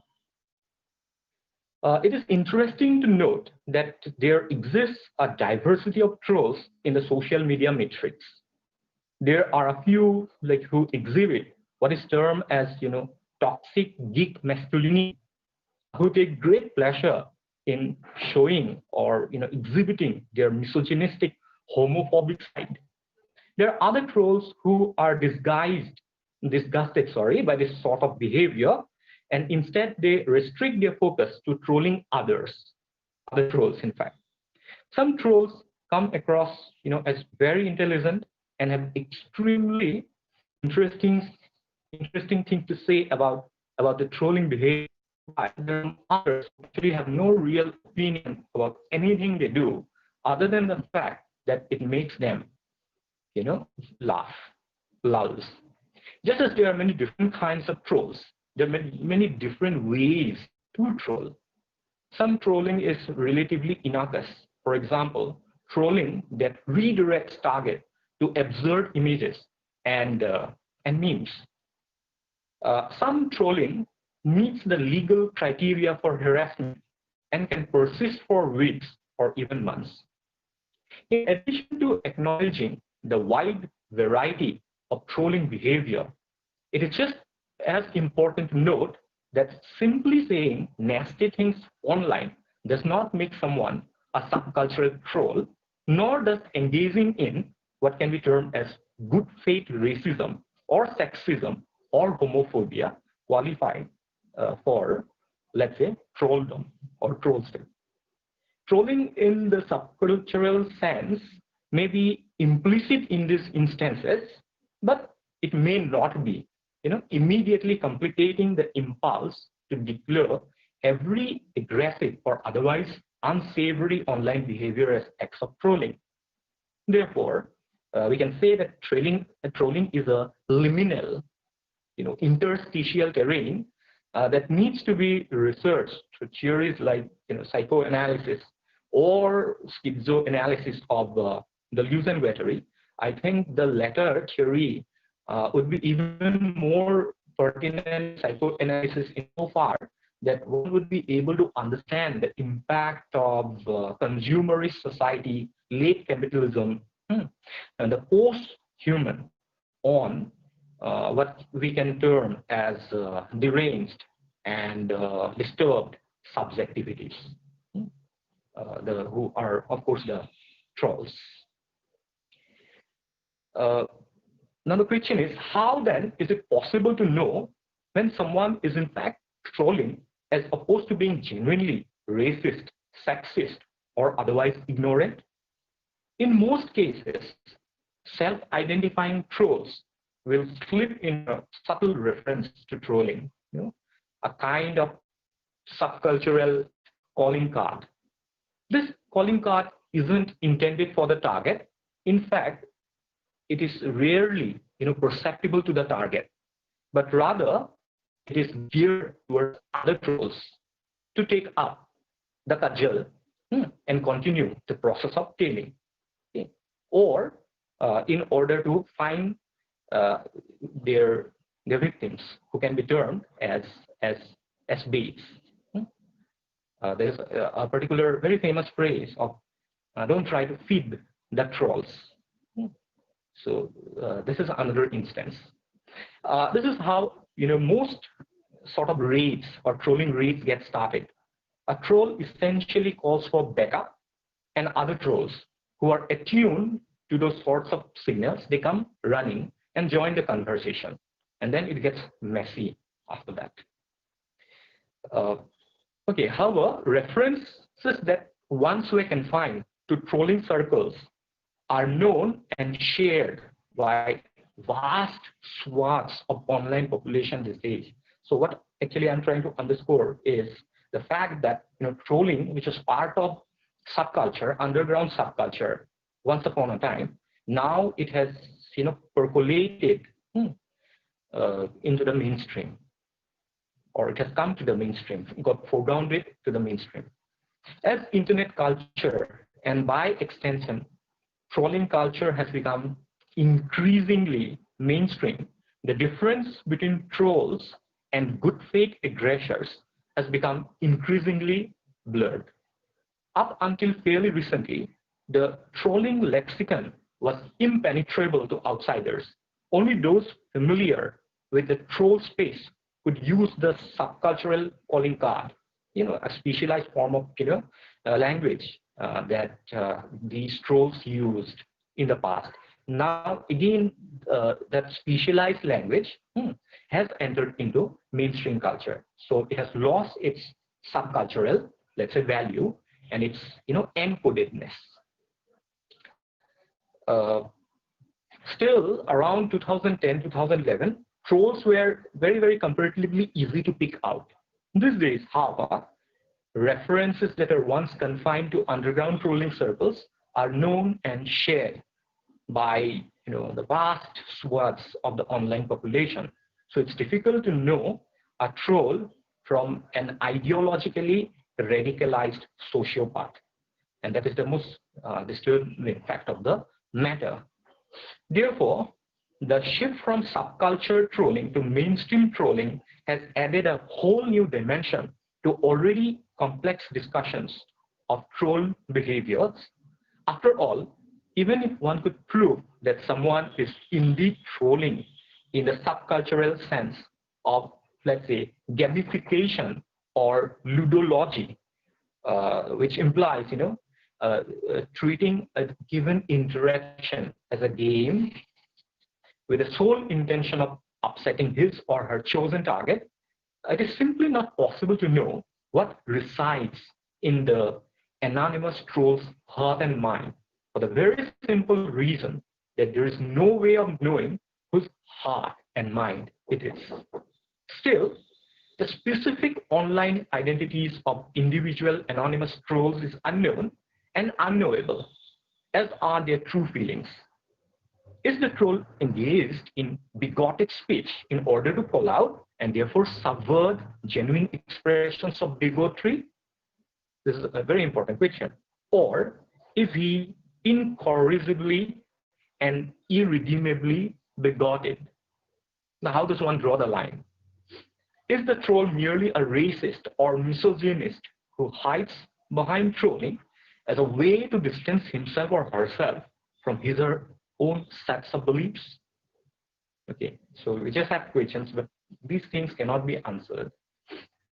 Regardless of the insights these sorts of questions might yield, it is critical to acknowledge that trolls' reasoning, what they really think about a given subject, is ultimately less important than the effect his or her behavior has on the chosen target.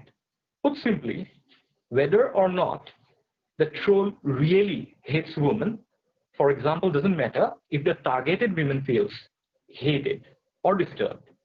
So trolling triggers affect, and in that sense, it could be traumatizing upon the victims of such a process. After trolling entered into the mainstream, it has been used by force relations or by power structures to achieve tangible political and ideological objectives. When trolling transcends the personnel to enter the political, it becomes instrumental in its functionality. Here, the objectives are more attuned to serving, I would say, pragmatic ends. For instance, we can see troll armies subscribing to the ultra ideology, invading social media with their hate speeches. A constant refrain from the angsty brigade is their reservation against what is termed as political correctness of all forms. They allege political correctness to be a hypocritical stance adopted by the leftists, which resulted in all ills besetting the society. These alternative right trolls, they spew venoms on concepts like multiculturalism, globalization, immigration, liberal values, secularism, socialism, welfare state, and human rights. So instead of these very essential values, these values were very essential and something that we actually held dear to till quite recently. But now, what they try to do is that these alt-right ideologues, they try to valorize the idea of majoritarianism, nationalism, monolithic state power, cultural and linguistic homogeneity, suppression of minorities, developmentalism, and so forth. And they also seem to endorse, some other conservative values like toxic masculinity, sexism, homophobia, xenophobia. Just give me a second.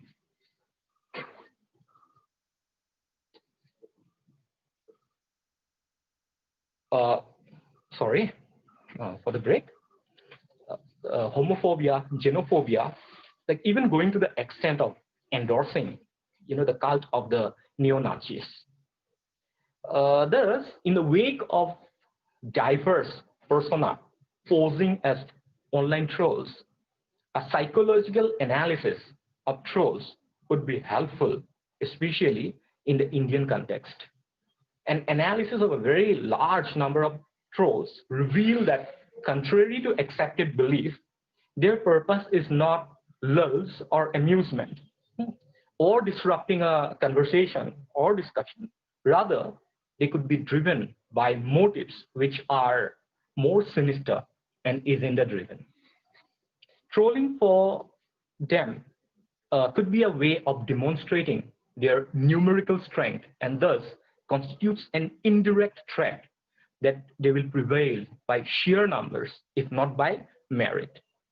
So internet water army is a metaphor for a large number of people who are well organized in the internet with the purpose of disrupting, let's say, certain ideologies that they do not espouse. So in a way, they become the troll armies trying to debunk the ideologies of the contrarian power structure. Let it be power structure. Yes. And more recently, organized troll farms of political opinion manipulation trolls have also emerged.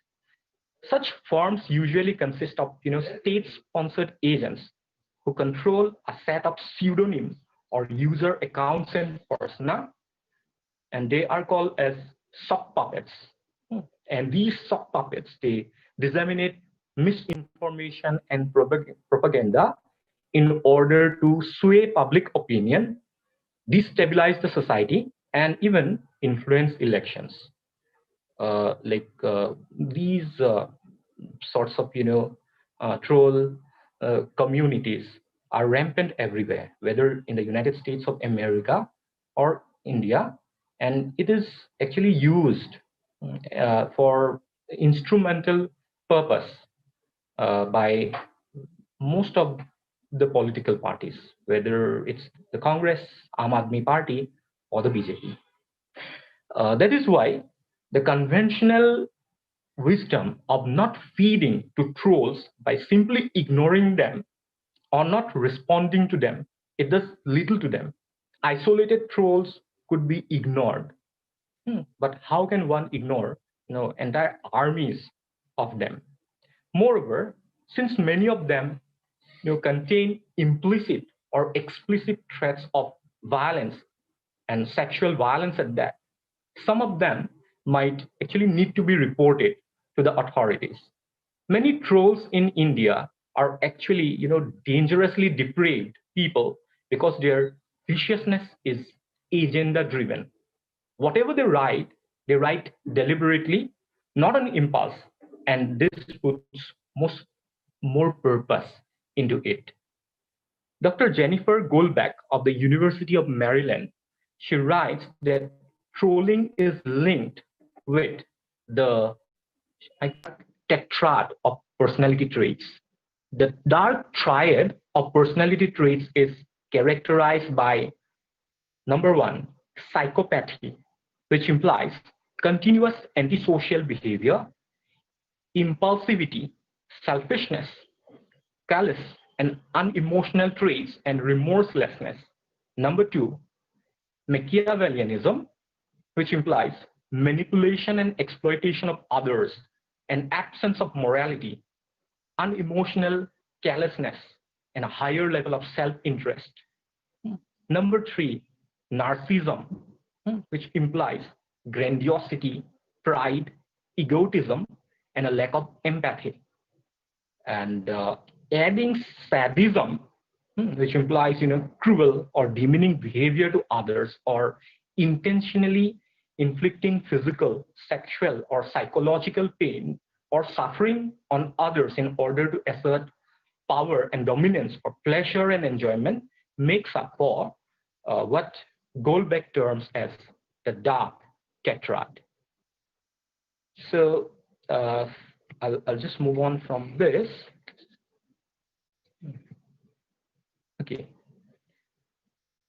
In his article, How the Internet Created an Age of Rage, Tim Adams cites Tom Postmas, professor of social and organizational psychology at the universities of Exeter and Groningen. Postmas, he has said, I quote, "Trolls aspire to violence to the level of trouble they can cause in an environment. They want to kick off. They want to purport antipathetic emotions of disgust and outrage, which morbidly gives them a sense of pleasure." Now, an analysis of a broad typologies of trolls, as underscored by N.C. Asthana, in his article in Wire, the title of the article is Inside the Minds of Internet Truths, a Psychological Analysis. This particular article clearly reveals the following strategies and templates that trolls use in order to bully their victims. Even though I would like to acknowledge that categorizing or cataloging becomes very, very racist or reductive in its principle, but just for the sake of, let's say, general understanding or making things easy, as my discussion is simplistic rather than problematic, I would like to sort of, in a way, examine certain typologies of trolls that we encounter in our virtual, let's say, domain, that is on the internet. Okay. The first is trolls resorting to what can be termed as ad hominem attacks. Ad hominem attacks refers to personal attacks. Such trolls are directed against the person rather than the argument he or she is giving, because they cannot counter them on merit. Hence, they try to find or fabricate something negative about the person, totally unrelated to the matter at hand. So even if an acclaimed scholar from a renowned university were arguing something, the trolls would say that he's an anti-national holding or etc. So, and these trolls, they of course do not require any proof of their integrity or their allegations, which they have labeled. Their anonymity protects them from any sort of, let's say, legal wrangles. And in the case of female targets, ad hominem attacks assume the form of character assassination that covers everything from their bodies to their personal lives. So in that sense, body shaming and slut shaming is resorted to in a savage way. The next typology are trolls who are dismissive of their targets of attack. So a favorite ploy of trolls is summary dismissal of the target to avoid any argument with the logic that they do not care about the views of the person they are trolling. Even if the person happens to be, let's say, intellectual, the response is that they do not need any kind of validation from others. And something like the fact that the person happens to be a loser. The third type, inferiority complex driven troll attacks. So these are basically trolls who have poor educational and intellectual levels, which is often evident from the mistakes in a language they commit. They have therefore a natural antipathy to logic, knowledge, and education, and usually a result of their inferiority complex. Their misogyny is apparent in a way educated and successful women give them a huge inferiority complex. This finds expression in numerous ways. A usual refrain is to advise the target to keep their knowledge to themselves, as the majority do not need it. Second, while the target of trolling may be a qualified individual, they are not an expert in such and such field. In other words, they expect the target to have a thorough knowledge in every field. The trolls, on the other hand, being poorly educated, have the right to comment on everything without the slightest inhibition about their lack of knowledge pertaining to most fields.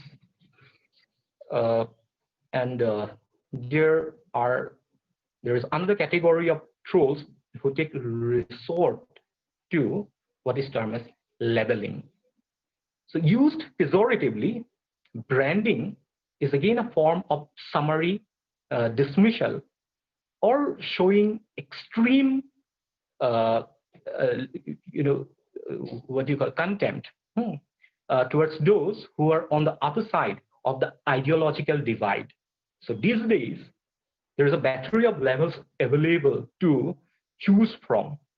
So leftist, liberal, secular, libtard, librandu, urban naxal, jihadi, anti-national, Paki pimp, ISI agent on payroll of terrorists, and interesting description of being a jihadi working for China, etc., are ever present in social media interactions, especially in the comment sections.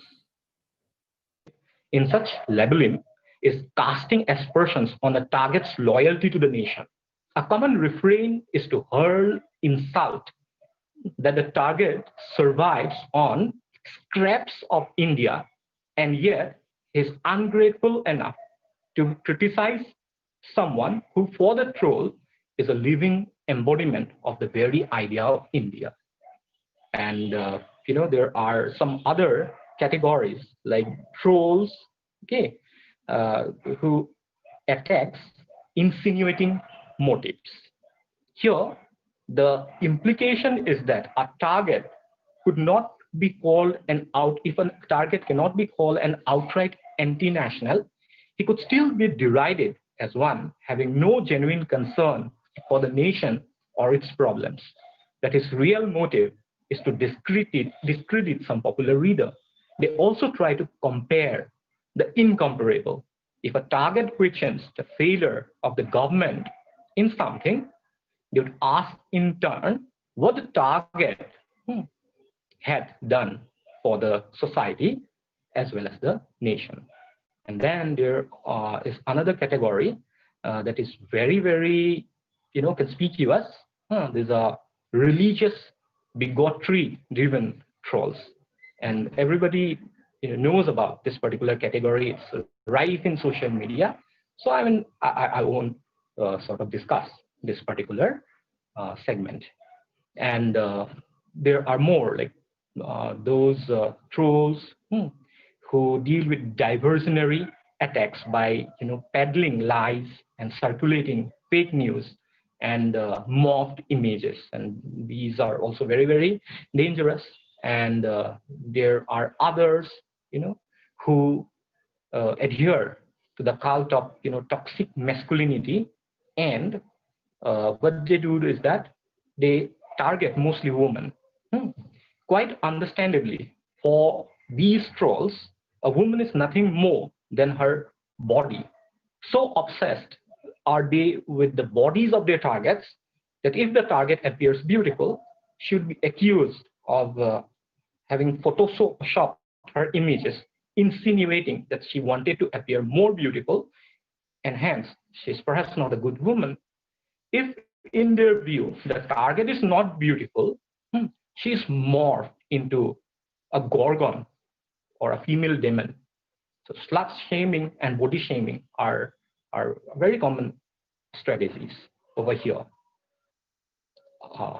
So the alternative right's favorite insult is to call men who don't hate feminism as cucks, as in cuckold.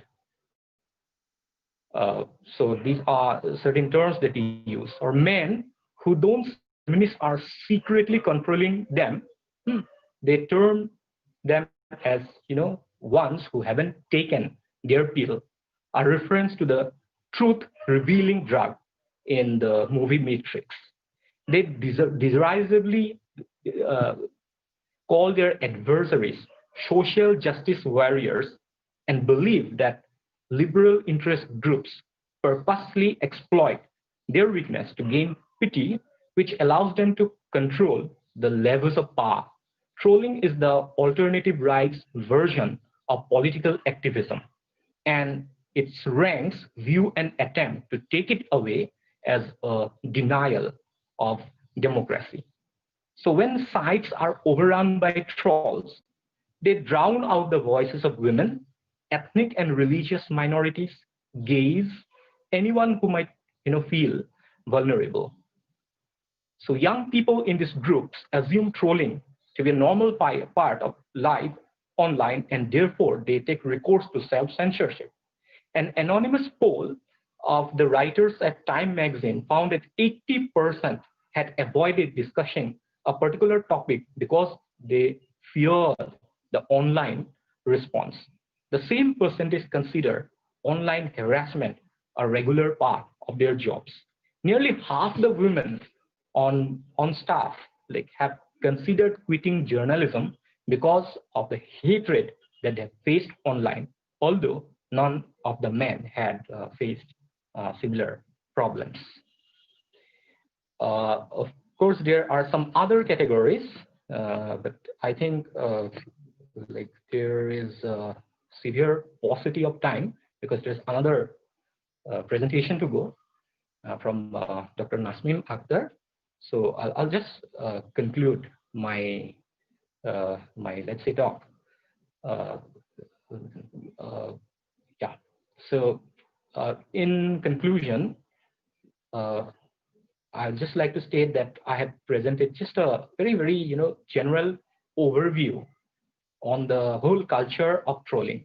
Which is a virtual speech and a semiotic act that has the potential to cause a great deal of harm and mischief to individuals as well as groups and communities. So what started out as an innocuous, though abrasive conversation with a motive for generating lulls or amusement in the 1990s has become an instrumental tool for power structures to disseminate their political, social, economic, and ideological agenda through troll armies who act as both influencers and propaganda machinery for controlling regimes.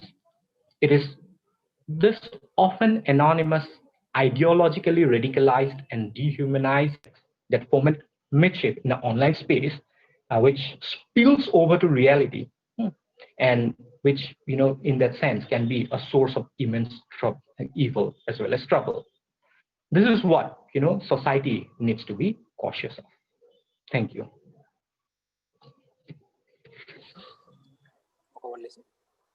Thank you, sir, for this great presentation. And in your presentation, we have found some of the very clear-cut idea regarding the phrase of trolling. You have very nicely deciphered the phrase of trolling. You began with trolling as an illocutionary speech act, and how in the 1990s it was an underground subculture, and how this particular subculture has come into the mainstream culture at present, and how it has started influencing our power structure. So you have drawn some media theories and substantiated how trolling is dangerous and how trolling has contaminated social media site.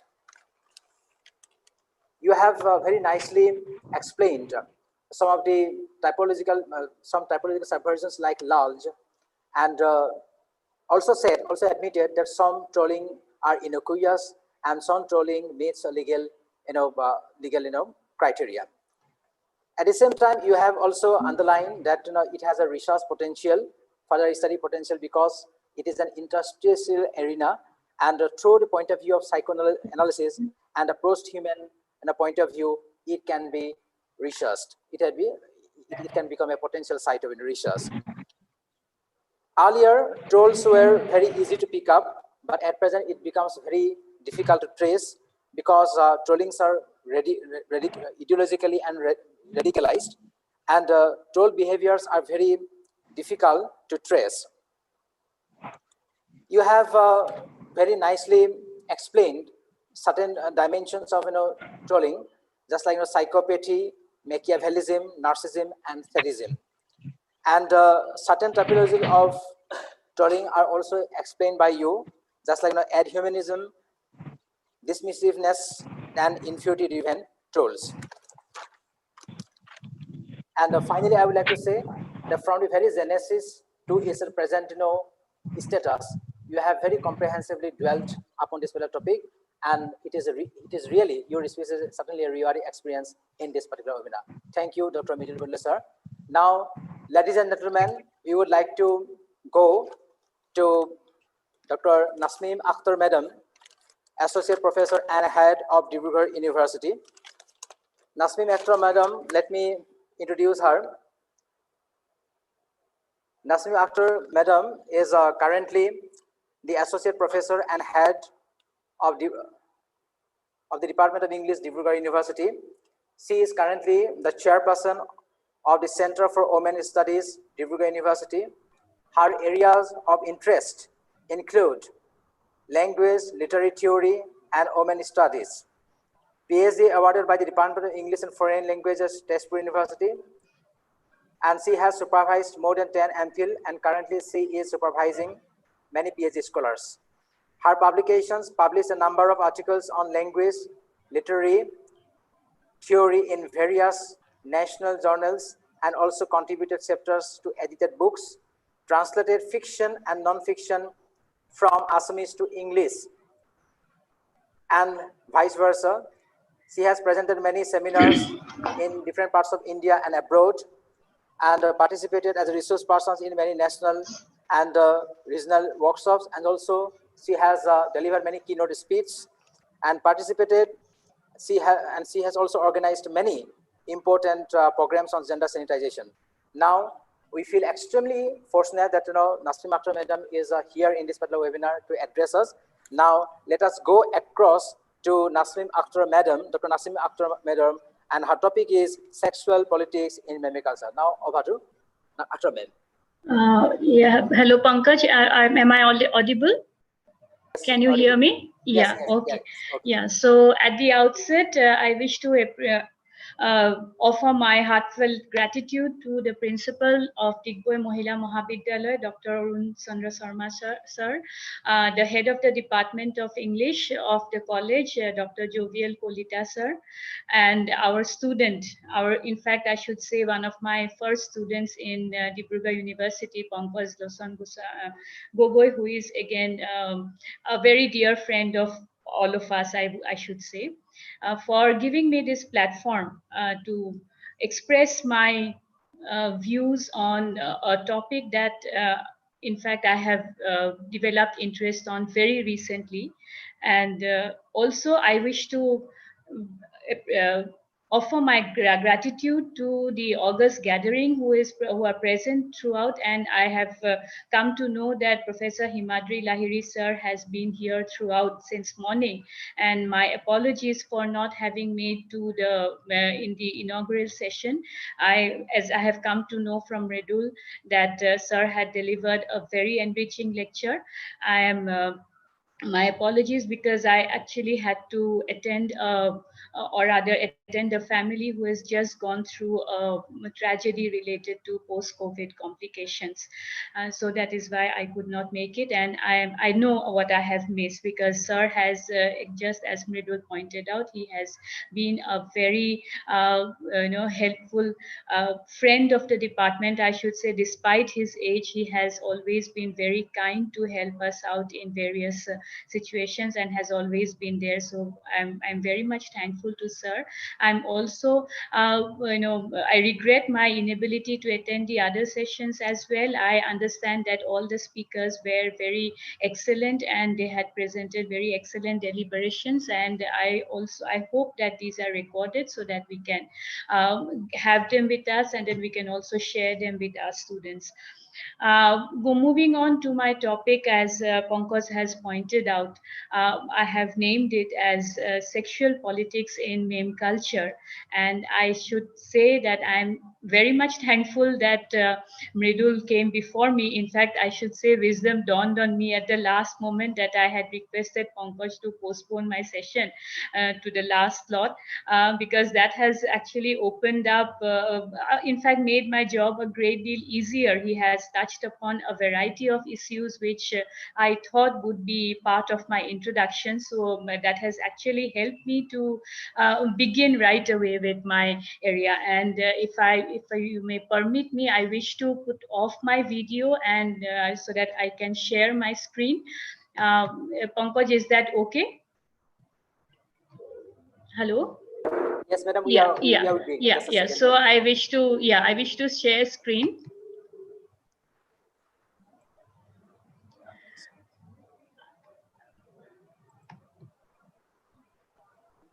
I think you have to enable me to share the screen, Yes, Pankaj. yes, ma'am. Yes, madam, we are doing it. Okay, yeah, sure, no problem. Just go ahead, ma'am. Just go ahead. No problem. Yeah. So I in fact tried to look at it from because for me as a student of the Department of English Literature and at present chairing the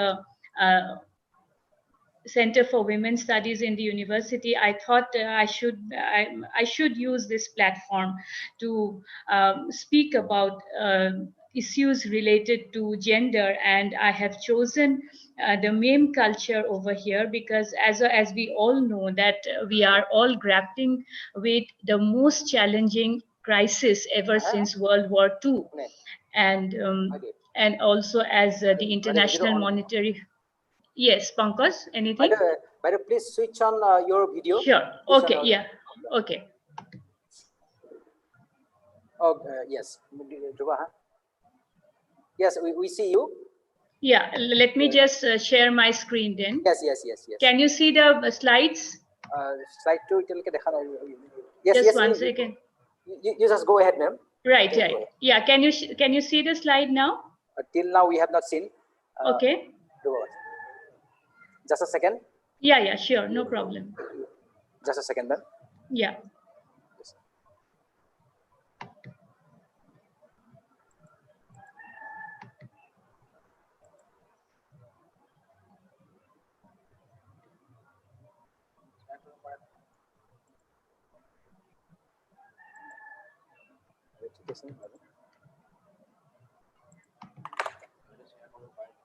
Madam.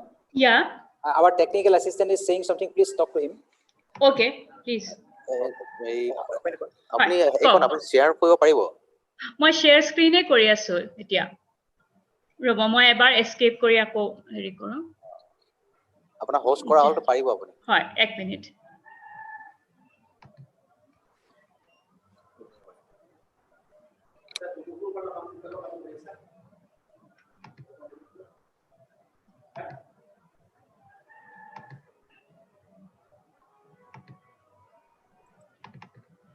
এতিয়া আহিছে নে?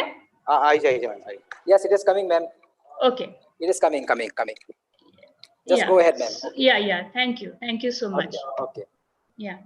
So yeah, I have named it Sexual Politics in Meme Culture with a specific objective, primarily because I feel as the chairperson of the Center for Women's Studies and also because of my own interest in gender studies, I need to talk about ideas which I should be apprising or rather sensitizing the participants on various ideas related to gender and cultural studies. Having said that, I wish to also maybe put in a disclaimer here when I say that this is going to be a very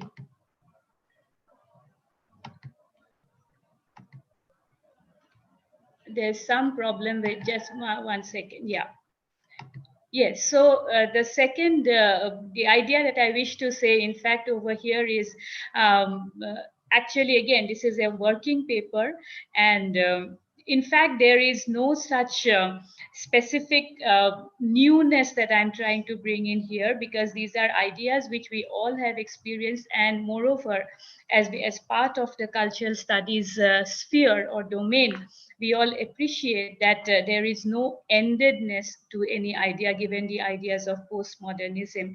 So therefore, now why I chose the meme culture is again because of, as I said, at present there are a very few spheres of human society that remain unaffected by COVID-19.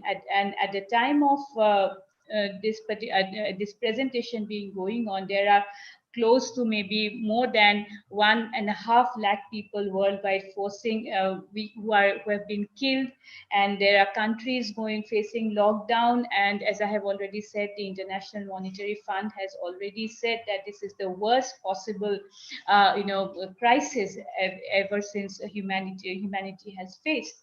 And given this physical immobility, now what has happened is people are resorting to social media to stay connected during these difficult times. And therefore, the online community is connecting in what may be an unprecedented way with the collision of two viral phenomena. One is coronavirus and the other is the meme culture. It's not that the meme culture has come up just recently, it has always been there. But the fact, we would come to that part as well, but the fact that as of now, in the present times, in the, post-COVID, or rather in the times at the onset of the COVID pandemic, we realize that this has taken a new dimension. And it's very much pertinent at this point to look at the sexual politics related to this entire meme culture. And so therefore, and why this has happened is with social distancing becoming the new normal, with borders closing and with shelter in place orders throughout the world, I should say, there are more people spending a lot of time on screen. Now, this is in fact not something to be discouraged in a way, because if we look at this present platform also, I think we have been able to connect to a huge audience across borders, primarily because of this online mode. And having said that, when we talk about these different ideas related to memes, if we go back to a few decades earlier, one can understand that in fact, the word meme was coined by Richard Dawkins in his 1976 book, The Selfish Gene. And so hence the term meme is a biological, it's a biological metaphor tracing its roots back to the works of Dawkins and Blackmore, as I have said. And it is simply a unit of cultural transmission which may represent an aspect of culture such as language, fashion, songs, things which evolve, change, and spread. And as genes replicate and mutate, so do memes. So now over here, Limor Schiffman, in her book title related to digital memes, she tries to refer to the internet memes, and she challenges this conceptualization of memes and redraws it for the digital landscape, suggesting that internet memes should be considered as a group of content rather than single units, positioning them as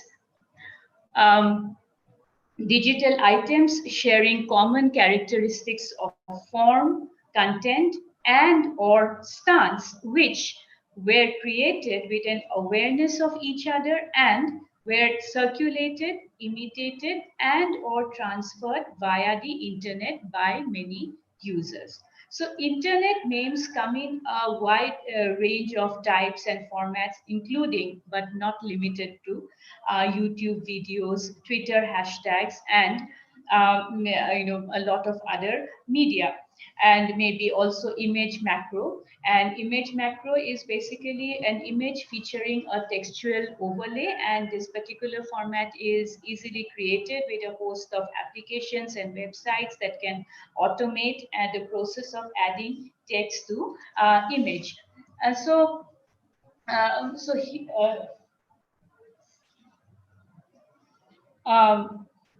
if we look into the different characteristics of memes, we understand that first of all, of course, obviously the memes are equally accessible to most.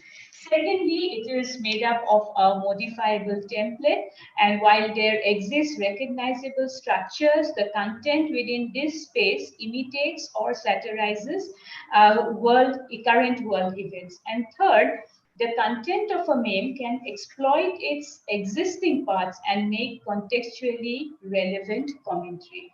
And related to this is that internet memes are intertextual, which means that the content which contains references can be taken from different sources. And in this context, it would be important to refer to Rola Barth's essay, Rhetoric of the Image, from the book Image, Music and Text, and where he says that all images are polysemous. They imply underlying their signifiers a floating chain of signifieds, the reader able to choose some and ignore others. This is a quote from the essay Rhetoric of Image from Rola Barth's book Image, Music and a Text. So words and images do not have any inherent meanings of their own, and instead meanings are actively constructed by individuals and societies, and that these meanings are more context specific rather than universal. And following this, all memes, their text and images were viewed as having strong socially created meanings which speak volumes about the socio-cultural context they are constructed in. And once created, the meme proliferating through different replication assumes a slightly different meaning. That is, each individual's interpretation of the content is based on their personal experiences, and communication of this interpretation is also very subjective. And also, and as a result of repeated use of the memes, they also tend to go through different transformations so far meaning is concerned. So here, and therefore it is said that memes stand, what makes memes stand out is its iconic power to make people laugh. Hello, ma'am. Yes. Hello, madam. Yeah. Hello, madam. Yes. Yes. Yes. Can Your you voice hear? is not audible here. Hello. Hello. Can Yes, you yes, hear me now? Can you right, hear right. me now? Yes, Yeah. yes, yes, ma'am. Yes. Yeah. Okay. Okay. So okay. So what I was saying is that I was referring to Rola Barth's Image, Music and Text and the essay titled Rhetoric of the Image, where there's reference to the idea of polysemy in images. So it is basically as a result of the floating chain of signifieds as the images go on being shared over through a course of time, and therefore the reader can choose his image or his own meanings, her own meanings, and also ignore some others. And it's the other thing that I was trying to talk about is that what makes a meme stand out is its iconic power to make people laugh. So memes are crisp, funny, takes on what's trending and a humorous way to troll. So in a way, it is a virtual joke. So here, when we talk about uh, funny memes being funny and humorous, it precipitates the urgency to understand that memes can be exploited to cement certain beliefs and ideas. And so therefore, if we go back go back to the whole connotation of humor, it comes as a surprise that Plato and his likes thought of laughter to be a vice. It is only later that with revised scientific studies and experiments and thinkers like Spencer and Freud who tried to negotiate the ancient and the modern thought that laughter and synonymously with it, humor serves as a release of pent up nervous energy. And if we look at how Freud can be related to the world of memes, one can understand that when he says that the two emotions that are most repressed are sexual desire and hostility. And so most jokes and witty remarks are about sex, hostility, or both.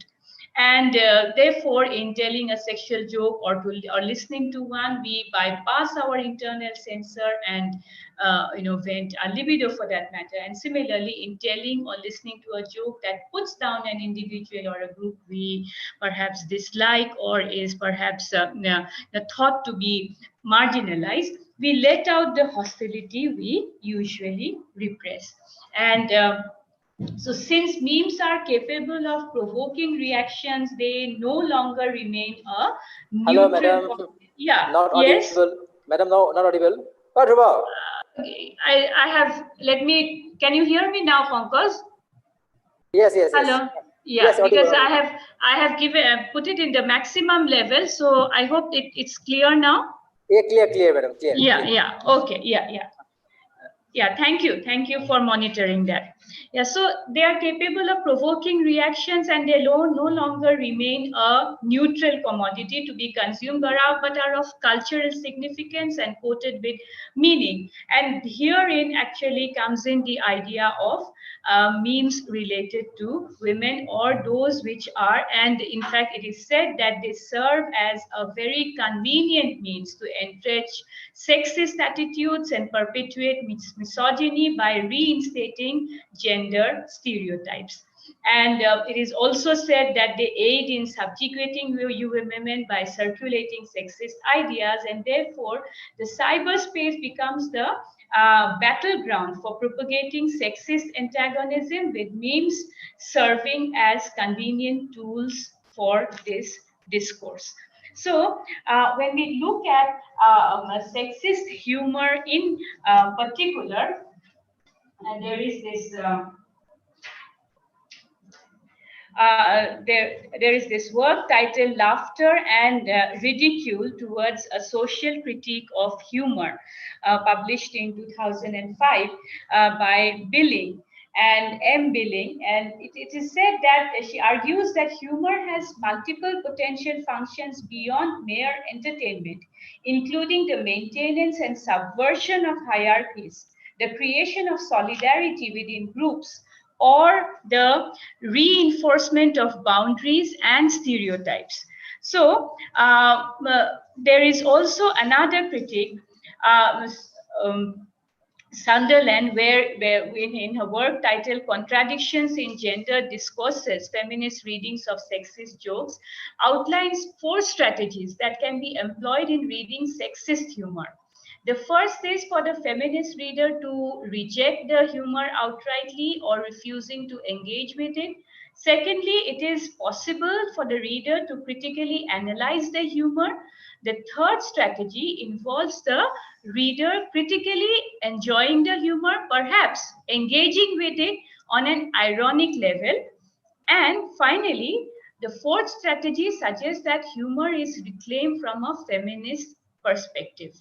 So, as such, especially when we think, if we put aside the feminist idea for the time being and talk of humor around these troubled times, there is also this argument that the spread of memes has increased doublefold as a result of more online or screen timings by audiences. So that as such is not something which can be, which is debate, which is these are some of the ideas which I already shared about the different characteristics of memes.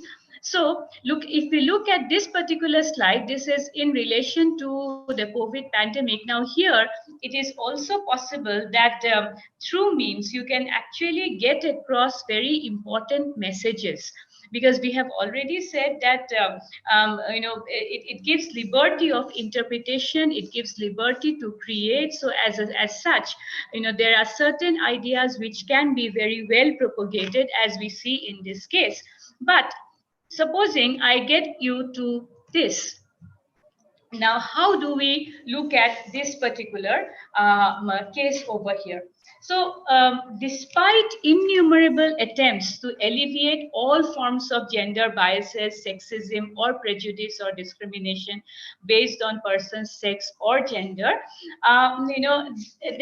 these ideas continue to remain entrenched in modern societies. And although sexism can affect any gender, but it is documented as affecting women and girls in particular.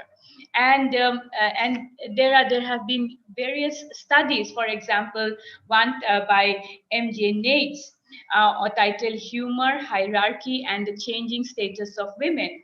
And also another one by Sever and Sheldon, where they say that, the title of the work is No Laughing Matter, Boundaries of Gender-Based Humor.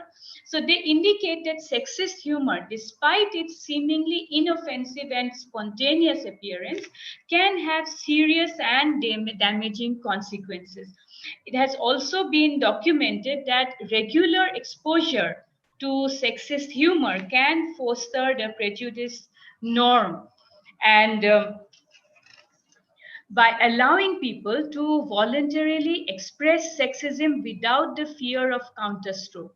So similarly, there have been lot of studies which also talk about exposure to sexist jokes being responsible to some extent in the increase of the levels of rape proclivity among men.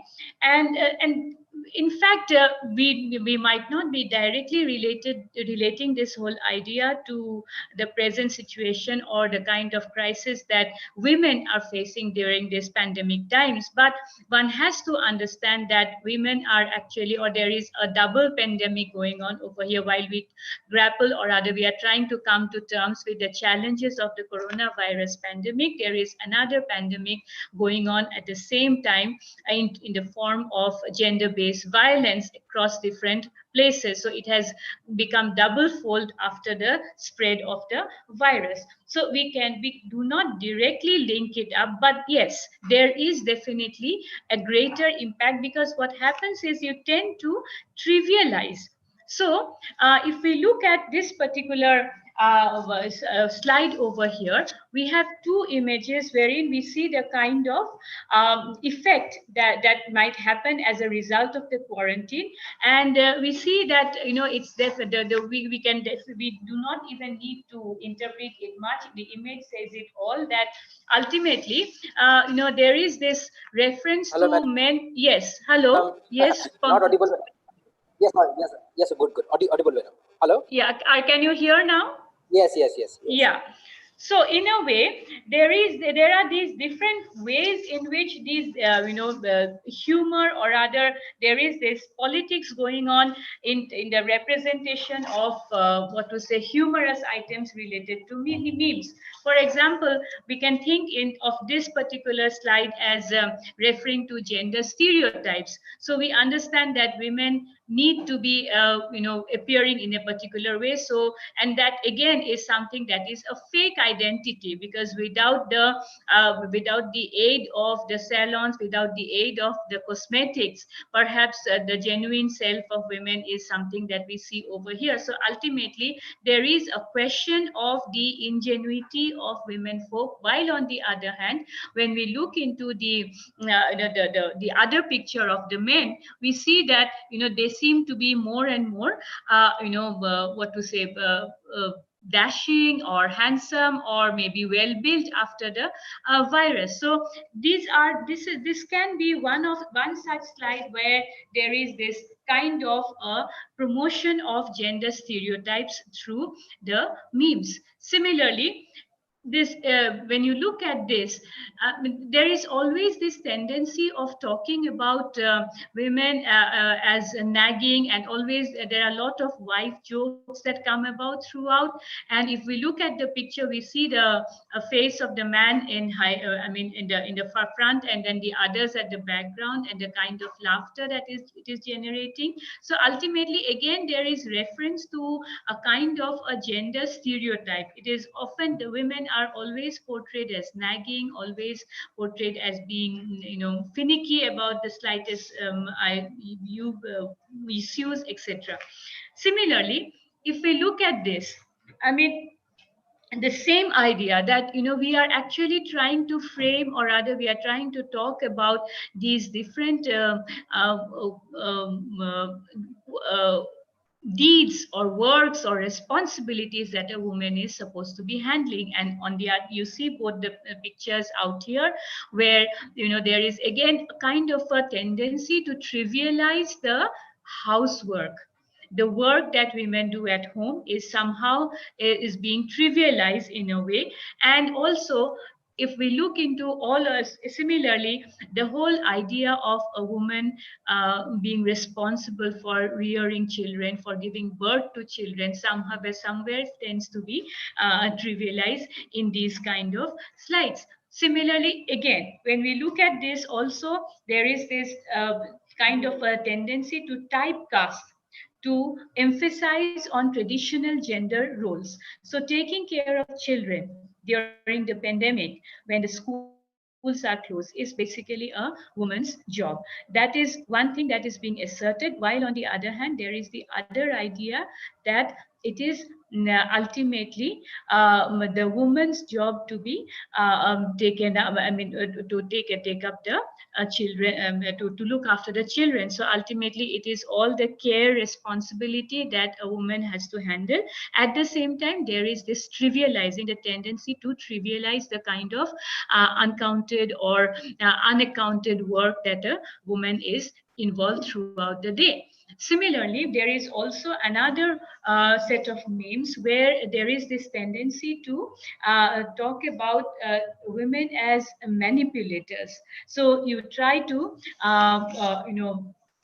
uh, they have been recurrently projected as someone who would be using the idea of gender equality at their own convenience, or maybe being manipulative, or maybe cunning or partial. And it highlights that women are not just sufferers, and they can they are to a great extent manipulators who can actively decide when to play the victim and when to be in power according to their own rules and suitability.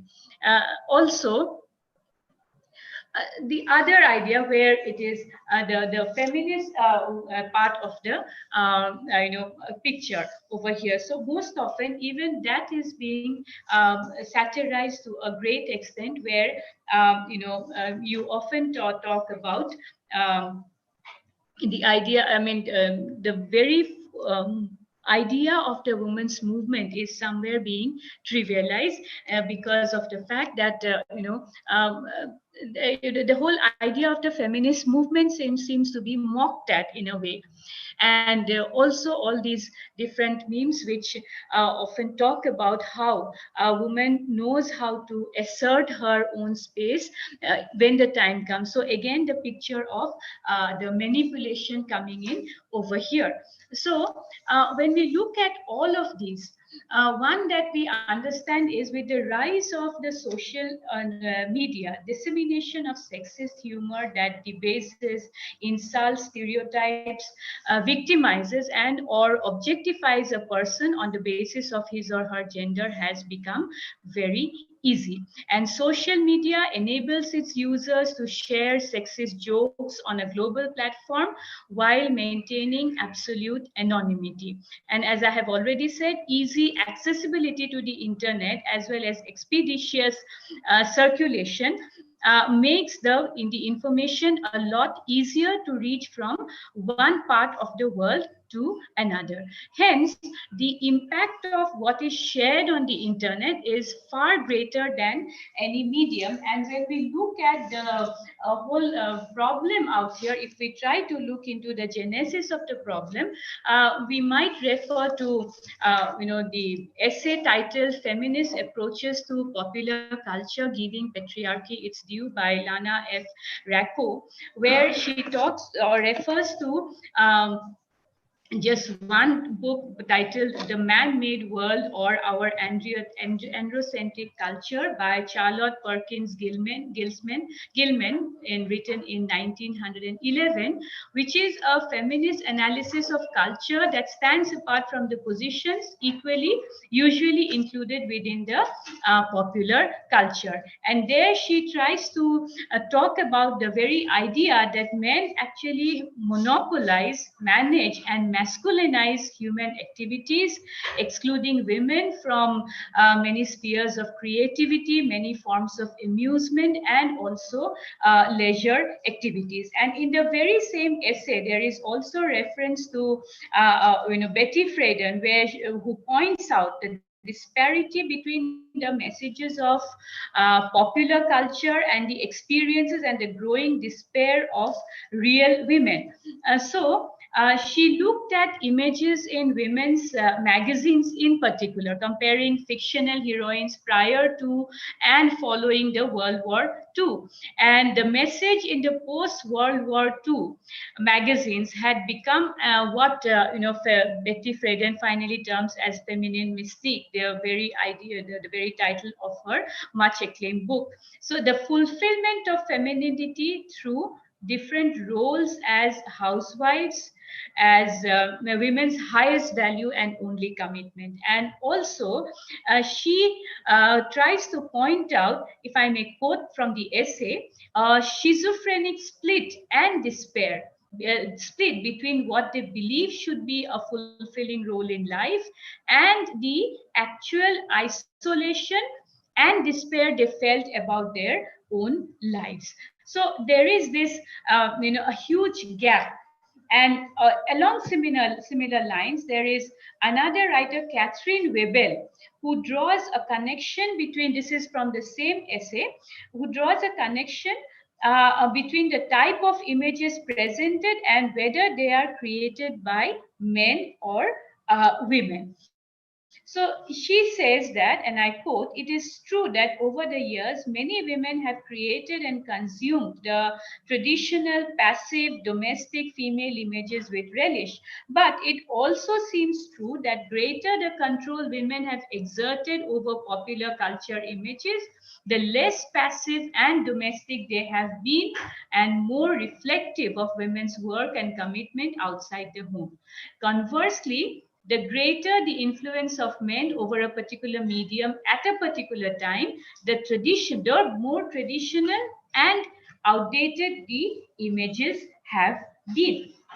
Along this line, in fact, Laura Mulvey, in her very famous essay titled Visual Pleasure and Narrative Cinema, talks about how women stand in patriarchal culture as a signifier of the male other, bound by a symbolic order in which man can live out his fantasies and obsessions through linguistic command by imposing them on the silent image of women, still tied to her place as a bearer of meaning, not a maker of meaning. So, now this is how it is when I was referring to the way when men try to create meaning from a particular image, this is what happens, and that is what in fact Laura Mulvey tries to refer to. So there's not much to point out, but what happens over here is the very fact that, yes, the fact that you can actually add meaning to it. That is the best part of it. So the good thing with memes is that they cannot be monopolized and you can write your own meaning to it on it. But the problem out here is, no matter how well you write the meaning, how it reaches the audience, the kind of reception it gets is to be looked into seriously, because the representations of women in the memes were problematic, both reproducing damaging constructions of women and femininity, and deriving humor from issues such as sexual assault or domestic violence. So it would appear that women are not welcome in memes. They can be visible but not vocal, rendering opportunities to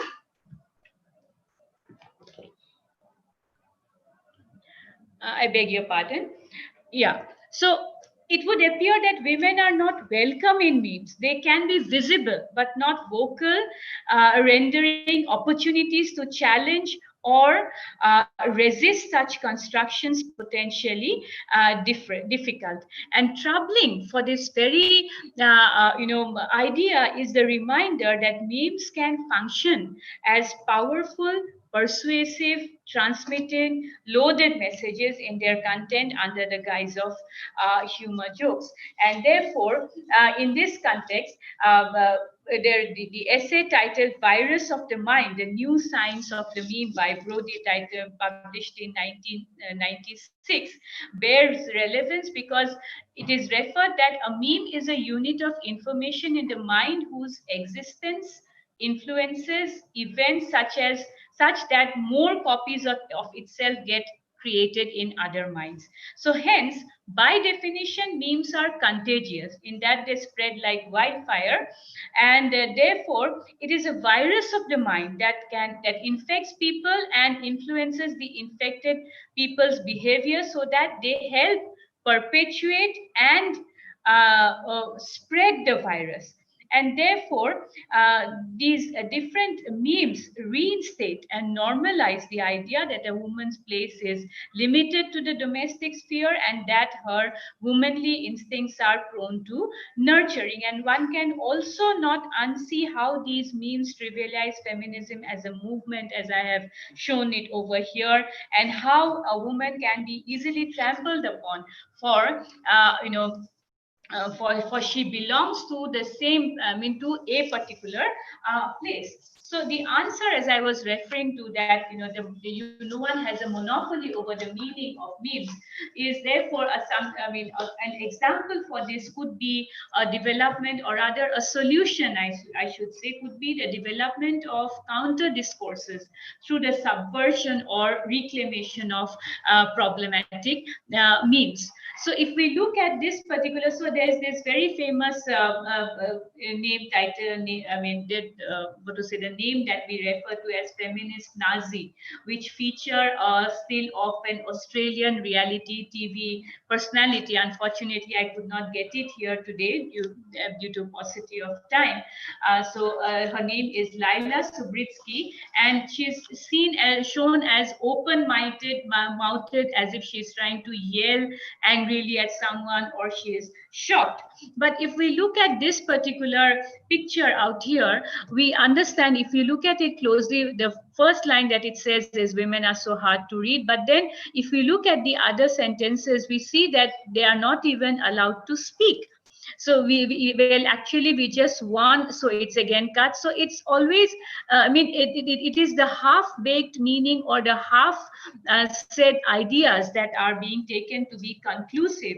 And therefore, the most important way, or rather the most effective way to combat this troubling aspect of digital media might be to encourage the development of counter discourses through the subversion or reclamation of problematic memes. And the feminist Nazi meme reclamation can be one of the, could be one of the instances. And online responses such as this not only help but paint a less bleak picture of online interaction than that evidenced by the memes analyzed, but they also create some kind of a space to subversely respond to some of the wider underlying structural issues that have been discussed. So the internet has the potential to be used as a place where women can find a platform for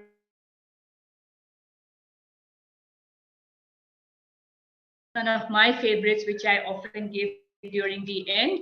And there is this there is this possibility of finding and resisting and challenging dominant discourses, as has been referred to time and again by different scholars. For example, E.A. Jain in 2016 notes that participatory humor, including the use of internet memes, is increasingly being used in a subversive fashion in instances of feminist vigilantism. And in line with more, if we look into different critical approaches to the study of humor, it is not it is not the time to simply condemn or celebrate this uniquely technologically mediated form of humor. And therefore, at the end, I would say that there is a pressing need for feminist psychologists to continue explorations of misogynist abuse perpetuated in and through technology, and how it serves to police, regulate, and discipline women's identities and practices to reinforce gendered hierarchies. So in conclusion, if I may give in a nutshell as to what I was trying to say, is that first of all, the entire connotation of a meme as a as a digital revolution, if I may put it that way, and how it has begun to affect the human psyche, especially during the times of the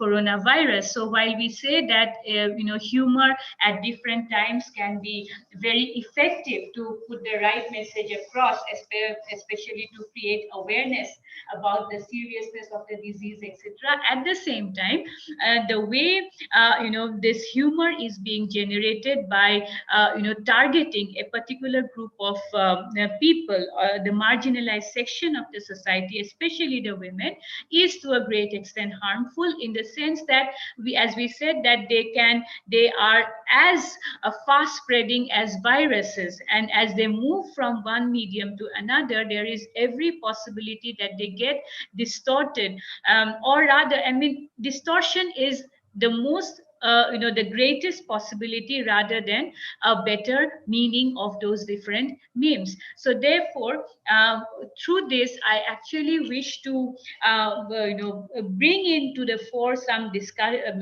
ideas related to how there is there are politics related to sexuality in humor as well. And it so happens that we often internalize this whole idea as a result of the fast spreading spreading phenomenon of this digital media. It often happens that you tend to internalize this, and as it has been said, that even women do not realize that this is it, because of the very set of the very phenomenon of gender socializing that happens.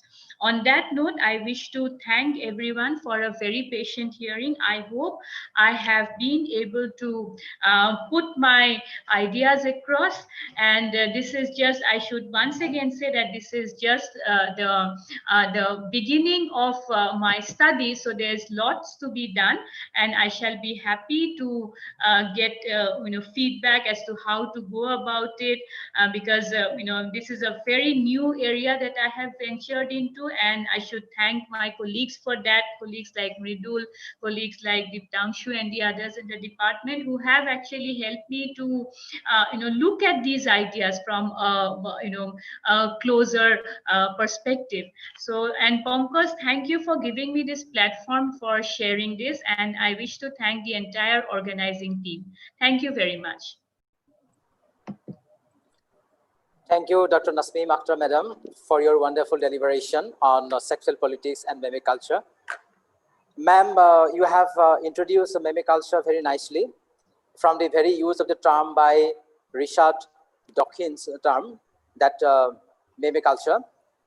And you have very nicely underlined the relevance of Al Shipman's book, Memes in Digital Culture, that was published in 2013, where he defines this particular meme culture as a group of digital items sharing common characteristics of content, form, and or stance, which were created with an awareness of each other, imitated and or transferred via internet or via many users. Madam, you have rightfully drawn our attention to the another pandemic that is now quite rampant at this particular stage of COVID-19. That is the meme culture. In meme culture, as you have pointed out, we have found that there is the persistence of male entitlements, patriarchy, as well as construction of women and misogyny in cyberspace. And some of the, though I'm not going to touch all the points that we have pointed out, phrases like Corona Lisa, one of the iconic picture of Leonardo da Vinci, and which humanity across generation and space celebrates, that particular iconic thing has been used in meme culture to construct women afresh in negative light. But at the same time, madam, you have very nicely pointed out that though these gender stereotypes, misogyny, patriarchy are rampant in our society, still there are some of the answers. There should be some can be responses, and how we can respond. That is through counter discourse, through subversion and reclamation.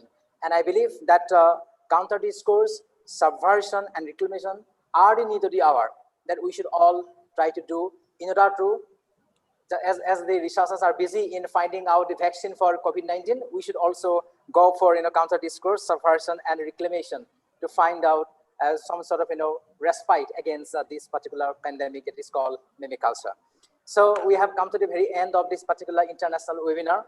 Let me go for a vote of thanks.